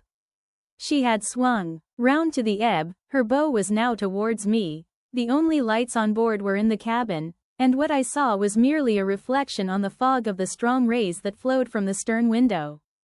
The ebb had already run some time, and I had to wade through a long belt of swampy sand, where I sank several times above the ankle, before I came to the edge of the retreating water, and wading a little way in, with some strength and dexterity, set my coracle, keel downwards, on the surface. Chapter 23. The Ebb-tide runs. The coracle, as I had ample reason to know before I was done with her, was a very safe boat for a person of my height and weight, both buoyant and clever in a seaway, but she was the most cross-grained, lopsided craft to manage. Do as you pleased, she always made more leeway than anything else, and turning round and round was the maneuver she was best at. Even Ben Gunn himself has admitted that she was queer to handle till you knew her way. Certainly I did not know her way. She turned in every direction but the one I was bound to go. The most part of the time we were broadside on, and I am very sure I never should have made the ship at all but for the tide. By good fortune, paddle as I pleased, the tide was still sweeping me down, and there lay the Hispaniola right in the fairway, hardly to be missed. First she loomed before me like a blot of something yet blacker than darkness, then her spars and hull began to take shape, and the next moment, as it seemed, for, the farther I went, the brisker grew the current of the ebb, I was alongside of her hawser and had laid hold. The hawser was as taut as a bowstring, and the current so strong she pulled upon her anchor. All round the hull, in the blackness, the rippling current bubbled and chattered like a little mountain stream. One cut with my sea gully and the Hispaniola would go humming down the tide. So far so good, but it next occurred to my recollection that a taut hawser, suddenly cut, is a thing as dangerous as a kicking horse. 10 to 1, if I were so foolhardy as to cut the Hispaniola from her anchor, I and the Coracle would be knocked clean out of the water. This brought me to a full stop, and if fortune had not again particularly favored me, I should have had to abandon my design. But the light airs which had begun blowing from the southeast and south had hauled round after nightfall into the southwest. Just while I was meditating, a puff came, caught the Hispaniola, and forced her up into the current, and to my great joy, I felt the hawser slacken in my grasp, and the hand by which I held it dip for a second under water. With that I made my mind up, took out my gully, opened it with my teeth, and cut one strand after another, till the vessel swung only by 2. Then I lay quiet, waiting to sever these last when the strain should be once more lightened by a breath of wind. All this time I had heard the sound of loud voices from the cabin, but to say truth, my mind had been so entirely taken up with other thoughts that I had scarcely given ear. Now, however, when I had nothing else to do, I began to pay more heed. One I recognized for the coxswain's, Israel Hands, that had been Flint's gunner in former days. The other was, of course, my friend of the red nightcap. Both men were plainly the worse of drink, and they were still drinking, for even while I was listening, one of them, with a drunken cry, opened the stern window and threw out something, which I divined to be an empty bottle. But they were not only tipsy, it was plain that they were furiously angry. Oaths flew like hailstones, and every now and then there came forth such an explosion as I thought was sure to end in blows. But each time the quarrel passed off and the voices grumbled lower for a while, until the next crisis came and in its turn passed away without result. On shore, I could see the glow of the great campfire burning warmly through the shoreside trees. Someone was singing, a dull, old, droning sailor's song, with a droop and a quaver at the end of every verse, and seemingly no end to it at all but the patience of the singer. I had heard it on the voyage more than once and remembered these words. But one man of her crew alive, what put to sea with 75? And I thought it was a ditty rather too dolefully appropriate for a company that had met such cruel losses in the morning. But, indeed, from what I saw, all these buccaneers were as callous as the sea they sailed on. At last the breeze came. The schooner sidled and drew nearer in the dark. I felt the hawser slacken once more, and with a good, tough effort, cut the last fibers through. The breeze had but little action on the Coracle, and I was almost instantly swept against the bows of the Hispaniola. At the same time, the schooner began to turn upon her heel, spinning slowly, end for end, across the current. I wrought like a fiend, for I expected every moment to be swamped, and since I found I could not push the Coracle directly off, I now shoved straight astern. At length I was clear of my dangerous neighbor, and just as I gave the last impulsion, my hands came across a light cord that was trailing overboard across the stern bulwarks. Instantly I grasped it. Why I should have done so I can hardly say. It was at first mere instinct, but once I had it in my hands and found it fast, curiosity began to get the upper hand, and I determined I should have one look through the cabin window. I pulled in hand over hand on the cord, and when I judged myself near enough, rose at infinite risk to about half my height and thus commanded the roof and a slice of the interior of the cabin. By this time the schooner and her little consort were gliding pretty swiftly through the water. Indeed, we had already fetched up level with the campfire. The ship was talking, as sailors say, loudly, treading the innumerable ripples with an incessant weltering splash, and until I got my eye above the window sill I could not comprehend why the watchman had taken no alarm. One glance, however, was sufficient, and it was only one glance that I durst take from that unsteady skiff. It showed me Hans and his companion locked together in deadly wrestle, each with a hand upon the other's throat. I dropped upon the thwart again, none too soon, for I was near overboard. I could see nothing for the moment but these two furious, in crimson-ed faces swaying together under the smoky lamp, and I shut my eyes to let them grow once more familiar with the darkness. The endless ballad had come to an end at last, and the whole diminished company about the campfire had broken into the chorus I had heard so often. 15 men on the dead man's chest, yo-ho-ho, and a bottle of rum. Drink and the devil had done for the rest, yo-ho-ho, and a bottle of rum. I was just thinking how busy drink and the devil were at that very moment in the cabin of the Hispaniola, when I was surprised by a sudden lurch of the Coracle. At the same moment, she yawed sharply and seemed to change her course. The speed in the meantime had strangely increased. I opened my eyes at once. All round me were little ripples, combing over with a sharp, bristling sound and slightly phosphorescent. The Hispaniola herself, a few yards in whose wake I was still being whirled along, seemed to stagger in her course, and I saw her spars toss a little against the blackness of the night. Nay, as I looked longer, I made sure she also was wheeling to the southward.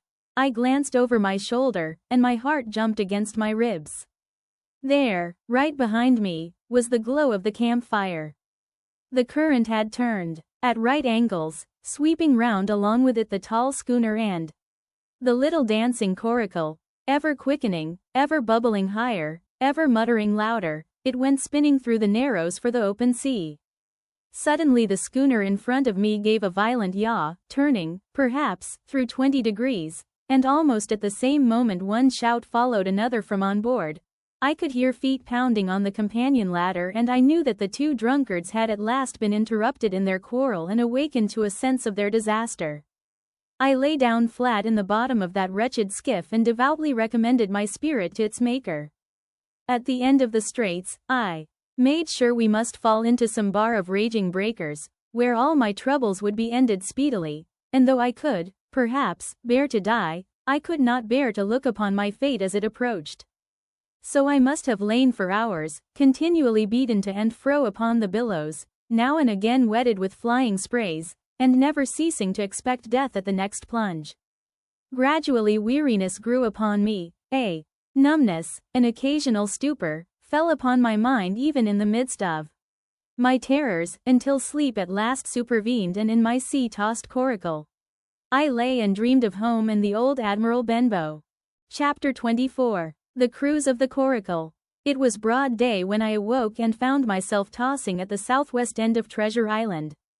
The sun was up but was still hid from me behind the great bulk of the spyglass, which on this side descended almost to the sea in formidable cliffs.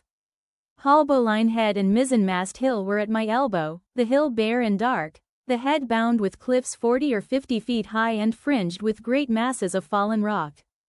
I was scarce a quarter of a mile to seaward, and it was my first thought to paddle in and land. That notion was soon given over. Among the fallen rocks the breakers spouted and bellowed, loud reverberations, heavy sprays flying and falling, succeeded one another from second to second, and I saw myself, if I ventured nearer, dashed to death upon the rough shore or spending my strength in vain to scale the beetling crags. Nor was that all, for crawling together on flat tables of rock or letting themselves drop into the sea with loud reports I beheld huge slimy monsters, soft snails, as it were, of incredible bigness, 2 or 3 score of them together, making the rocks to echo with their barkings. I have understood since that they were sea lions, and entirely harmless.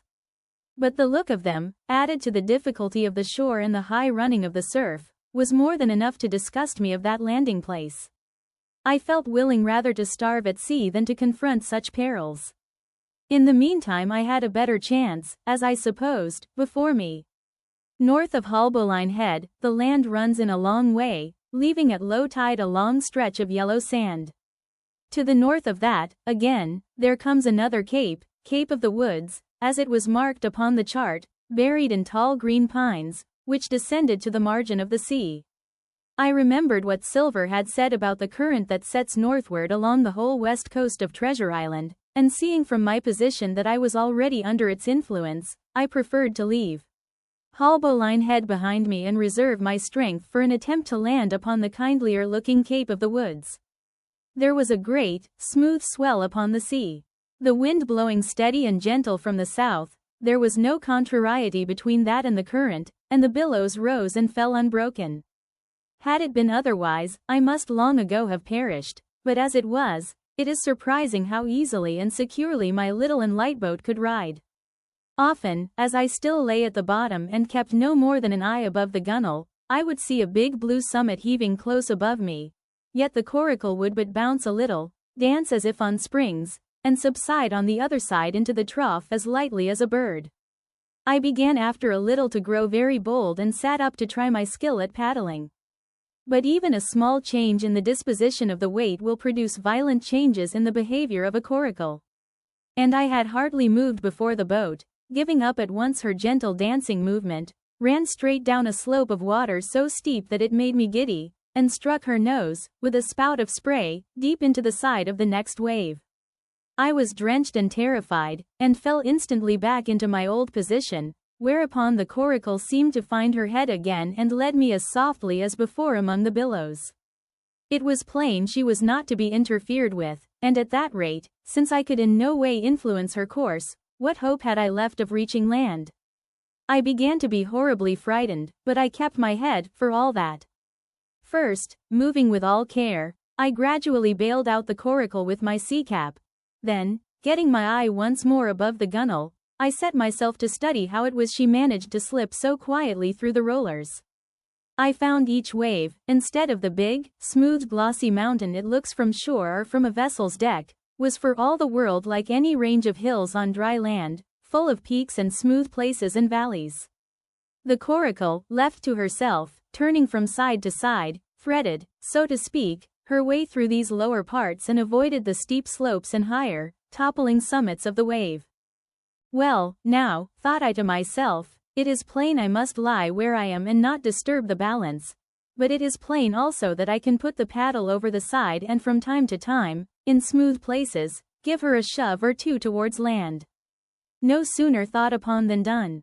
There I lay on, my elbows in the most trying attitude, and every now and again gave a weak stroke or two to turn her head to shore.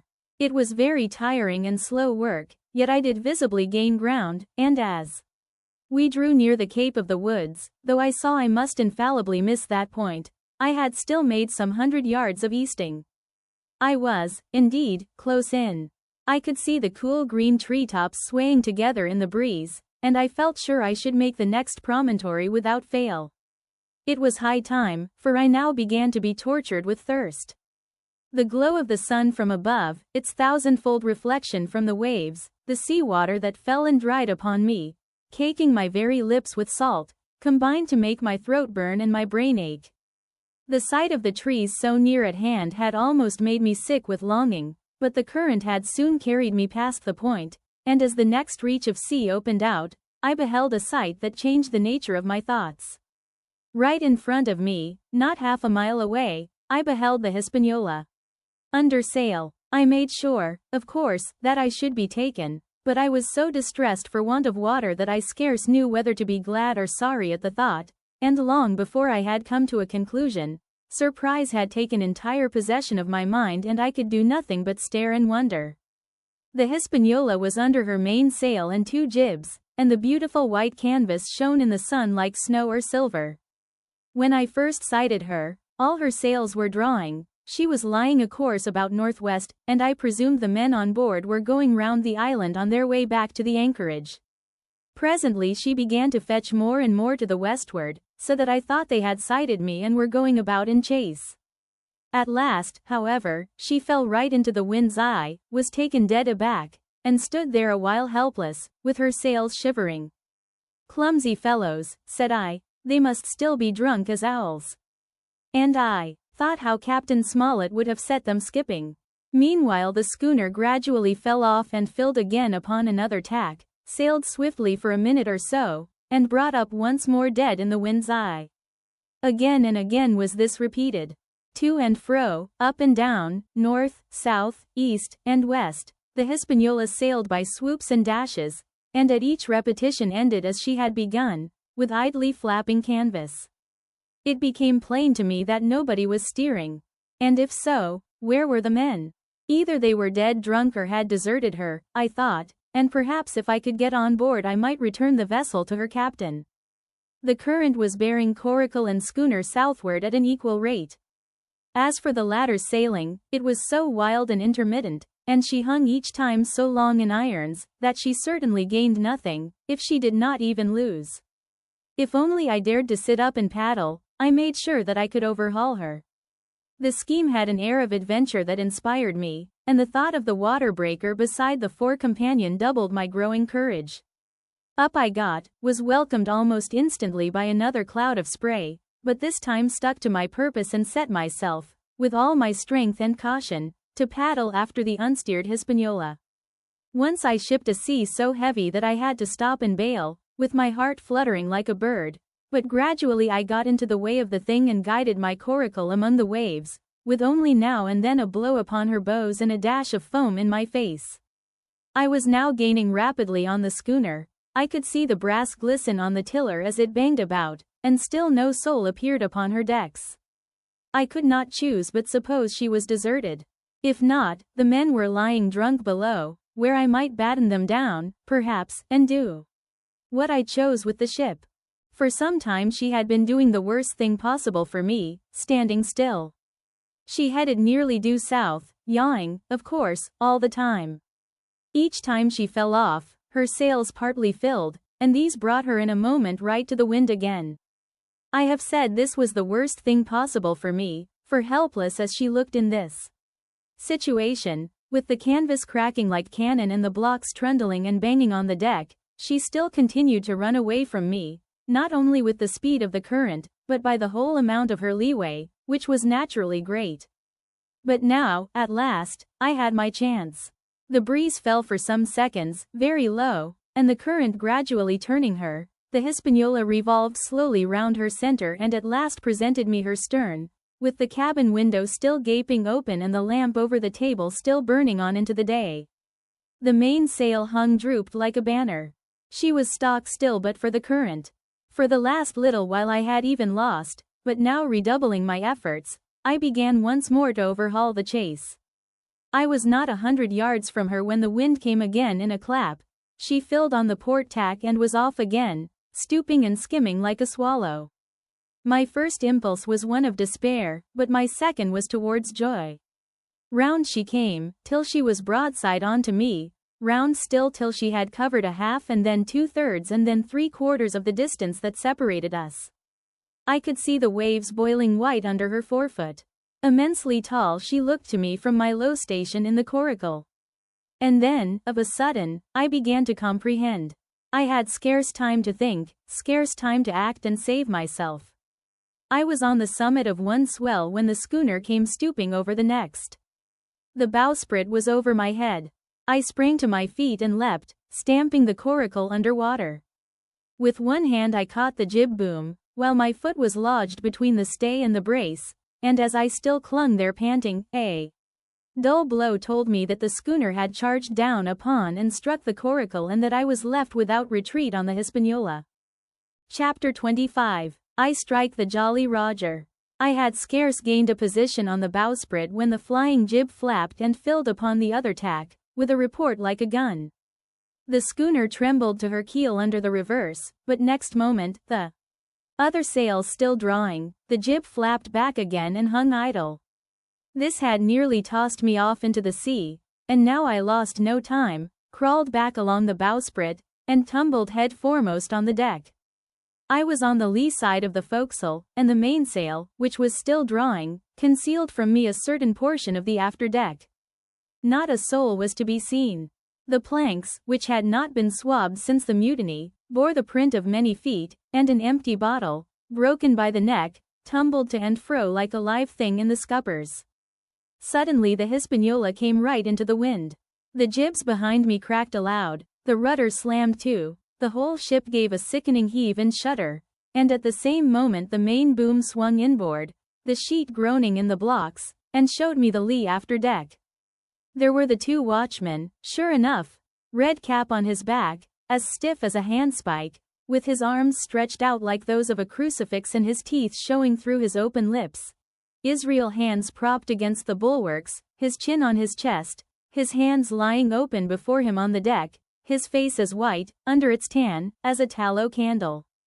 For a while the ship kept bucking and sidling like a vicious horse, the sails filling, now on one tack, now on another, and the boom swinging to and fro till the mast groaned aloud under the strain. Now and again too, there would come a cloud of light sprays over the bulwark and a heavy blow of the ship's bows against the swell. So much heavier weather was made of it by this great rigged ship than by my homemade, lopsided Coracle, now gone to the bottom of the sea.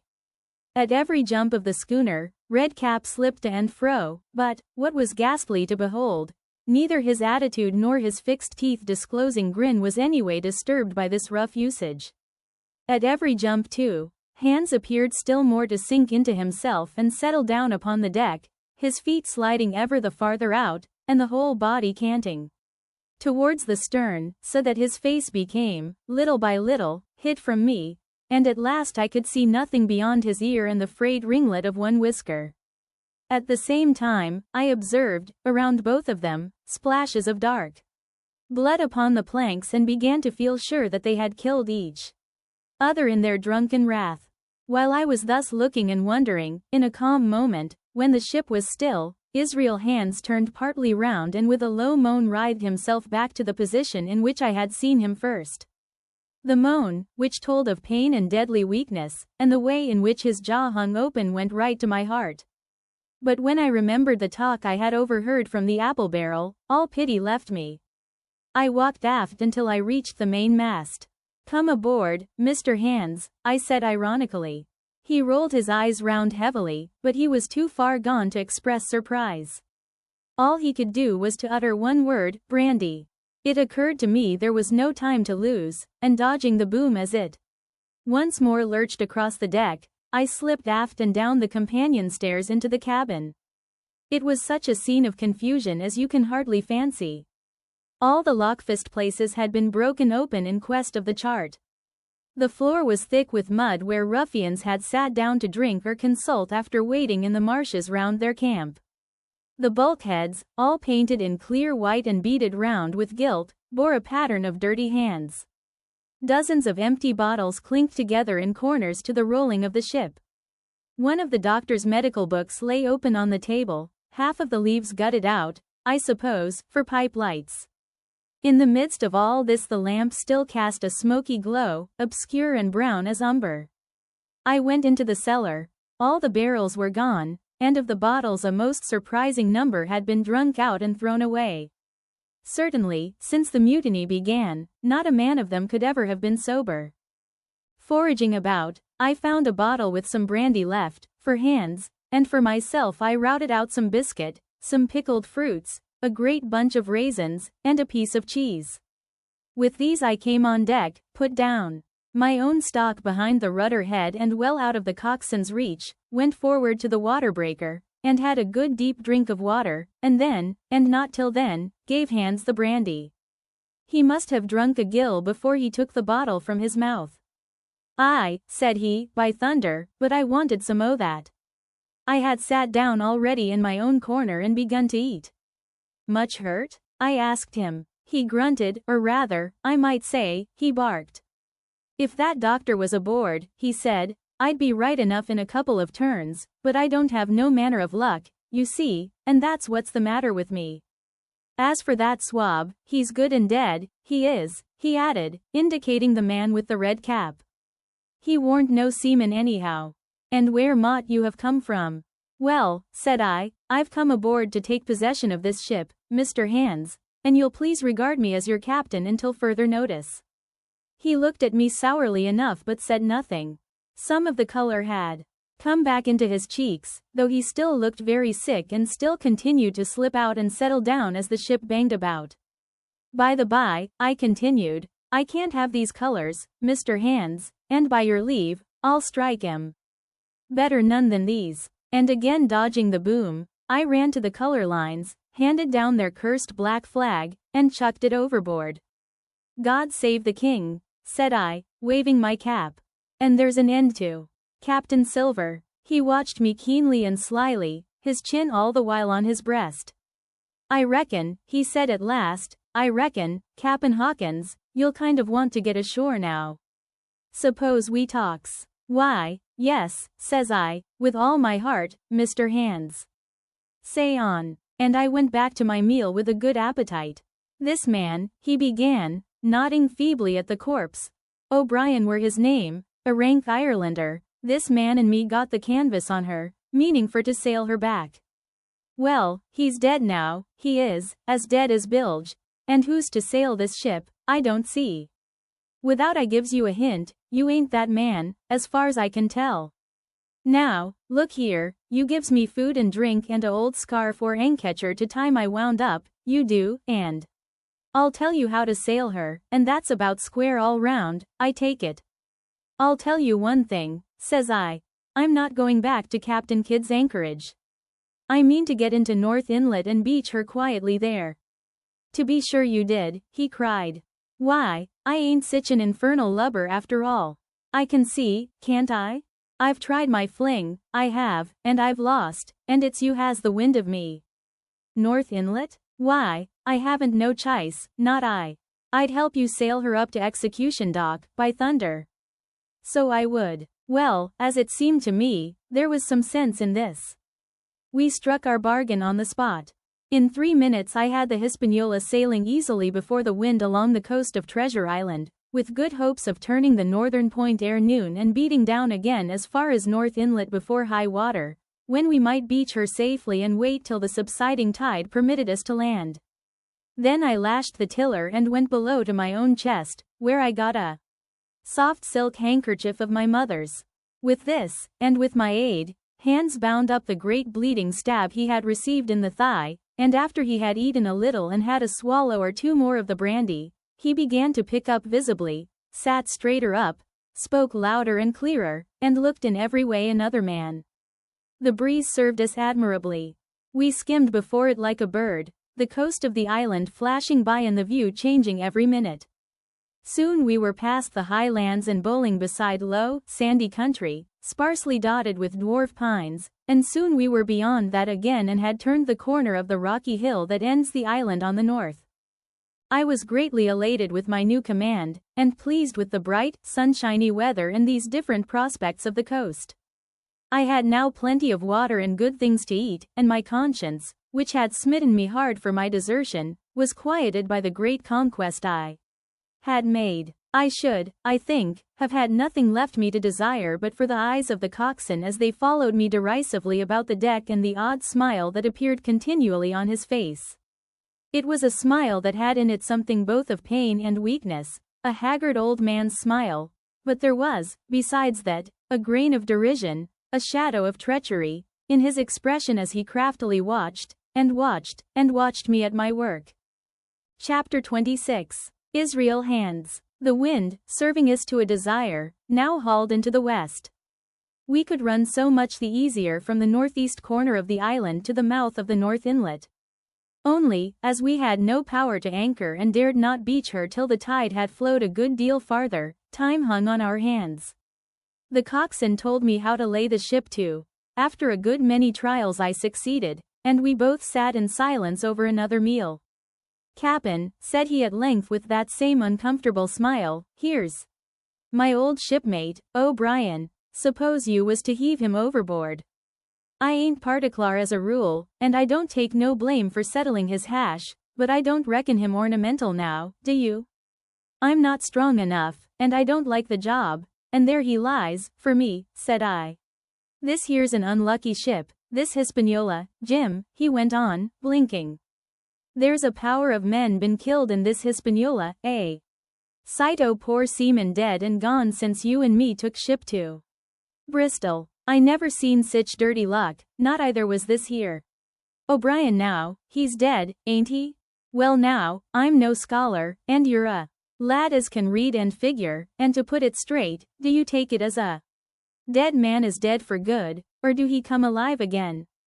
You can kill the body, Mr. Hands, but not the spirit, you must know that already, I replied. O'Brien there is in another world, and may be watching us. Ah, says he, well, that's unfortunate, appears as if killing parties was a waste of time. Howsomever, spirits don't reckon for much, by what I've seen. I'll chance it with the spirits, Jim. And now, you've spoke up free, and I'll take it kind if you'd step down into that there cabin and get me shiver my timbers. I can't hit the name on, well, you get me a bottle of wine, Jim, this here brandy's too strong for my head. Now, the coxswain's hesitation seemed to be unnatural, and as for the notion of his preferring wine to brandy, I entirely disbelieved it. The whole story was a pretext. He wanted me to leave the deck, so much was plain, but with what purpose I could in no way imagine. His eyes never met mine. They kept wandering to and fro, up and down, now with a look to the sky, now with a flitting glance upon the dead O'Brien. All the time he kept smiling and putting his tongue out in the most guilty, embarrassed manner, so that a child could have told that he was bent on some deception. I was prompt with my answer, however, for I saw where my advantage lay, and that with a fellow so densely stupid I could easily conceal my suspicions to the end. Some wine? I said. Far better. Will you have white or red? Well, I reckon it's about the blessed same to me, shipmate, he replied, so it's strong, and plenty of it, what's the odds? All right, I answered. I'll bring you port, Mr. Hands. But I'll have to dig for it. With that I scuttled down the companion with all the noise I could, slipped off my shoes, ran quietly along the sparred gallery, mounted the forecastle ladder, and popped my head out of the fore companion. I knew he would not expect to see me there, yet I took every precaution possible, and certainly the worst of my suspicions proved too true.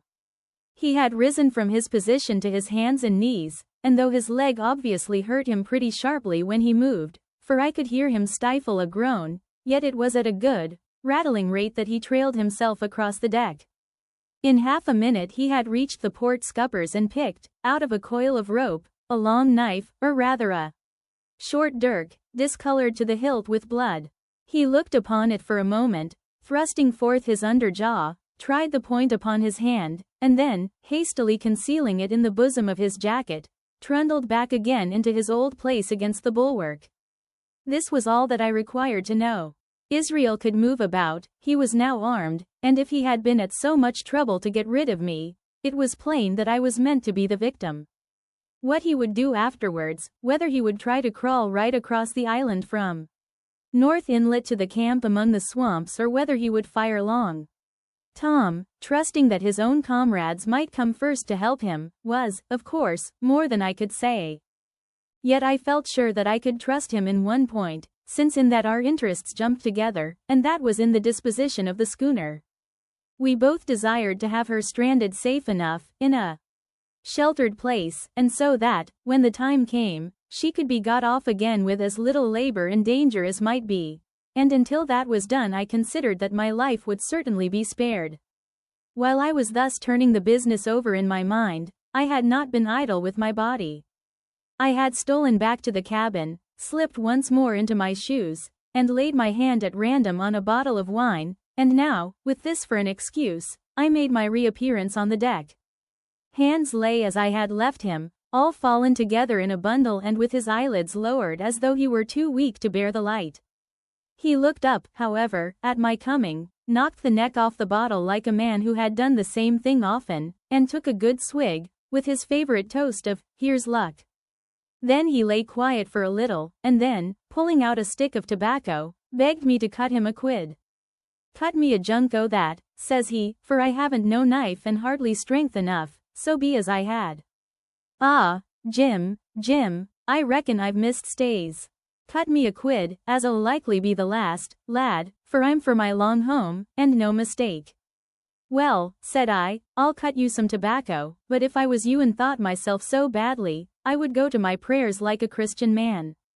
"Why?" said he. "Now, you tell me why." "Why?" I cried. "You were asking me just now about the dead. You've broken your trust, you've lived in sin and lies and blood. There's a man you killed lying at your feet this moment, and you ask me why. For God's mercy, Mr. Hands, that's why." I spoke with a little heat, thinking of the bloody dirk he had hidden in his pocket and designed, in his ill thoughts, to end me with.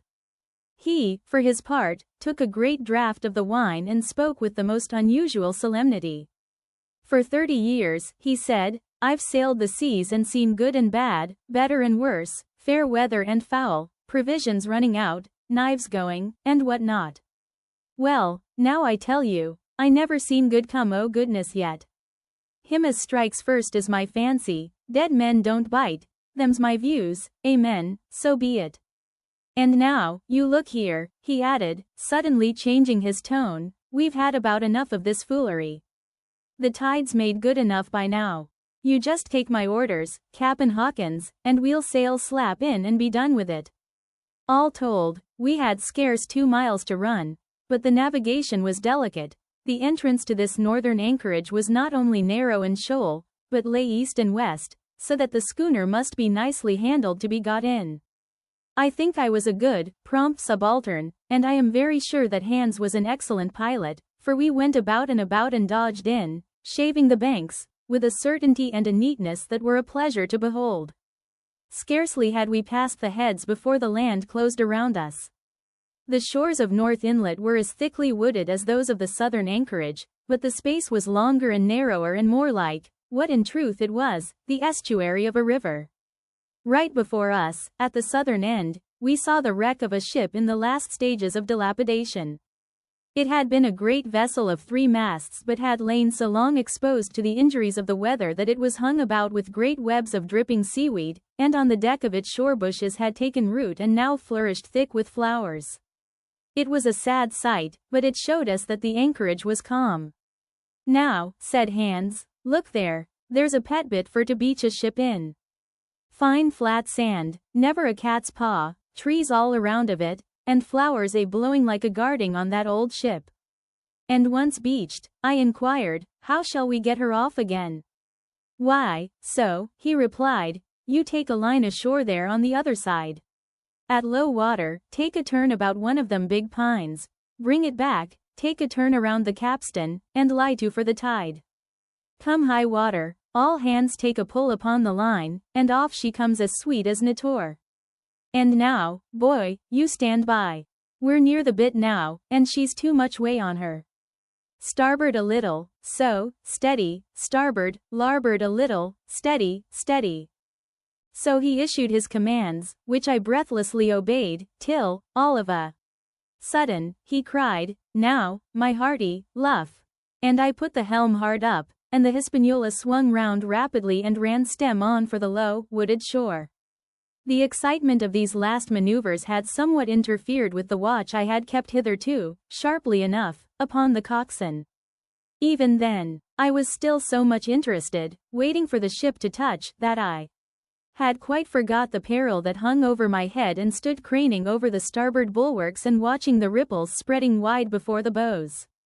I might have fallen without a struggle for my life had not a sudden disquietude seized upon me and made me turn my head. Perhaps I had heard a creak or seen his shadow moving with the tail of my eye. Perhaps it was an instinct like a cat's, but, sure enough, when I looked round, there was Hans, already halfway towards me, with the dirk in his right hand. We must both have cried out aloud when our eyes met, but while mine was the shrill cry of terror, his was a roar of fury like a charging bully's. At the same instant, he threw himself forward and I leapt sideways towards the bows. As I did so, I let go of the tiller, which sprang sharp to leeward, and I think this saved my life, for it struck Hans across the chest and stopped him, for the moment, dead. Before he could recover, I was safe out of the corner where he had me trapped, with all the deck to dodge about. Just forward of the main mast. I stopped, drew a pistol from my pocket, took a cool aim, though he had already turned and was once more coming directly after me, and drew the trigger. The hammer fell, but there followed neither flash nor sound. The priming was useless with seawater. I cursed myself for my neglect. Why had not I, long before, reprimed and reloaded my only weapons? Then, I should not have been as now, a mere fleeing sheep before this butcher. Wounded as he was, it was wonderful how fast he could move, his grizzled hair tumbling over his face, and his face itself as red as a red ensign with his haste and fury. I had no time to try my other pistol, nor indeed much inclination, for I was sure it would be useless. One thing I saw plainly. I must not simply retreat before him, or he would speedily hold me boxed into the bows, as a moment since he had so nearly boxed me in the stern. Once so caught, and 9 or 10 inches of the blood-stained dirk would be my last experience on this side of eternity. I placed my palms against the main mast, which was of a goodish bigness, and waited, every nerve upon the stretch. Seeing that I meant to dodge, he also paused, and a moment or two passed in feints on his part and corresponding movements upon mine. It was such a game as I had often played at home about the rocks of Black Hill Cove, but never before, you may be sure, with such a wildly beating heart as now. Still, as I say, it was a boy's game, and I thought I could hold my own at it against an elderly seaman with a wounded thigh. Indeed, my courage had begun to rise so high that I allowed myself a few darting thoughts on what would be the end of the affair, and while I saw certainly that I could spin it out for long, I saw no hope of any ultimate escape. Well, while things stood thus, suddenly the Hispaniola struck, staggered, ground for an instant in the sand, and then, swift as a blow, canted over to the port side till the deck stood at an angle of 45 degrees and about a puncheon of water splashed into the scupper holes and lay, in a pool, between the deck and bulwark. We were both of us capsized in a second, and both of us rolled, almost together, into the scuppers, the dead red cap, with his arms still spread out, tumbling stiffly after us. So near were we, indeed, that my head came against the coxswain's foot with a crack that made my teeth rattle. Blow and all, I was the first afoot again, for hands had got involved with the dead body. The sudden canting of the ship had made the deck no place for running on. I had to find some new way of escape, and that upon the instant, for my foe was almost touching me. Quick as thought, I sprang into the mizzen shrouds, rattled up hand over hand, and did not draw a breath till I was seated on the crosstrees. I had been saved by being prompt. The dirk had struck not half a foot below me as I pursued my upward flight, and there stood Israel Hands with his mouth open and his face upturned to mine, a perfect statue of surprise and disappointment. Now that I had a moment to myself, I lost no time in changing the priming of my pistol, and then, having one ready for service, and to make assurance doubly sure, I proceeded to draw the load of the other and recharge it afresh from the beginning. My new employment struck Hands all of a heap. He began to see the dice going against him, and after an obvious hesitation, he also hauled himself heavily into the shrouds, and with the dirk in his teeth, began slowly and painfully to mount. It cost him no end of time and groans to haul his wounded leg behind him, and I had quietly finished my arrangements before he was much more than a third of the way up. Then, with a pistol in either hand, I addressed him. "One more step, Mr. Hands," said I, "and I'll blow your brains out. Dead men don't bite, you know," I added with a chuckle. He stopped instantly. I could see by the working of his face that he was trying to think, and the process was so slow and laborious that, in my newfound security, I laughed aloud. At last, with a swallow or two, he spoke, his face still wearing the same expression of extreme perplexity. In order to speak he had to take the dagger from his mouth, but in all else he remained unmoved. "Jim," says he, "I reckon we're fouled, you and me, and we'll have to sign articles.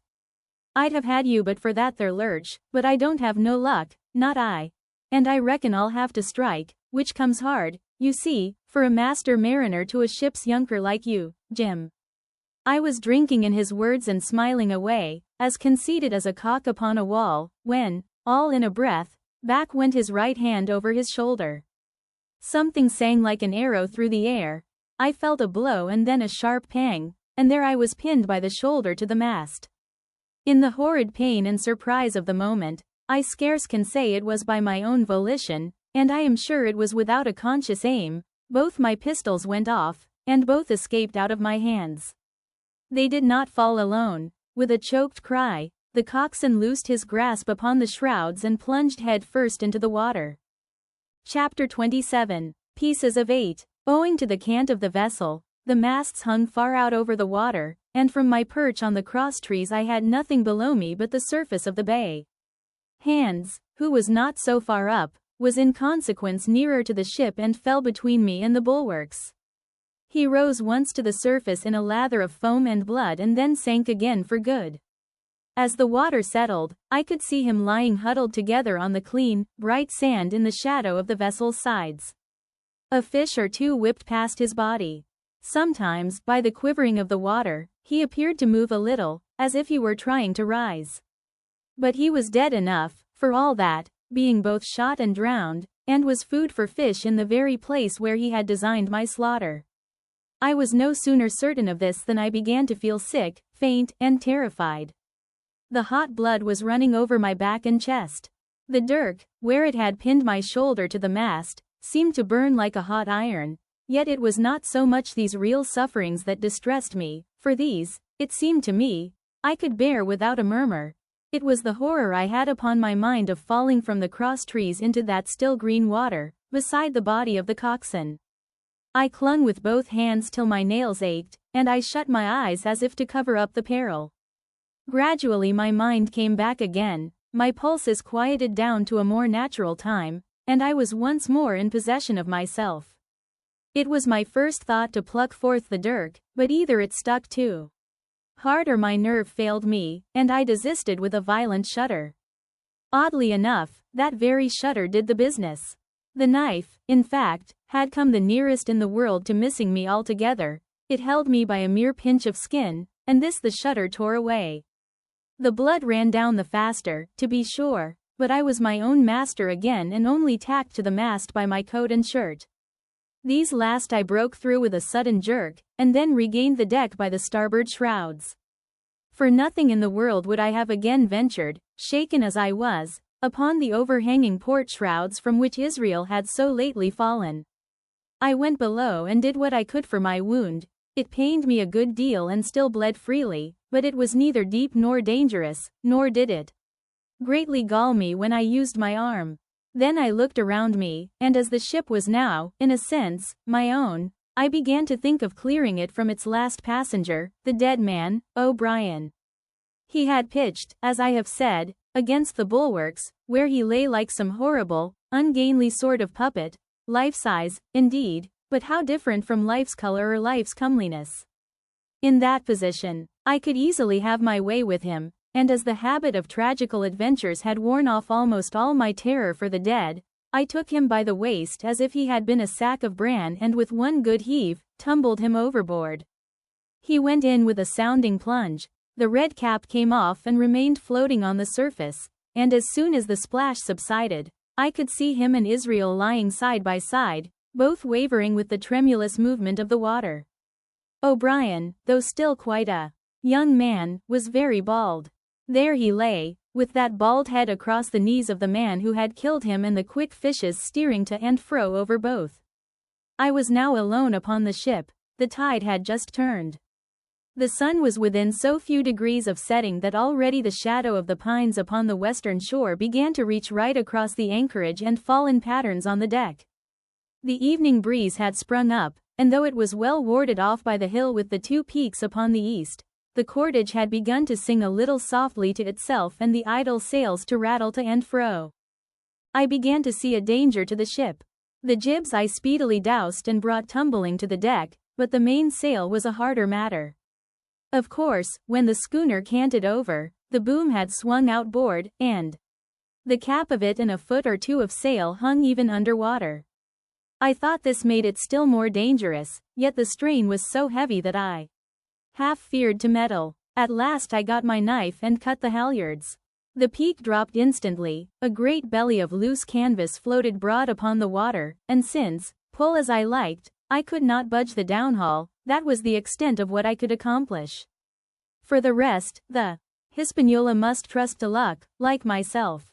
By this time the whole anchorage had fallen into shadow, the last rays, I remember, falling through a glade of the wood and shining bright as jewels on the flowery mantle of the wreck.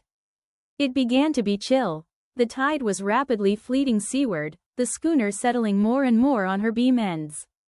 I scrambled forward and looked over. It seemed shallow enough, and holding the cut hawser in both hands for a last security, I let myself drop softly overboard. The water scarcely reached my waist, the sand was firm and covered with ripple marks, and I waded ashore in great spirits, leaving the Hispaniola on her side, with her main sail trailing wide upon the surface of the bay. About the same time, the sun went fairly down and the breeze whistled low in the dusk among the tossing pines. At least, and at last, I was off the sea, nor had I returned thence empty-handed. There lay the schooner, clear at last from buccaneers and ready for our own men to board and get to sea again. I had nothing nearer my fancy than to get home to the Stockade and boast of my achievements.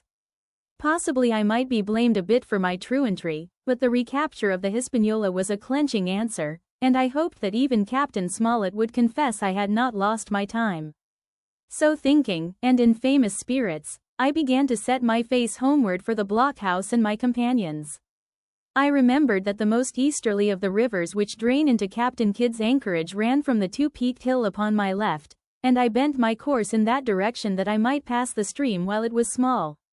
The wood was pretty open, and keeping along the lower spurs, I had soon turned the corner of that hill, and not long after waded to the mid-calf across the watercourse. This brought me near to where I had encountered Ben Gunn, the maroon, and I walked more circumspectly, keeping an eye on every side. The dusk had come nigh hand completely, and as I opened out the cleft between the two peaks, I became aware of a wavering glow against the sky, where, as I judged, the man of the island was cooking his supper before a roaring fire.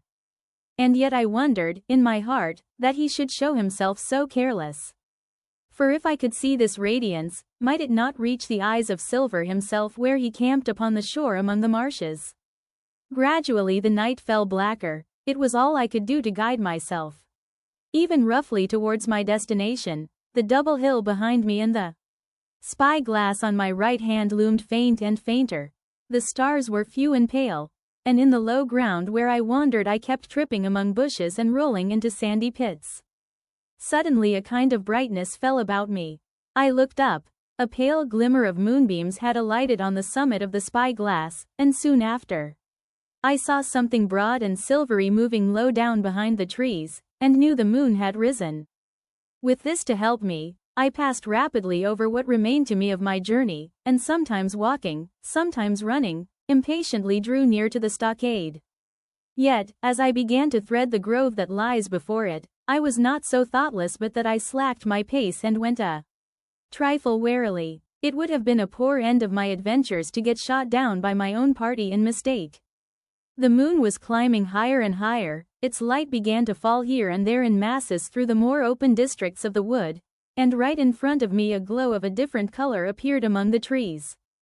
It was red and hot, and now and again it was a little darkened, as it were, the embers of a bonfire smoldering. For the life of me I could not think what it might be. At last I came right down upon the borders of the clearing. The western end was already steeped in moonshine. The rest, and the blockhouse itself, still lay in a black shadow checkered with long silvery streaks of light. On the other side of the house an immense fire had burned itself into clear embers and shed a steady, red reverberation, contrasted strongly with the mellow paleness of the moon. There was not a soul stirring nor a sound beside the noises of the breeze. I stopped, with much wonder in my heart, and perhaps a little terror also. It had not been our way to build great fires. We were, indeed, by the captain's orders, somewhat niggardly of firewood, and I began to fear that something had gone wrong while I was absent. I stole round by the eastern end, keeping close in shadow, and at a convenient place, where the darkness was thickest, crossed the palisade. To make assurance surer, I got upon my hands and knees and crawled, without a sound, towards the corner of the house. As I drew nearer, my heart was suddenly and greatly lightened. It is not a pleasant noise in itself, and I have often complained of it at other times, but just then it was like music to hear my friends snoring together so loud and peaceful in their sleep. The sea cry of the watch, that beautiful, "All's well," never fell more reassuringly on my ear. In the meantime, there was no doubt of one thing: they kept an infamous bad watch. If it had been Silver and his lads that were now creeping in on them, not a soul would have seen daybreak. That was what it was, thought I, to have the captain wounded, and again I blamed myself sharply for leaving them in that danger with so few to mount guard. By this time I had got to the door and stood up. All was dark within, so that I could distinguish nothing by the eye. As for sounds, there was the steady drone of the snorers and a small occasional noise, a flickering or pecking that I could in no way account for. With my arms before me I walked steadily in. I should lie down in my own place, I thought with a silent chuckle, and enjoy their faces when they found me in the morning. My foot struck something yielding, it was a sleeper's leg, and he turned and groaned, but without awaking. And then, all of a sudden, a shrill voice broke forth out of the darkness. Pieces of 8, pieces of 8, pieces of 8, pieces of 8, pieces of 8, and so forth, without pause or change, like the clacking of a tiny mill. Silver's green parrot, Captain Flint. It was she whom I had heard pecking at a piece of bark. It was she, keeping better watch than any human being, who thus announced my arrival with her wearisome refrain.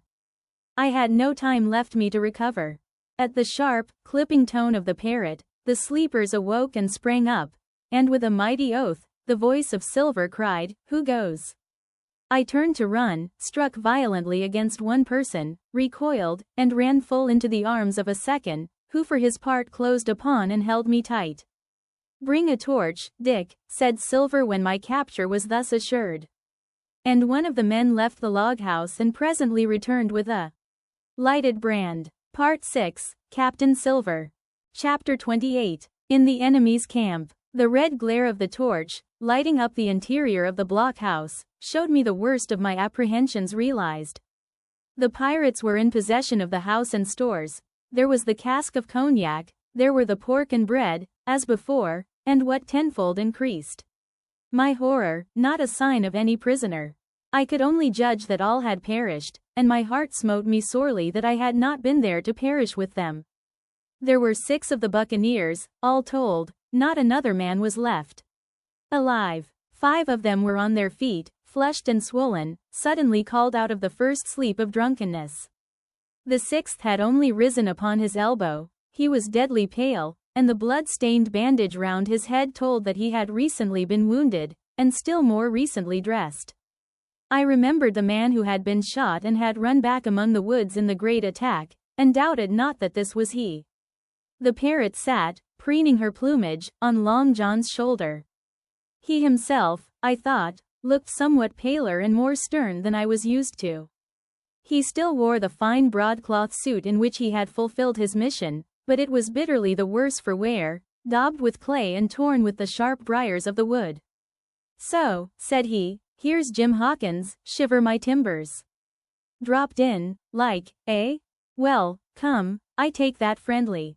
And thereupon he sat down across the brandy cask and began to fill a pipe. "Give me a loan of the link, Dick," said he, and then, when he had a good light, "That'll do, lad," he added. "Stick the glim in the wood heap, and you, gentlemen, bring yourselves to. You needn't stand up for Mr. Hawkins, he'll excuse you, you may lay to that. And so, Jim, stopping the tobacco, here you were, and quite a pleasant surprise for poor old John. I see you were smart when first I set my eyes on you, but this here gets away from me clean, it do." To all this, as may be well supposed, I made no answer. They had set me with my back against the wall, and I stood there, looking Silver in the face, pluckily enough, I hope, to all outward appearance, but with black despair in my heart. Silver took a whiff or two of his pipe with great composure and then ran on again. "Now, you see, Jim, so be as you are here," says he, "I'll give you a piece of my mind. I've always liked you, I have, for a lad of spirit, and the picture of my own self when I was young and handsome. I always wanted you to gene and take your share, and die a gentleman, and now, my cock, you've got to. Cap'n Smollett's a fine seaman, as I'll own up to any day, but stiff on discipline. Duty is duty," says he, and right he is. "Just you keep clear of the cap'n. The doctor himself is gone dead ag'in you, ungrateful scamp," was what he said, and the short and the long of the whole story is about here. You can't go back to your own lot, for they won't have you, and without you start a 3rd ship's company all by yourself, which might be lonely, you'll have to gene with Cap'n Silver. So far so good. My friends, then, were still alive, and though I partly believed the truth of Silver's statement, That the cabin party were incensed at me for my desertion, I was more relieved than distressed by what I heard. I don't say nothing as to your being in our hands, continued Silver, though there you are, and you may lay to it. I'm all for argument. I never seen good come out o' threatening. If you like the service, well, you'll Jean, and if you don't, Jim, why, you're free to answer no, free and welcome, shipmate, and if fairer can be said by mortal seamen, shiver my sides. Am I to answer, then? I asked with a very tremulous voice. Through all this sneering talk, I was made to feel the threat of death that overhung me, and my cheeks burned and my heart beat painfully in my breast. Lad, said Silver, no one's a pressing of you. Take your bearings. None of us won't hurry you, mate. Time goes so pleasant in your company, you see. Well, says I, growing a bit bolder, if I'm to choose, I declare I have a right to know what's what, and why you're here, and where my friends are. What's what? Repeated one of the buccaneers in a deep growl. Ah, he'd be a lucky one as knowed that. You'll perhaps batten down your hatches till you're spoke to, my friend, cried Silver truculently to this speaker. And then, in his first gracious tones, he replied to me, yesterday morning, Mr. Hawkins, said he, in the dog watch, down came Dr. Livesey with a flag of truce. Says he, Cap'n Silver, you're sold out. Ship's gone. Well, maybe we'd been taking a glass, and a psalm to help it round. I won't say no. Leastways, none of us had looked out. We looked out, and by thunder, the old ship was gone. I never seen a pack o' fools look fishier, and you may lay to that, if I tells you that looked the fishiest. Well, says the doctor, let's bargain. We bargained, him and I, and here we are. Stores, brandy, blockhouse, the firewood you was thoughtful enough to cut, and in a manner of speaking, the whole blessed boat, from Cross Trees to Kelson. As for them, they've tramped, I don't know where's they are. He drew again quietly at his pipe. And lest you should take it into that head of yours, he went on, that you was included in the treaty, here's the last word that was said. How many are you, says I, to leave? 4, says he, 4, and one of us wounded. As for that boy, I don't know where he is, confound him, says he, nor I don't much care. We're about sick of him. These was his words. Is that all? I asked. Well, it's all that you're to hear, my son, returned Silver. And now I am to choose? And now you are to choose, and you may lay to that, said Silver. Well, said I am not such a fool, but I know pretty well what I have to look for. Let the worst come to the worst, it's little I care. I've seen too many die since I fell in with you. But there's a thing or two I have to tell you, I said, and by this time I was quite excited, and the first is this. Here you are, in a bad way, ship lost, treasure lost, men lost, your whole business gone to wreck, and if you want to know who did it, it was I. I was in the apple barrel the night we sighted land, and I heard you, John, and you, Dick Johnson, and Hans, who is now at the bottom of the sea, and told every word you said before the hour was out. And as for the schooner, it was I who cut her cable, and it was I that killed the men you had aboard of her, and it was I who brought her where you'll never see her more, not one of you. The laugh's on my side. I've had the top of this business from the first. I no more fear you than I fear a fly. Kill me, if you please, or spare me. But one thing I'll say, and no more. If you spare me, bygones are bygones, and when you fellows are in court for piracy, I'll save you all I can. It is for you to choose. Kill another and do yourselves no good, or spare me and keep a witness to save you from the gallows. I stopped, for, I tell you, I was out of breath, and to my wonder, not a man of them moved, but all sat staring at me like as many sheep. And while they were still staring, I broke out again, and now, Mr. Silver, I said, I believe you're the best man here, and if things go to the worst, I'll take it kind of you to let the doctor know the way I took it. I'll bear it in mind, said Silver with an accent so curious that I could not, for the life of me, decide whether he were laughing at my request or had been favorably affected by my courage. I'll put one to that, cried the old mahogany-faced seaman, Morgan by name, whom I had seen in Long John's public house upon the quays of Bristol. It was him that knowed Black Dog. Well, and see here, added the sea cook, I'll put another again to that, by thunder. For it was this same boy that faked the chart from Billy Bones. First and last, we've split upon Jim Hawkins. Then here goes, said Morgan with an oath. And he sprang up, drawing his knife as if he had been 20. Avast, there, cried Silver.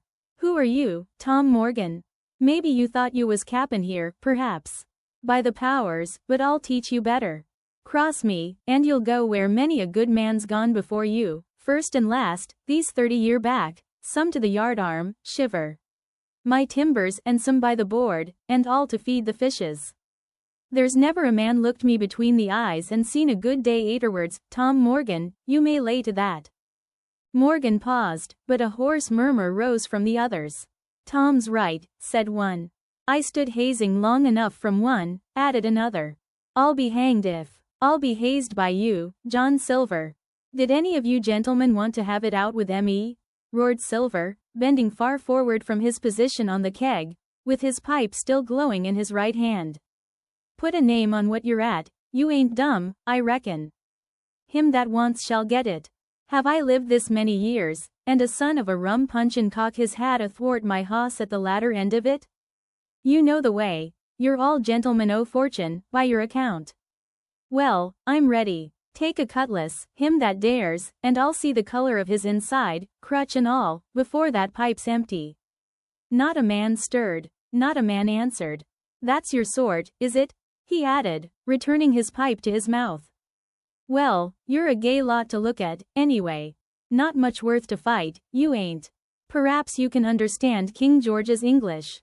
I'm cap'n here by 'lection. I'm cap'n here because I'm the best man by a long sea mile. You won't fight, as gentlemen o' fortune should. Then, by thunder, you'll obey, and you may lay to it. I like that boy, now, I never seen a better boy than that. He's more a man than any pair of rats of you in this here house, and what I say is this, let me see him that'll lay a hand on him, that's what I say, and you may lay to it. There was a long pause after this. I stood straight up against the wall, my heart still going like a sledgehammer, but with a ray of hope now shining in my bosom. Silver leant back against the wall, his arms crossed, his pipe in the corner of his mouth, as calm as though he had been in church. Yet his eye kept wandering furtively, and he kept the tail of it on his unruly followers. They, on their part, drew gradually together towards the far end of the blockhouse, and the low hiss of their whispering sounded in my ear continuously, like a stream. One after another, they would look up, and the red light of the torch would fall for a second on their nervous faces, but it was not towards me, it was towards Silver that they turned their eyes. You seem to have a lot to say, remarked Silver, spitting far into the air. Pipe up and let me hear it, or lay to. Ax your pardon, sir, returned one of the men. You're pretty free with some of the rules, maybe you'll kindly keep an eye upon the rest. This crew's dissatisfied, this crew don't vally bullying a marlinspike, this crew has its rights like other crews, I'll make so free as that, and by your own rules, I take it we can talk together. I ax your pardon, sir, acknowledging you for to be capting at this present, but I claim my right, and steps outside for a council. And with an elaborate sea salute, this fellow, a long, ill-looking, yellow-eyed man of 35, stepped coolly towards the door and disappeared out of the house. One after another the rest followed his example, each making a salute as he passed, each adding some apology. According to rules, said one. Forecastle council, said Morgan. And so with one remark or another all marched out and left Silver and me alone with the torch. The sea cook instantly removed his pipe. Now, look you here, Jim Hawkins, he said in a steady whisper that was no more than audible, you're within half a plank of death, and what's a long sight worse, of torture. They're going to throw me off. But, you mark, I stand by you through thick and thin. I didn't mean to, no, not till you spoke up. I was about desperate to lose that much blunt, and be hanged into the bargain. But I see you was the right sort. I says to myself, you stand by Hawkins, John, and Hawkins'll stand by you. You're his last card, and by the living thunder, John, he's yours. Back to back, says I. You save your witness, and he'll save your neck. I began dimly to understand. You mean all's lost? I asked. Aye, by gum, I do, he answered. Ship gone, neck gone, that's the size of it. Once I looked into that bay, Jim Hawkins, and seen no schooner, well, I'm tough, but I gave out. As for that lot and their counsel, mark me, they're outright fools and cowards. I'll save your life, if so be as I can, from them. But, see here, Jim, tit for tat, you save Long John from swinging. I was bewildered. It seemed a thing so hopeless he was asking, he, the old buccaneer, the ringleader throughout. What I can do, that I'll do, I said. It's a bargain, cried Long John. You speak up plucky, and by thunder, I've a chance. He hobbled to the torch, where it stood propped among the firewood, and took a fresh light to his pipe. Understand me, Jim, he said, returning. I've a head on my shoulders, I have. I'm on Squire's side now. I know you've got that ship safe somewheres. How you done it, I don't know, but safe it is. I guess Hans and O'Brien turned soft. I never much believed in neither of them.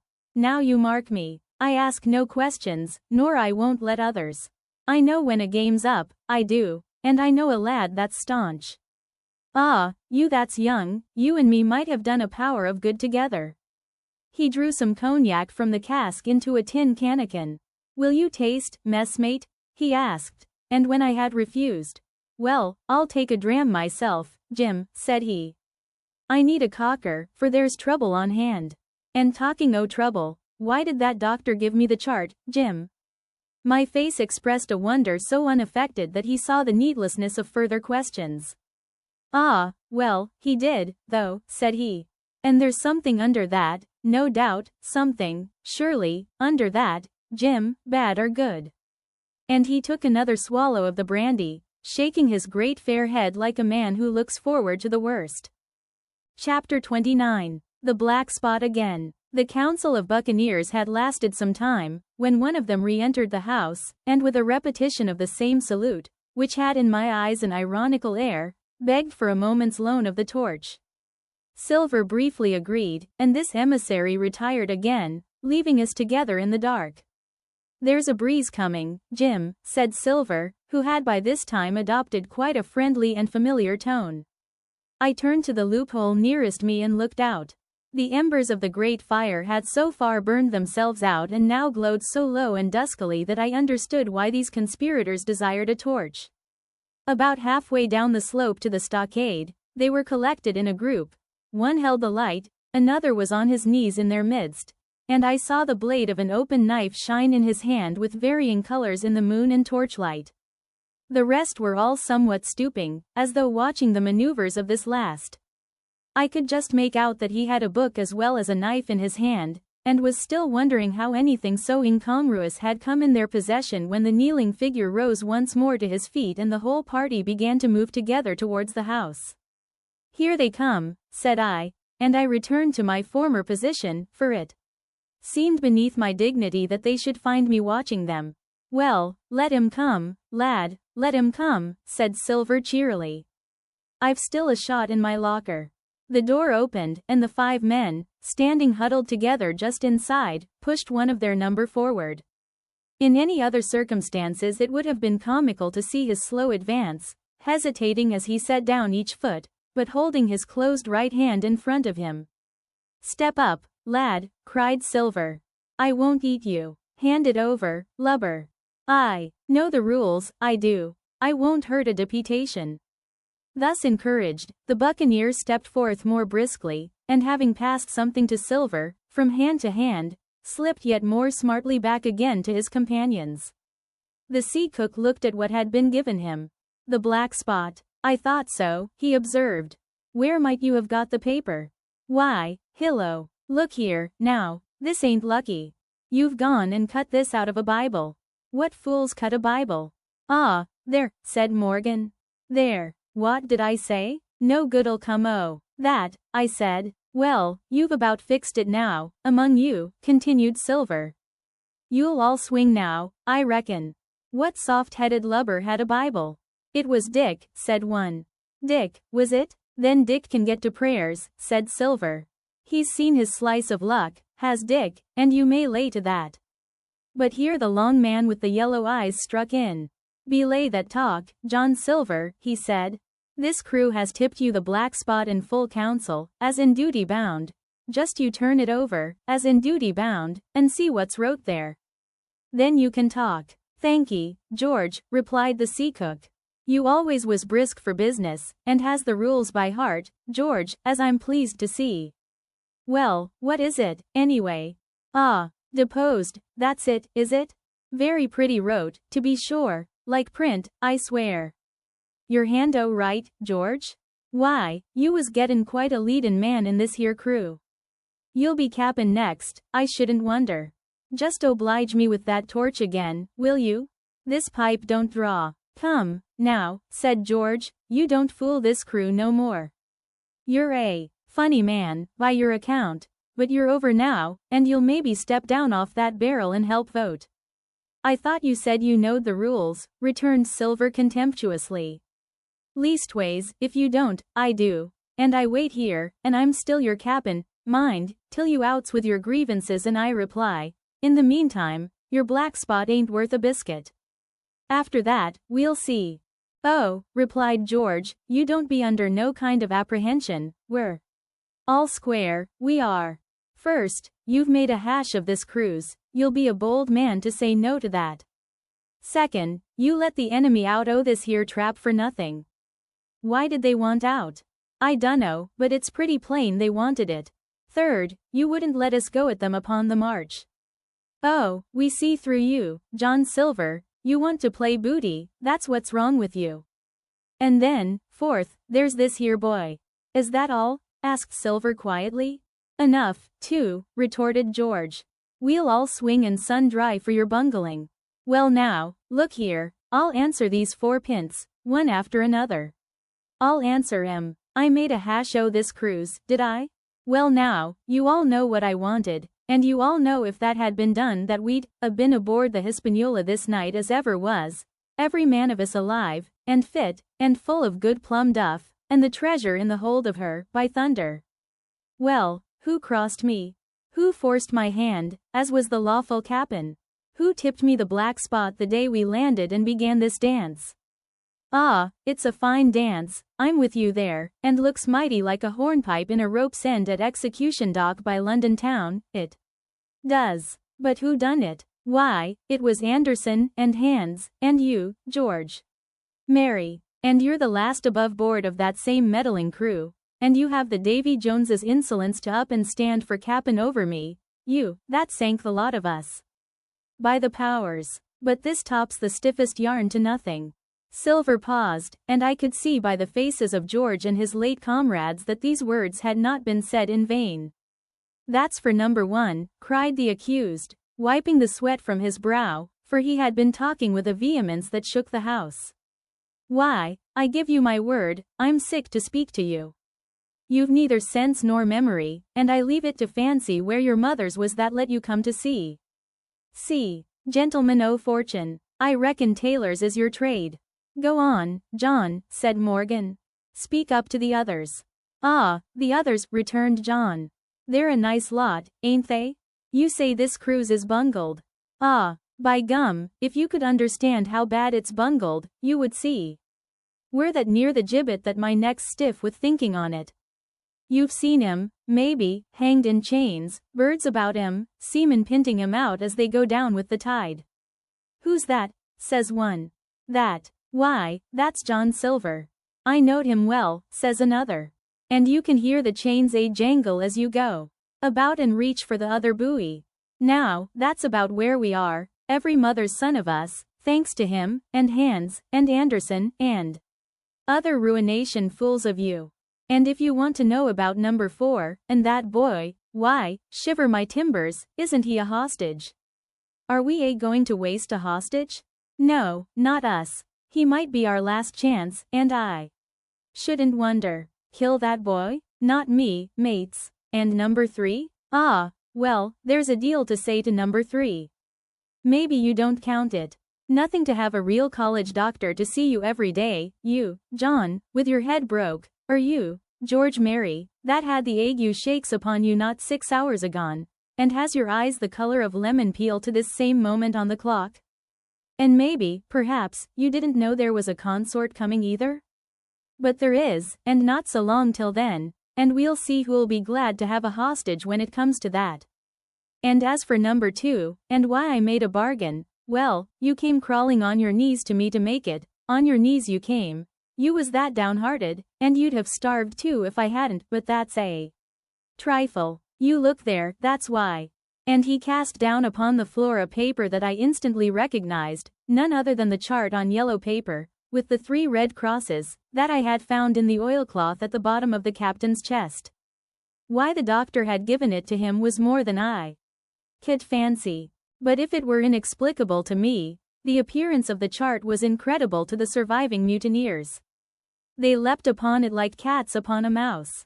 It went from hand to hand, one tearing it from another, and by the oaths and the cries and the childish laughter with which they accompanied their examination, you would have thought, not only they were fingering the very gold, but were at sea with it, besides, in safety. Yes, said one, that's Flint, sure enough. JF, and a score below, with a clove hitch to it, so he done ever. Mighty pretty, said George. But how are we to get away with it, and us no ship? Silver suddenly sprang up, and supporting himself with a hand against the wall. Now I give you warning, George, he cried. One more word of your sauce, and I'll call you down and fight you. How? Why, how'd I know? You had ought to tell me that, you and the rest, that lost me my schooner, with your interference, burn you. But not you, you can't, you hain't got the invention of a cockroach. But civil you can speak, and shall, George Mary, you may lay to that. That's fair enow, said the old man Morgan. Fair, I reckon so, said the sea cook. You lost the ship, I found the treasure. Who's the better man at that? And now I resign, by thunder. Elect whom you please to be your captain now, I'm done with it. Silver, they cried. Barbecue forever. Barbecue for cap'n. So that's the tune, is it? Cried the cook. George, I reckon you'll have to wait another turn, friend, and lucky for you as I'm not a revengeful man. But that was never my way. And now, shipmates, this black spot? Tain't much good now, is it? Dick's crossed his luck and spoiled his Bible, and that's about all. It'll do to kiss the book on still, won't it? Growled Dick, who was evidently uneasy at the curse he had brought upon himself. A Bible with a bit cut out, returned Silver derisively. Not it. It don't bind no more in a ballad book. Don't it, though? Cried Dick with a sort of joy. Well, I reckon that's worth having too. Here, Jim, here's a curiosity for you, said Silver, and he tossed me the paper. It was around about the size of a crown piece. One side was blank, for it had been the last leaf. The other contained a verse or two of Revelation, these words among the rest, which struck sharply home upon my mind. Without are dogs and murderers. The printed side had been blackened with wood ash, which already began to come off and soil my fingers. On the blank side had been written with the same material the one word, deposed. I have that curiosity beside me at this moment, but not a trace of writing now remains beyond a single scratch, such as a man might make with his thumbnail. That was the end of the night's business. Soon after, with a drink all round, we lay down to sleep, and the outside of Silver's vengeance was to put George Mary up for sentinel and threaten him with death if he should prove unfaithful. It was long ere I could close an eye, and heaven knows I had matter enough for thought in the man whom I had slain that afternoon, in my own most perilous position, and above all, in the remarkable game that I saw Silver now engaged upon, keeping the mutineers together with one hand and grasping with the other after every means, possible and impossible, to make his peace and save his miserable life. He himself slept peacefully and snored aloud, yet my heart was sore for him, wicked as he was, to think on the dark perils that environed and the shameful gibbet that awaited him. Chapter 30. On parole. I was wakened, indeed, we were all wakened, for I could see even the sentinel shake himself together from where he had fallen against the door-post, by a clear, hearty voice hailing us from the margin of the wood. "Blockhouse, ahoy!" it cried. "Here's the doctor." And the doctor it was. Although I was glad to hear the sound, yet my gladness was not without admixture. I remembered with confusion my insubordinate and stealthy conduct, and when I saw where it had brought me, among what companions and surrounded by what dangers, I felt ashamed to look him in the face. He must have risen in the dark, for the day had hardly come, and when I ran to a loophole and looked out, I saw him standing, like silver once before, up to the mid-leg in creeping vapor. "You, doctor? Top o' the morning to you, sir," cried Silver, broad awake and beaming with good nature in a moment. "Bright and early, to be sure, and it's the early bird, as the saying goes, that gets the rations. George, shake up your timbers, son, and help Dr. Livesey over the ship's side. All a doin' well, your patience was, all well and merry." So he pattered on, standing on the hilltop with his crutch under his elbow and one hand upon the side of the log-house, quite the old John in voice, manner, and expression. "We've quite a surprise for you too, sir," he continued. "We've a little stranger here, he, a no-boarder and lodger, sir, and looking fit and taut as a fiddle, slap, like a supercargo, he did, right alongside of John, stem to stem we was, all night." Dr. Livesey was by this time across the stockade and pretty near the cook, and I could hear the alteration in his voice as he said, "Not Jim?" "The very same Jim as ever was," says Silver. The doctor stopped outright, although he did not speak, and it was some seconds before he seemed able to move on. Well, he said at last, "duty first and pleasure afterwards, as you might have said yourself, Silver. Let us overhaul these patients of yours." A moment afterwards he had entered the blockhouse and with one grim nod to me proceeded with his work among the sick. He seemed under no apprehension, though he must have known that his life, among these treacherous demons, depended on a hair, and he rattled on to his patients as if he were paying an ordinary professional visit in a quiet English family. His manner, I suppose, reacted on the men, for they behaved to him as if nothing had occurred, as if he were still ship's doctor and they still faithful hands before the mast. "You're doing well, my friend," he said to the fellow with the bandaged head, "and if ever any person had a close shave, it was you. Your head must be as hard as iron. Well, George, how goes it? You're a pretty color, certainly. Why, your liver, man, is upside down. Did you take that medicine?" "Did he take that medicine, men?" Aye, sir, he took it, sure enough," returned Morgan. "Because, you see, since I am mutineer's doctor, or prison doctor as I prefer to call it," says Dr. Livesey in his pleasantest way, "I make it a point of honor not to lose a man for King George, God bless him, and the gallows." The rogues looked at each other but swallowed the home thrust in silence. "Dick don't feel well, sir," said one. "Don't he?" replied the doctor. "Well, step up here, Dick, and let me see your tongue." "No, I should be surprised if he did. The man's tongue is fit to frighten the French." "Another fever." "Ah, there," said Morgan, "that comment of spieling Bibles." "That comes, as you call it, of being arrant asses," retorted the doctor, "and not having sense enough to know honest air from poison, and the dry land from a vile, pestiferous slough. I think it most probable, though of course it's only an opinion, that you'll all have the deuce to pay before you get that malaria out of your systems. Camp in a bog, would you? Silver, I'm surprised at you. You're less of a fool than many, take you all round, but you don't appear to me to have the rudiments of a notion of the rules of health. Well," he added after he had dosed them round and they had taken his prescriptions, with really laughable humility, more like charity schoolchildren than blood-guilty mutineers and pirates, "well, that's done for today. And now I should wish to have a talk with that boy, please." And he nodded his head in my direction carelessly. George Merry was at the door, spitting and spluttering over some bad-tasted medicine, but at the first word of the doctor's proposal he swung round with a deep flush and cried, "No," and swore.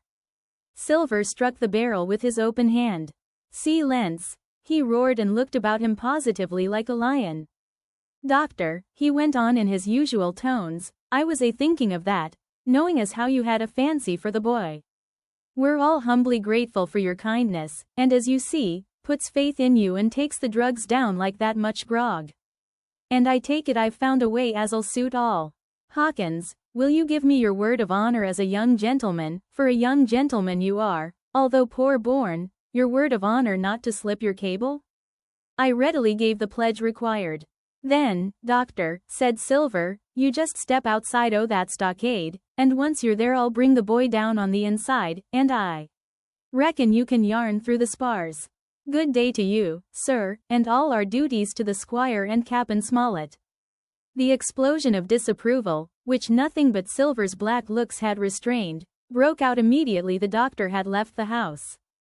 Silver was roundly accused of playing double, of trying to make a separate peace for himself, of sacrificing the interests of his accomplices and victims, and, in one word, of the identical, exact thing that he was doing.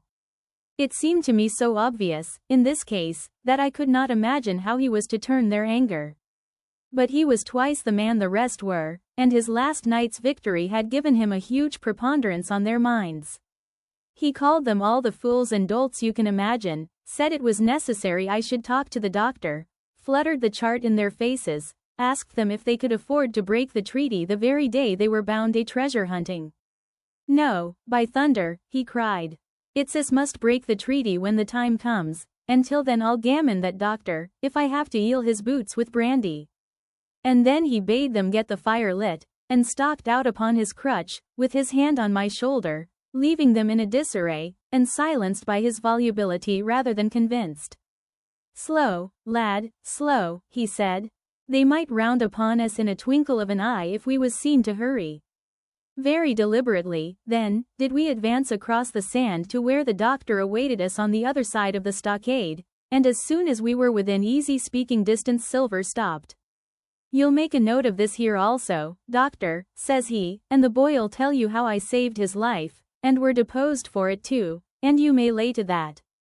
Doctor, when a man's steering as near the wind as me, playing chuck farthing with the last breath in his body, like, you wouldn't think it too much, mayhap, to give him one good word? You'll please bear in mind it's not my life only now, it's that boy's into the bargain, and you'll speak me fair, doctor, and give me a bit o' hope to go on, for the sake of mercy. Silver was a changed man once he was out there and had his back to his friends in the blockhouse. His cheeks seemed to have fallen in, his voice trembled. Never was a soul more dead in earnest. Why, John, you're not afraid? Asked Dr. Livesey. Doctor, I'm no coward. No, not I, not so much, and he snapped his fingers. If I was I wouldn't say it. But I'll own up fairly, I've the shakes upon me for the gallows. You're a good man and a true, I never seen a better man. And you'll not forget what I done good, not any more than you'll forget the bad, I know. And I step aside, see here, and leave you and Jim alone. And you'll put that down for me too, for it's a long stretch, is that? So saying, he stepped back a little way, till he was out of earshot, and there sat down upon a tree stump and began to whistle, spinning round now and again upon his seat so as to command a sight, sometimes of me and the doctor and sometimes of his unruly ruffians as they went to and fro in the sand between the fire, which they were busy rekindling, and the house, from which they brought forth pork and bread to make the breakfast. So, Jim, said the doctor sadly, here you are. As you have brewed, so shall you drink, my boy. Heaven knows, I cannot find it in my heart to blame you, but this much I will say, be it kind or unkind. When Captain Smollett was well, you dared not have gone off, and when he was ill and couldn't help it, by George, it was downright cowardly. I will own that I here began to weep. Doctor, I said, you might spare me. I have blamed myself enough, my life's forfeit anyway, and I should have been dead by now if Silver hadn't stood for me, and doctor, believe this, I can die, and I dare say I deserve it, but what I fear is torture. If they come to torture me. Jim, the doctor interrupted, and his voice was quite changed, Jim, I can't have this. Whip over, and we'll run for it. Doctor, said I, I passed my word. I know, he cried. We can't help that, Jim, now. I'll take it on my shoulders, halus bolus, blame and shame, my boy, but stay here, I cannot let you. Jump, one jump, and you're out, and we'll run for it. Like antelopes. No, I replied, you know right well you wouldn't do the thing yourself, neither you nor squire nor captain. And no more will I. Silver trusted me, I passed my word, and back I go. But, doctor, you did not let me finish.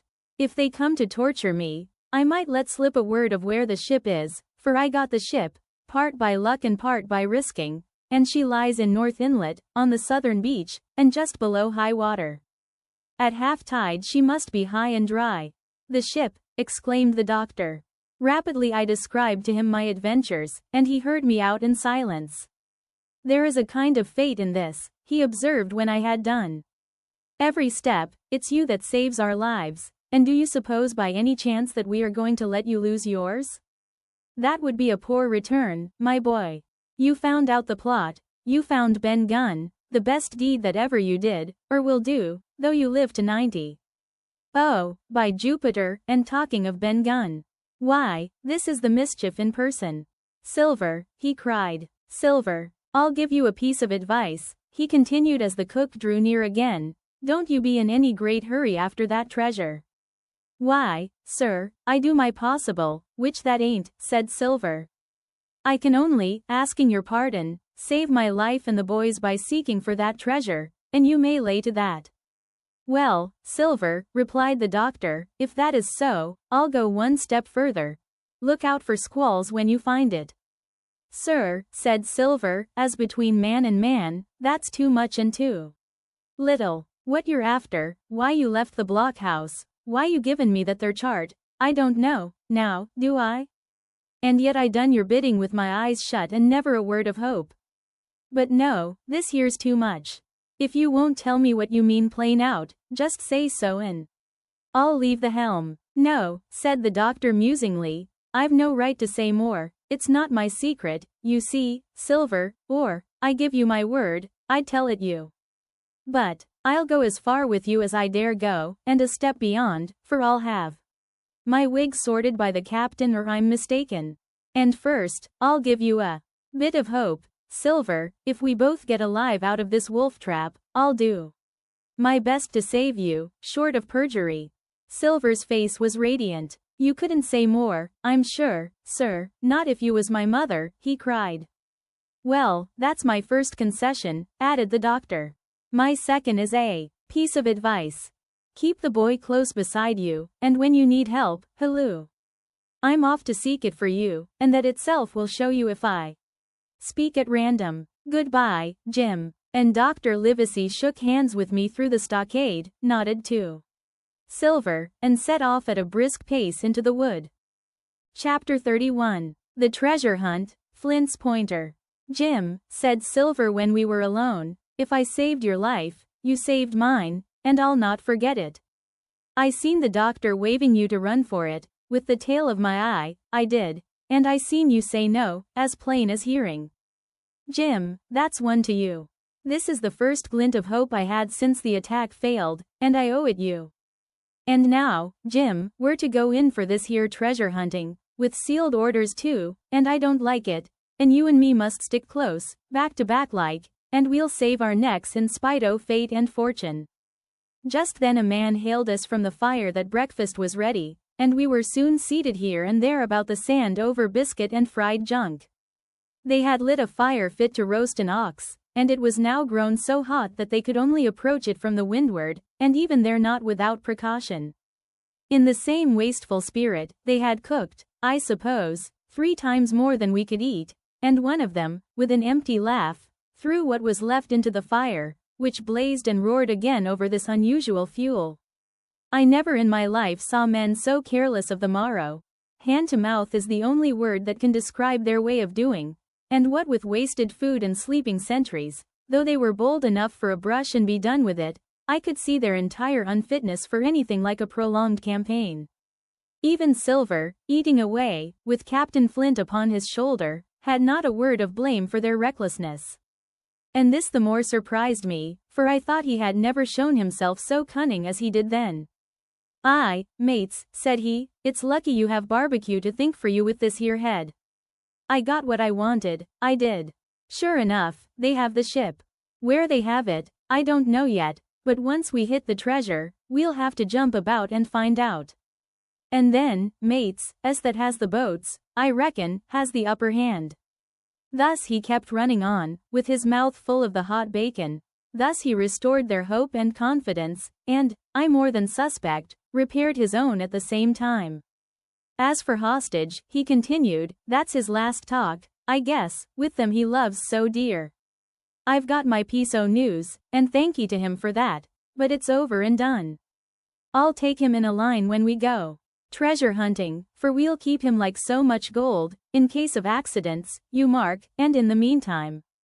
Once we got the ship and treasure both and off to sea like jolly companions, why then we'll talk Mr. Hawkins over, we will, and we'll give him his share, to be sure, for all his kindness. It was no wonder the men were in a good humor now. For my part, I was horribly cast down. Should the scheme he had now sketched prove feasible, Silver, already doubly a traitor, would not hesitate to adopt it. He had still a foot in either camp, and there was no doubt he would prefer wealth and freedom with the pirates to a bare escape from hanging, which was the best he had to hope on our side. Nay, and even if things so fell out that he was forced to keep his faith with Dr. Livesey, even then what danger lay before us? What a moment that would be when the suspicions of his followers turned to certainty and he and I should have to fight for dear life, he a cripple and I a boy, against 5 strong and active seamen. Add to this double apprehension the mystery that still hung over the behavior of my friends, their unexplained desertion of the Stockade, their inexplicable cession of the chart, or harder still to understand, the doctor's last warning to Silver, look out for squalls when you find it, and you will readily believe how little taste I found in my breakfast and with how uneasy a heart I set forth behind my captors on the quest for treasure. We made a curious figure, had anyone been there to see us, all in soiled sailor clothes and all but me armed to the teeth. Silver had 2 guns slung about him, one before and one behind, besides the great cutlass at his waist and a pistol in each pocket of his square-tailed coat. To complete his strange appearance, Captain Flint sat perched upon his shoulder and gabbling odds and ends of purposeless sea talk. I had a line about my waist and followed obediently after the sea cook, who held the loose end of the rope, now in his free hand, now between his powerful teeth. For all the world, I was led like a dancing bear. The other men were variously burthened, some carrying picks and shovels, for that had been the very first necessary they brought ashore from the Hispaniola, others laden with pork, bread, and brandy for the midday meal. All the stores, I observed, came from our stock, and I could see the truth of Silver's words the night before. Had he not struck a bargain with the doctor, he and his mutineers, deserted by the ship, must have been driven to subsist on clear water and the proceeds of their hunting. Water would have been little to their taste. A sailor is not usually a good shot, and besides all that, when they were so short of eatables, it was not likely they would be very flush of powder. Well, thus equipped, we all set out, even the fellow with the broken head, who should certainly have kept in shadow, and straggled, one after another, to the beach, where the 2 gigs awaited us. Even these bore trace of the drunken folly of the pirates, one in a broken thwart, and both in their muddy and unbaled condition. Both were to be carried along with us for the sake of safety, and so, with our numbers divided between them, we set forth upon the bosom of the anchorage. As we pulled over, there was some discussion on the chart. The Red Cross was, of course, far too large to be a guide, and the terms of the note on the back, as you will hear, admitted of some ambiguity. They ran, the reader may remember, thus: Tall tree, spy glass shoulder, bearing a point to the N of NNE Skeleton Island ESE and by E 10 feet. A tall tree was thus the principal mark. Now, right before us the anchorage was bounded by a plateau from 200 to 300 feet high, adjoining on the north the sloping southern shoulder of the spyglass and rising again towards the south into the rough, cliffy eminence called the mizzenmast hill. The top of the plateau was dotted thickly with pine trees of varying height. Every here and there, one of a different species rose 40 or 50 feet clear above its neighbors, and which of these was the particular tall tree of Captain Flint could only be decided on the spot, and by the readings of the compass. Yet, although that was the case, every man on board the boats had picked a favorite of his own ere we were halfway over, Long John alone shrugging his shoulders and bidding them wait till they were there. We pulled easily, by Silver's directions, not to weary the hands prematurely, and after quite a long passage, landed at the mouth of the second river, that which runs down a woody cleft of the spyglass. Thence, bending to our left, we began to ascend the slope towards the plateau. At the first outset, heavy, miry ground and a matted, marish vegetation greatly delayed our progress, but by little and little the hill began to steepen and become stony underfoot, and the wood to change its character and to grow in a more open order. It was, indeed, a most pleasant portion of the island that we were now approaching. A heavy-scented broom and many flowering shrubs had almost taken the place of grass. Thickets of green nutmeg trees were dotted here and there with the red columns and the broad shadow of the pines, and the first mingled their spice with the aroma of the others.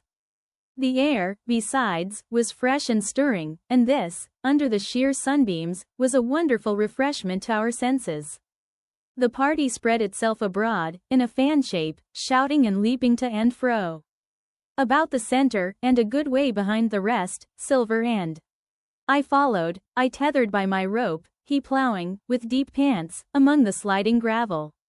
From time to time, indeed, I had to lend him a hand, or he must have missed his footing and fallen backward down the hill.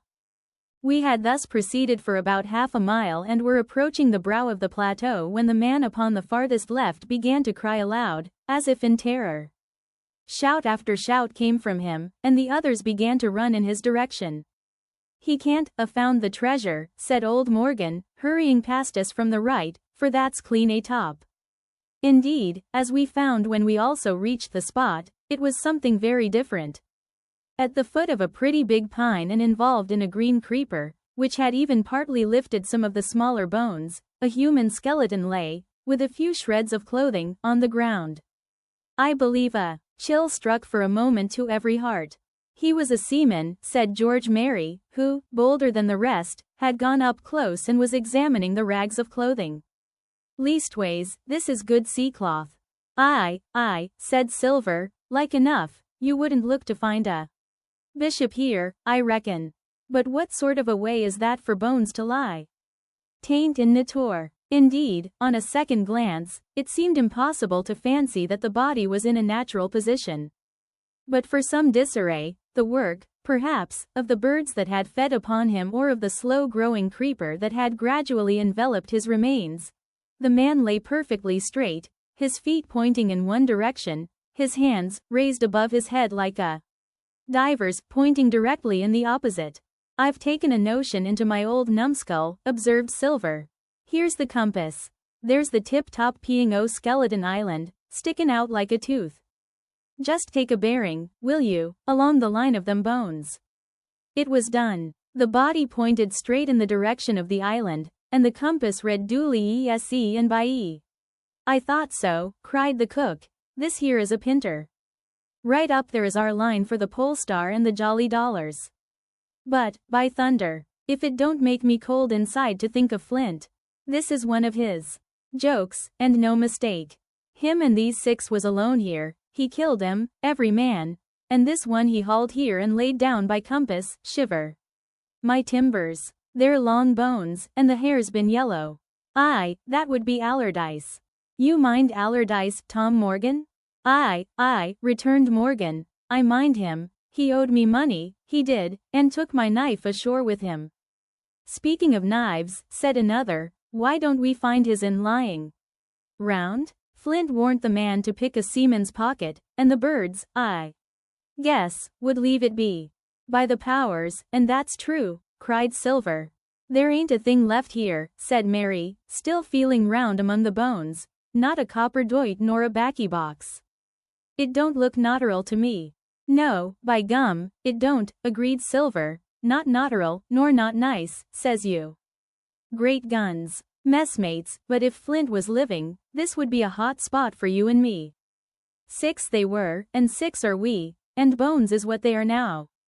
I saw him dead with these here deadlights, said Morgan. Billy took me in. There he laid, with penny pieces on his eyes. Dead? Aye, sure enough he's dead and gone below, said the fellow with the bandage, but if ever spirit walked, it would be Flint's. Dear heart, but he died bad, did Flint? Aye, that he did, observed another. Now he raged, and now he hollered for the rum, and now he sang. 15 men were his only song, mates, and I tell you true, I never rightly liked to hear it since. It was main hot, and the windy was open, and I hear that old song comin' out as clear, and the death haul on the man already. Come, come, said Silver, stow this talk. He's dead, and he don't walk, that I know. Leastways, he won't walk by day, and you may lay to that. Care killed a cat. Fetch a head for the doubloons. We started, certainly, but in spite of the hot sun and the staring daylight, the pirates no longer ran separate and shouting through the wood, but kept side by side and spoke with bated breath. The terror of the dead buccaneer had fallen on their spirits. Chapter 32. The Treasure Hunt, the Voice Among the Trees. Partly from the damping influence of this alarm, partly to rest Silver and the sick folk, the whole party sat down as soon as they had gained the brow of the ascent. The plateau being somewhat tilted towards the west, this spot on which we had paused commanded a wide prospect on either hand. Before us, over the treetops, we beheld the cape of the woods fringed with surf. Behind, we not only looked down upon the anchorage and Skeleton Island, but saw, clear across the spit and the eastern lowlands, a great field of open sea upon the east. Sheer above us rose the spy-glass, here dotted with single pines, there black with precipices. There was no sound but that of the distant breakers, mounting from all round, and the chirp of countless insects in the brush. Not a man, not a sail, upon the sea. The very largeness of the view increased the sense of solitude. Silver, as he sat, took certain bearings with his compass. There are 3 tall trees, said he, about in the right line from Skeleton Island. Spy-glass shoulder, I take it, means that lower peeing there. It's child's play to find the stuff now. I've half a mind to dine first. I don't feel sharp, growled Morgan. Thinkin' o' Flint, I think it were, as done me. Ah, well, my son, you praise your stars he's dead, said Silver. He were an ugly devil, cried a third pirate with a shudder, that blew in the face too. That was how the rum took him, added Mary. Blue. Well, I reckon he was blue. That's a true word. Ever since they had found the skeleton and got upon this train of thought, they had spoken lower and lower, and they had almost got to whispering by now, so that the sound of their talk hardly interrupted the silence of the wood. All of a sudden, out of the middle of the trees in front of us, a thin, high, trembling voice struck up the well-known air and words. 15 men on the dead man's chest, yo-ho-ho, and a bottle of rum. I never have seen men more dreadfully affected than the pirates. The color went from their 6 faces like enchantment. Some leapt to their feet, some clawed hold of others. Morgan grovelled on the ground.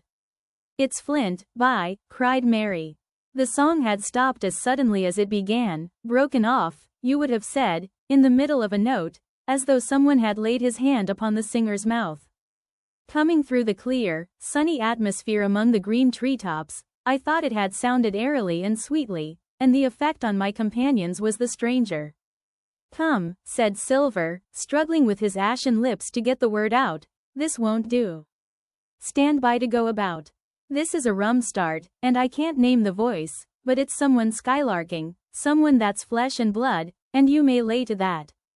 His courage had come back as he spoke, and some of the color to his face along with it. Already the others had begun to lend an ear to this encouragement and were coming a little to themselves, when the same voice broke out again, not this time singing, but in a faint distant hail that echoed yet fainter among the clefts of the spyglass. Darby McGraw, it wailed, for that is the word that best describes the sound, Darby McGraw. Darby McGraw, again and again and again, and then rising a little higher, and with an oath that I leave out, fetch aft the rum, Darby. The buccaneers remained rooted to the ground, their eyes starting from their heads. Long after the voice had died away they still stared in silence, dreadfully, before them. "That fixes it," gasped one. "Let's go." They was his last words, moaned Morgan, his last words above board. Dick had his Bible out and was praying volubly. He had been well brought up, had Dick, before he came to sea and fell among bad companions. Still Silver was unconquered. I could hear his teeth rattle in his head, but he had not yet surrendered. "Nobody in this here island ever heard of Darby," he muttered. "Not one but us that's here." And then, making a great effort, "Shipmates," he cried, "I'm here to get that stuff, and I'll not be beat by man or devil. I never was feared of Flint in his life, and, by the powers, I'll face him dead. There's £700,000 not a quarter of a mile from here. When did ever a gentleman o' fortune show his stern to that much dollars for a boozy old seaman with a blue mug, and him dead too?" But there was no sign of reawakening courage in his followers, rather, indeed, of growing terror at the irreverence of his words. "Belay there, John," said Mary. "Don't you cross a spirit." And the rest were all too terrified to reply. They would have run away severally had they dared. But fear kept them together, and kept them close by John, as if his daring helped them. He, on his part, had pretty well fought his weakness down. "Spirit? Well, maybe," he said. "But there's one thing not clear to me." There was an echo. "Now, no man ever seen a spirit with a shadow." "Well then, what's he doing with an echo to him, I should like to know? That ain't in Nature, surely?" This argument seemed weak enough to me. But you can never tell what will affect the superstitious, and to my wonder, George Mary was greatly relieved. "Well, that's so," he said. "You've a head upon your shoulders, John, and no mistake. 'Bout ship, mates. This here crew is on a wrong tack, I do believe. And come to think on it, it was like Flint's voice, I grant you, but not just so clear away like it, after all. It was liker somebody else's voice now, it was liker." "By the powers, Ben Gunn," roared Silver. "Aye, and so it were," cried Morgan, springing on his knees. "Ben Gunn it were. It don't make much odds, do it, now?" asked Dick. "Ben Gunn's not here in the body any more in Flint." But the older hands greeted this remark with scorn. "Why, nobody minds Ben Gunn," cried Mary, "dead or alive, nobody minds him." It was extraordinary how their spirits had returned and how the natural color had revived in their faces. Soon they were chatting together, with intervals of listening, and not long after, hearing no further sound, they shouldered the tools and set forth again, Mary walking first with Silver's compass to keep them on the right line with Skeleton Island. He had said the truth. Dead or alive, nobody minded Ben Gunn. Dick alone still held his Bible, and looked around him as he went, with fearful glances, but he found no sympathy, and Silver even joked him on his precautions. "I told you," said he, "I told you had spieled your Bible. If it ain't no good to swear by, what do you suppose a spirit would give for it? Not that." And he snapped his big fingers, halting a moment on his crutch. But Dick was not to be comforted. Indeed, it was soon plain to me that the lad was falling sick, hastened by heat, exhaustion, and the shock of his alarm. The fever, predicted by Dr. Livesey, was evidently growing swiftly higher. It was fine open walking here, upon the summit. Our way lay a little downhill, for, as I have said, the plateau tilted towards the west. The pines, great and small, grew wide apart, and even between the clumps of nutmeg and azalea, wide open spaces baked in the hot sunshine. Striking, as we did, pretty near northwest across the island, we drew, on the one hand, ever nearer under the shoulders of the spyglass, and on the other, looked ever wider over that western bay where I had once tossed and trembled in the Coracle. The first of the tall trees was reached, and by the bearings proved the wrong one. So with the second. The third rose nearly 200 feet into the air above a clump of underwood, a giant of a vegetable, with a red column as big as a cottage, and a wide shadow around in which a company could have maneuvered. It was conspicuous far to sea both on the east and west and might have been entered as a sailing mark upon the chart. But it was not its size that now impressed my companions. It was the knowledge that £700,000 in gold lay somewhere buried below its spreading shadow. The thought of the money, as they drew nearer, swallowed up their previous terrors. Their eyes burned in their heads, their feet grew speedier and lighter. Their whole soul was bound up in that fortune, that whole lifetime of extravagance and pleasure, that lay waiting there for each of them. Silver hobbled, grunting, on his crutch. His nostrils stood out and quivered. He cursed like a madman when the flies settled on his hot and shiny countenance. He plucked furiously at the line that held me to him and from time to time turned his eyes upon me with a deadly look. Certainly he took no pains to hide his thoughts, and certainly I read them like print. In the immediate nearness of the gold, all else had been forgotten. His promise and the doctor's warning were both things of the past, and I could not doubt that he hoped to seize upon the treasure, find and board the Hispaniola under cover of night, cut every honest throat about that island, and sail away as he had at first intended, laden with crimes and riches. Shaken as I was with these alarms, it was hard for me to keep up with the rapid pace of the treasure hunters. Now and again I stumbled, and it was then that Silver plucked so roughly at the rope and launched at me his murderous glances. Dick, who had dropped behind us and now brought up the rear, was babbling to himself both prayers and curses as his fever kept rising. This also added to my wretchedness, and to crown all, I was haunted by the thought of the tragedy that had once been acted on that plateau, when that ungodly buccaneer with the blue face, he who died at Savannah, singing and shouting for drink, had there, with his own hand, cut down his 6 accomplices. This grove that was now so peaceful must then have rung with cries, I thought, and even with the thought I could believe I heard it ringing still. We were now at the margin of the thicket.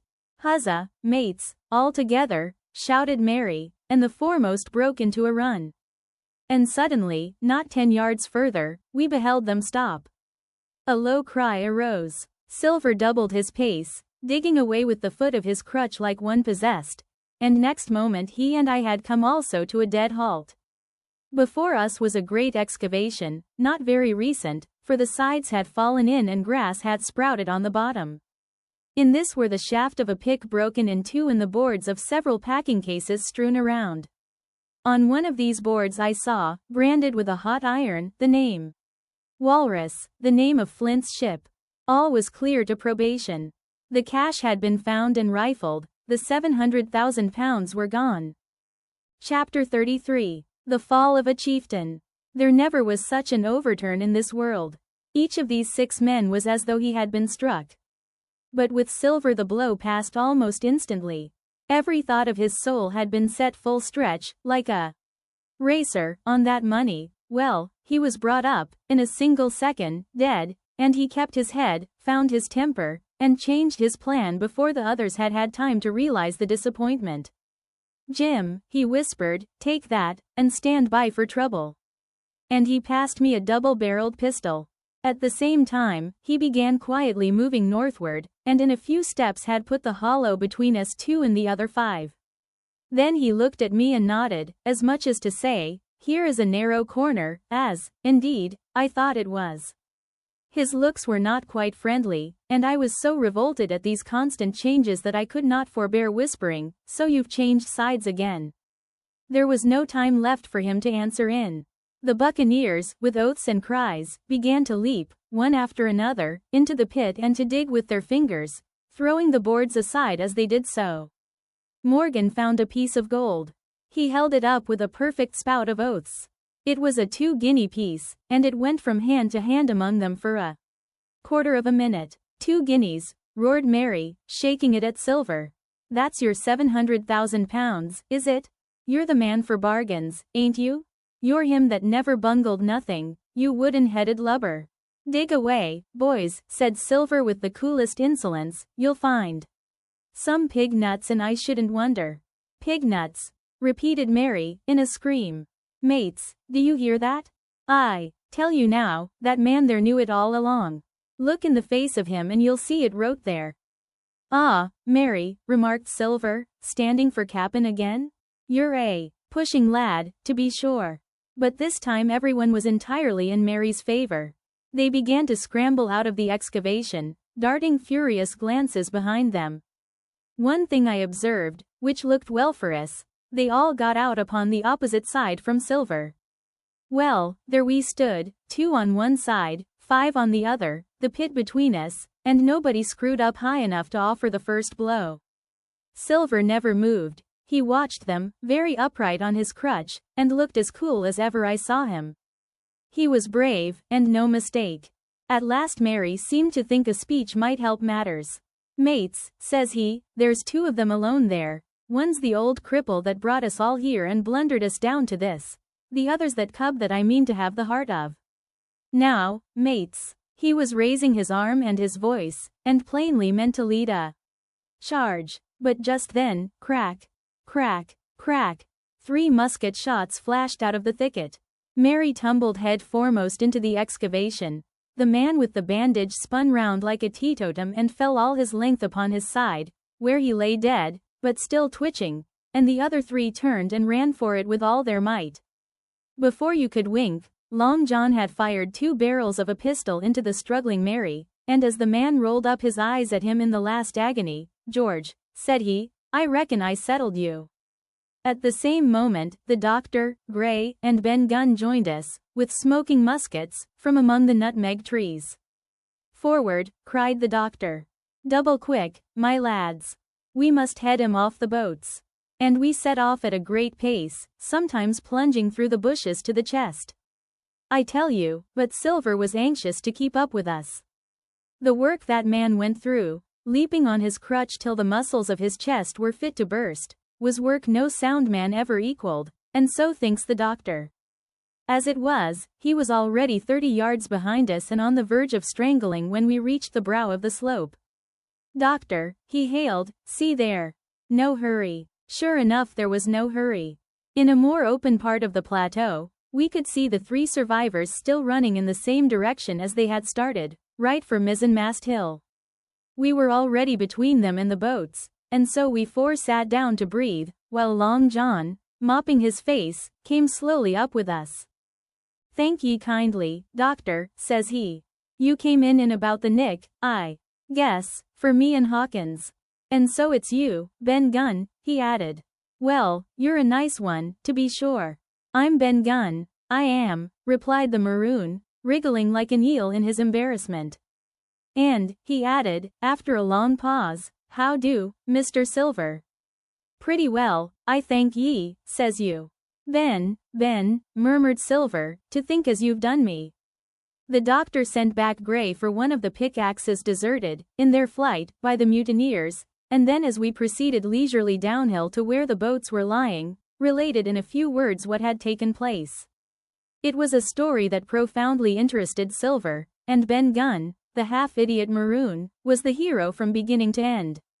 Ben, in his long, lonely wanderings about the island, had found the skeleton, it was he that had rifled it, he had found the treasure, he had dug it up, it was the haft of his pickaxe that lay broken in the excavation, he had carried it on his back, in many weary journeys, from the foot of the tall pine to a cave he had on the 2-pointed hill at the northeast angle of the island, and there it had lain stored in safety since 2 months before the arrival of the Hispaniola.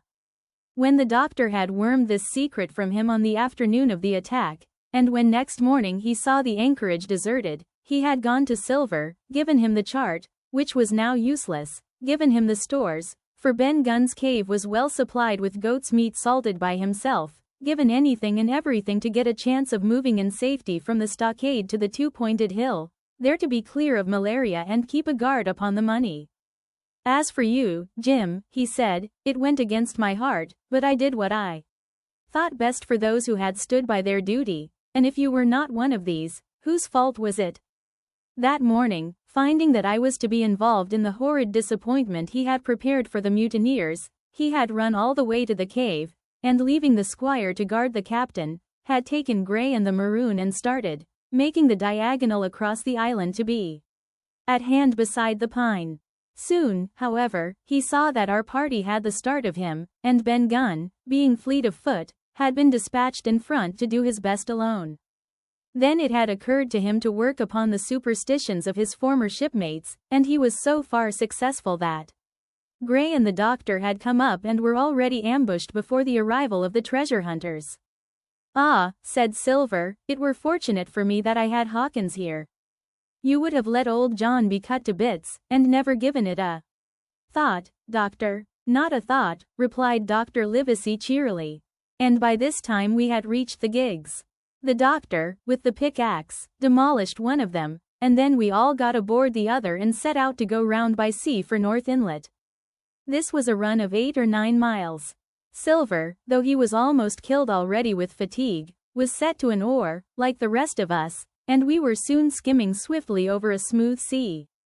Soon we passed out of the straits and doubled the southeast corner of the island, round which, 4 days ago, we had towed the Hispaniola. As we passed the two-pointed hill, we could see the black mouth of Ben Gunn's cave and a figure standing by it, leaning on a musket. It was the squire, and we waved a handkerchief and gave him 3 cheers, in which the voice of Silver joined as heartily as any. 3 miles farther, just inside the mouth of North Inlet, what should we meet but the Hispaniola, cruising by herself. The last flood had lifted her, and had there been much wind or a strong tide current, as in the southern anchorage, we should never have found her more, or found her stranded beyond help. As it was, there was little amiss beyond the wreck of the mainsail. Another anchor was got ready and dropped in a fathom and a half of water. We all pulled round again to Rum Cove, the nearest point for Ben Gunn's treasure house, and then Gray, single-handed, returned with the gig to the Hispaniola, where he was to pass the night on guard. A gentle slope ran up from the beach to the entrance of the cave. At the top, the squire met us. To me he was cordial and kind, saying nothing of my escapade either in the way of blame or praise. At Silver's polite salute he somewhat flushed. "John Silver," he said, "you're a prodigious villain and impostor, a monstrous impostor, sir. I am told I am not to prosecute you. Well, then, I will not. But the dead men, sir, hang about your neck like millstones." "Thank you kindly, sir," replied Long John, again saluting. "I dare you to thank me," cried the squire. "It is a gross dereliction of my duty. Stand back." And thereupon we all entered the cave. It was a large, airy place, with a little spring and a pool of clear water, overhung with ferns. The floor was sand. Before a big fire lay Captain Smollett, and in a far corner, only duskily flickered over by the blaze, I beheld great heaps of coin and quadrilaterals built of bars of gold. That was Flint's treasure that we had come so far to seek and that had cost already the lives of 17 men from the Hispaniola. How many it had cost in the amassing, what blood and sorrow, what good ships scuttled on the deep, what brave men walking the plank blindfold, what shot of cannon, what shame and lies and cruelty, perhaps no man alive could tell. Yet there were still 3 upon that island, Silver, and old Morgan, and Ben Gunn, who had each taken his share in these crimes, as each had hoped in vain to share in the reward. "Come in, Jim," said the captain. "You're a good boy in your line, Jim, but I don't think you and me'll go to sea again. You're too much of the born favorite for me." "Is that you, John Silver? What brings you here, man?" "Come back to my duty, sir," returned Silver. "Ah," said the captain, and that was all he said. What a supper I had of it that night, with all my friends around me, and what a meal it was, with Ben Gunn's salted goat and some delicacies in a bottle of old wine from the Hispaniola. Never, I am sure, were people gayer or happier. And there was Silver, sitting back almost out of the firelight, but eating heartily, prompt to spring forward when anything was wanted, even joining quietly in our laughter, the same bland, polite, obsequious seaman of the voyage out. Chapter 34. And last, the next morning we fell early to work, for the transportation of this great mass of gold near a mile by land to the beach, and thence 3 miles by boat to the Hispaniola, was a considerable task for so small a number of workmen. The 3 fellows still abroad upon the island did not greatly trouble us. A single sentry on the shoulder of the hill was sufficient to ensure us against any sudden onslaught, and we thought, besides, they had had more than enough of fighting. Therefore the work was pushed on briskly. Gray and Ben Gunn came and went with the boat, while the rest during their absences piled treasure on the beach. 2 of the bars, slung in a rope's end, made a good load for a grown man, one that he was glad to walk slowly with.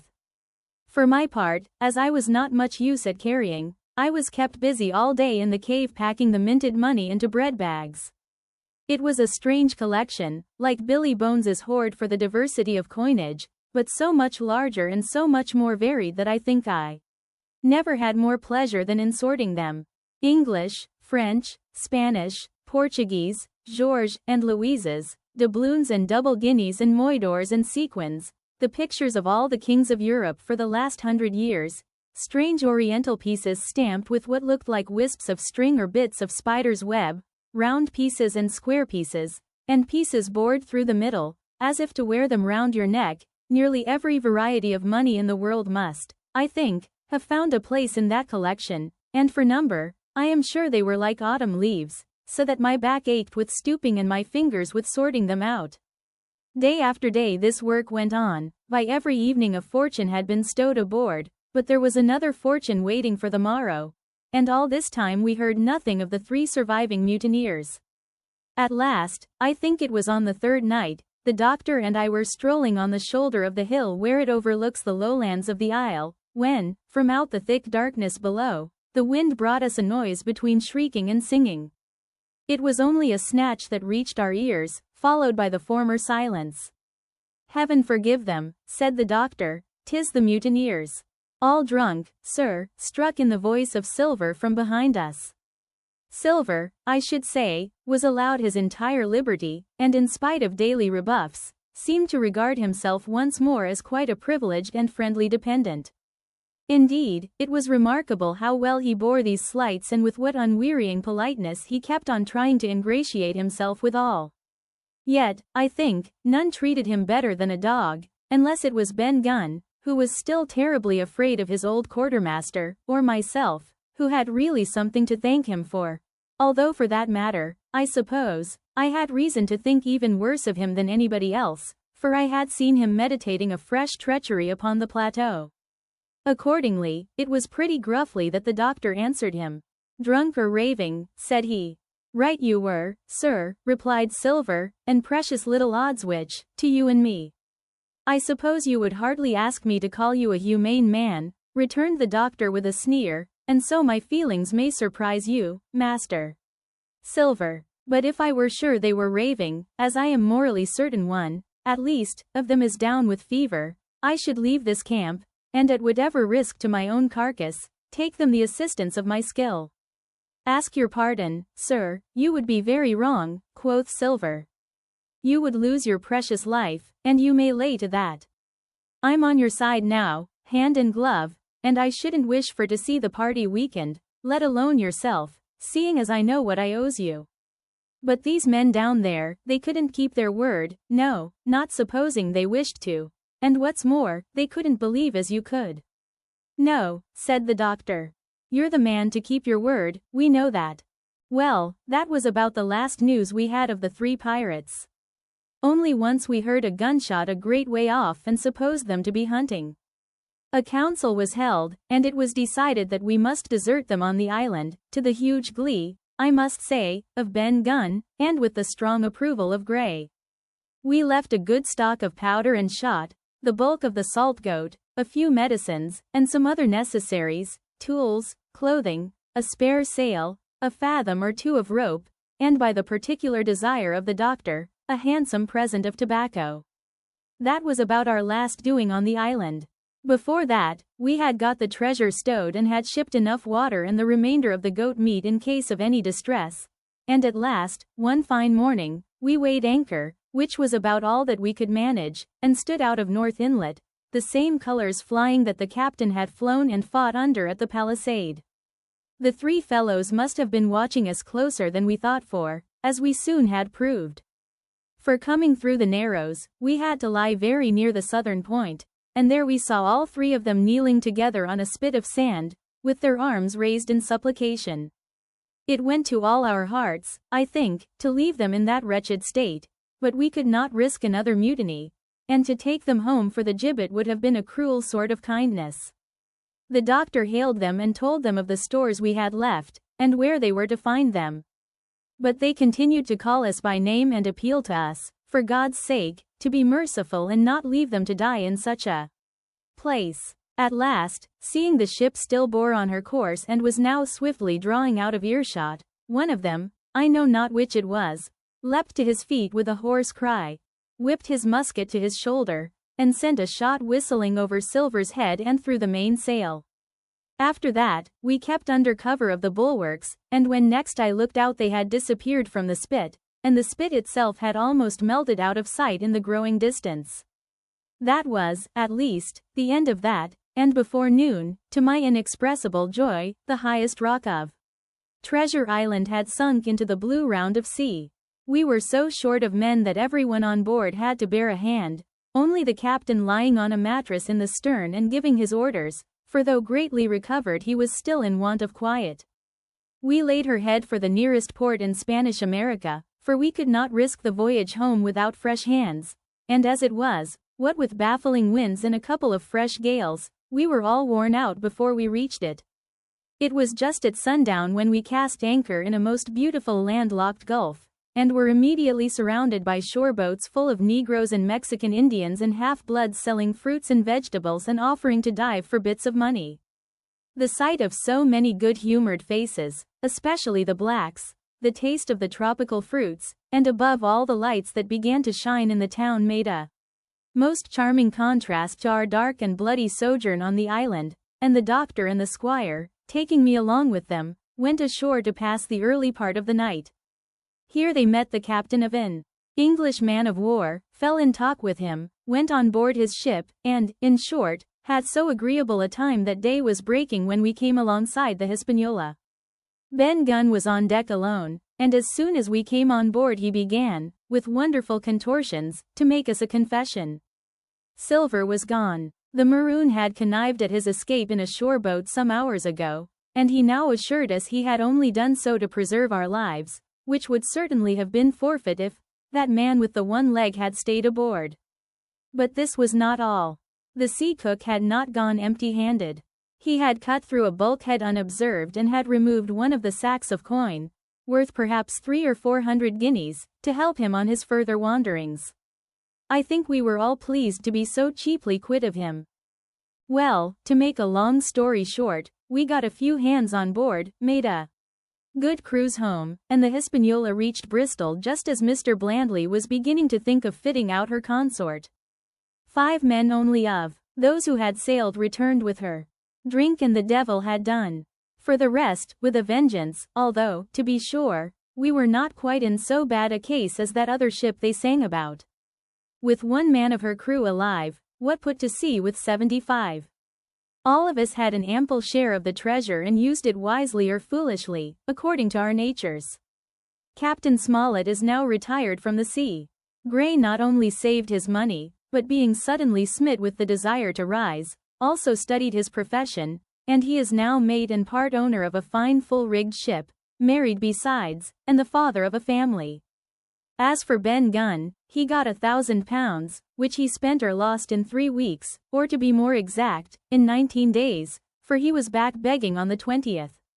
Then he was given a lodge to keep, exactly as he had feared upon the island, and he still lives, a great favorite, though something of a butt, with the country boys, and a notable singer in church on Sundays and saints' days. Of Silver we have heard no more. That formidable seafaring man with 1 leg has at last gone clean out of my life, but I dare say he met his old negress, and perhaps still lives in comfort with her and Captain Flint. It is to be hoped so, I suppose, for his chances of comfort in another world are very small.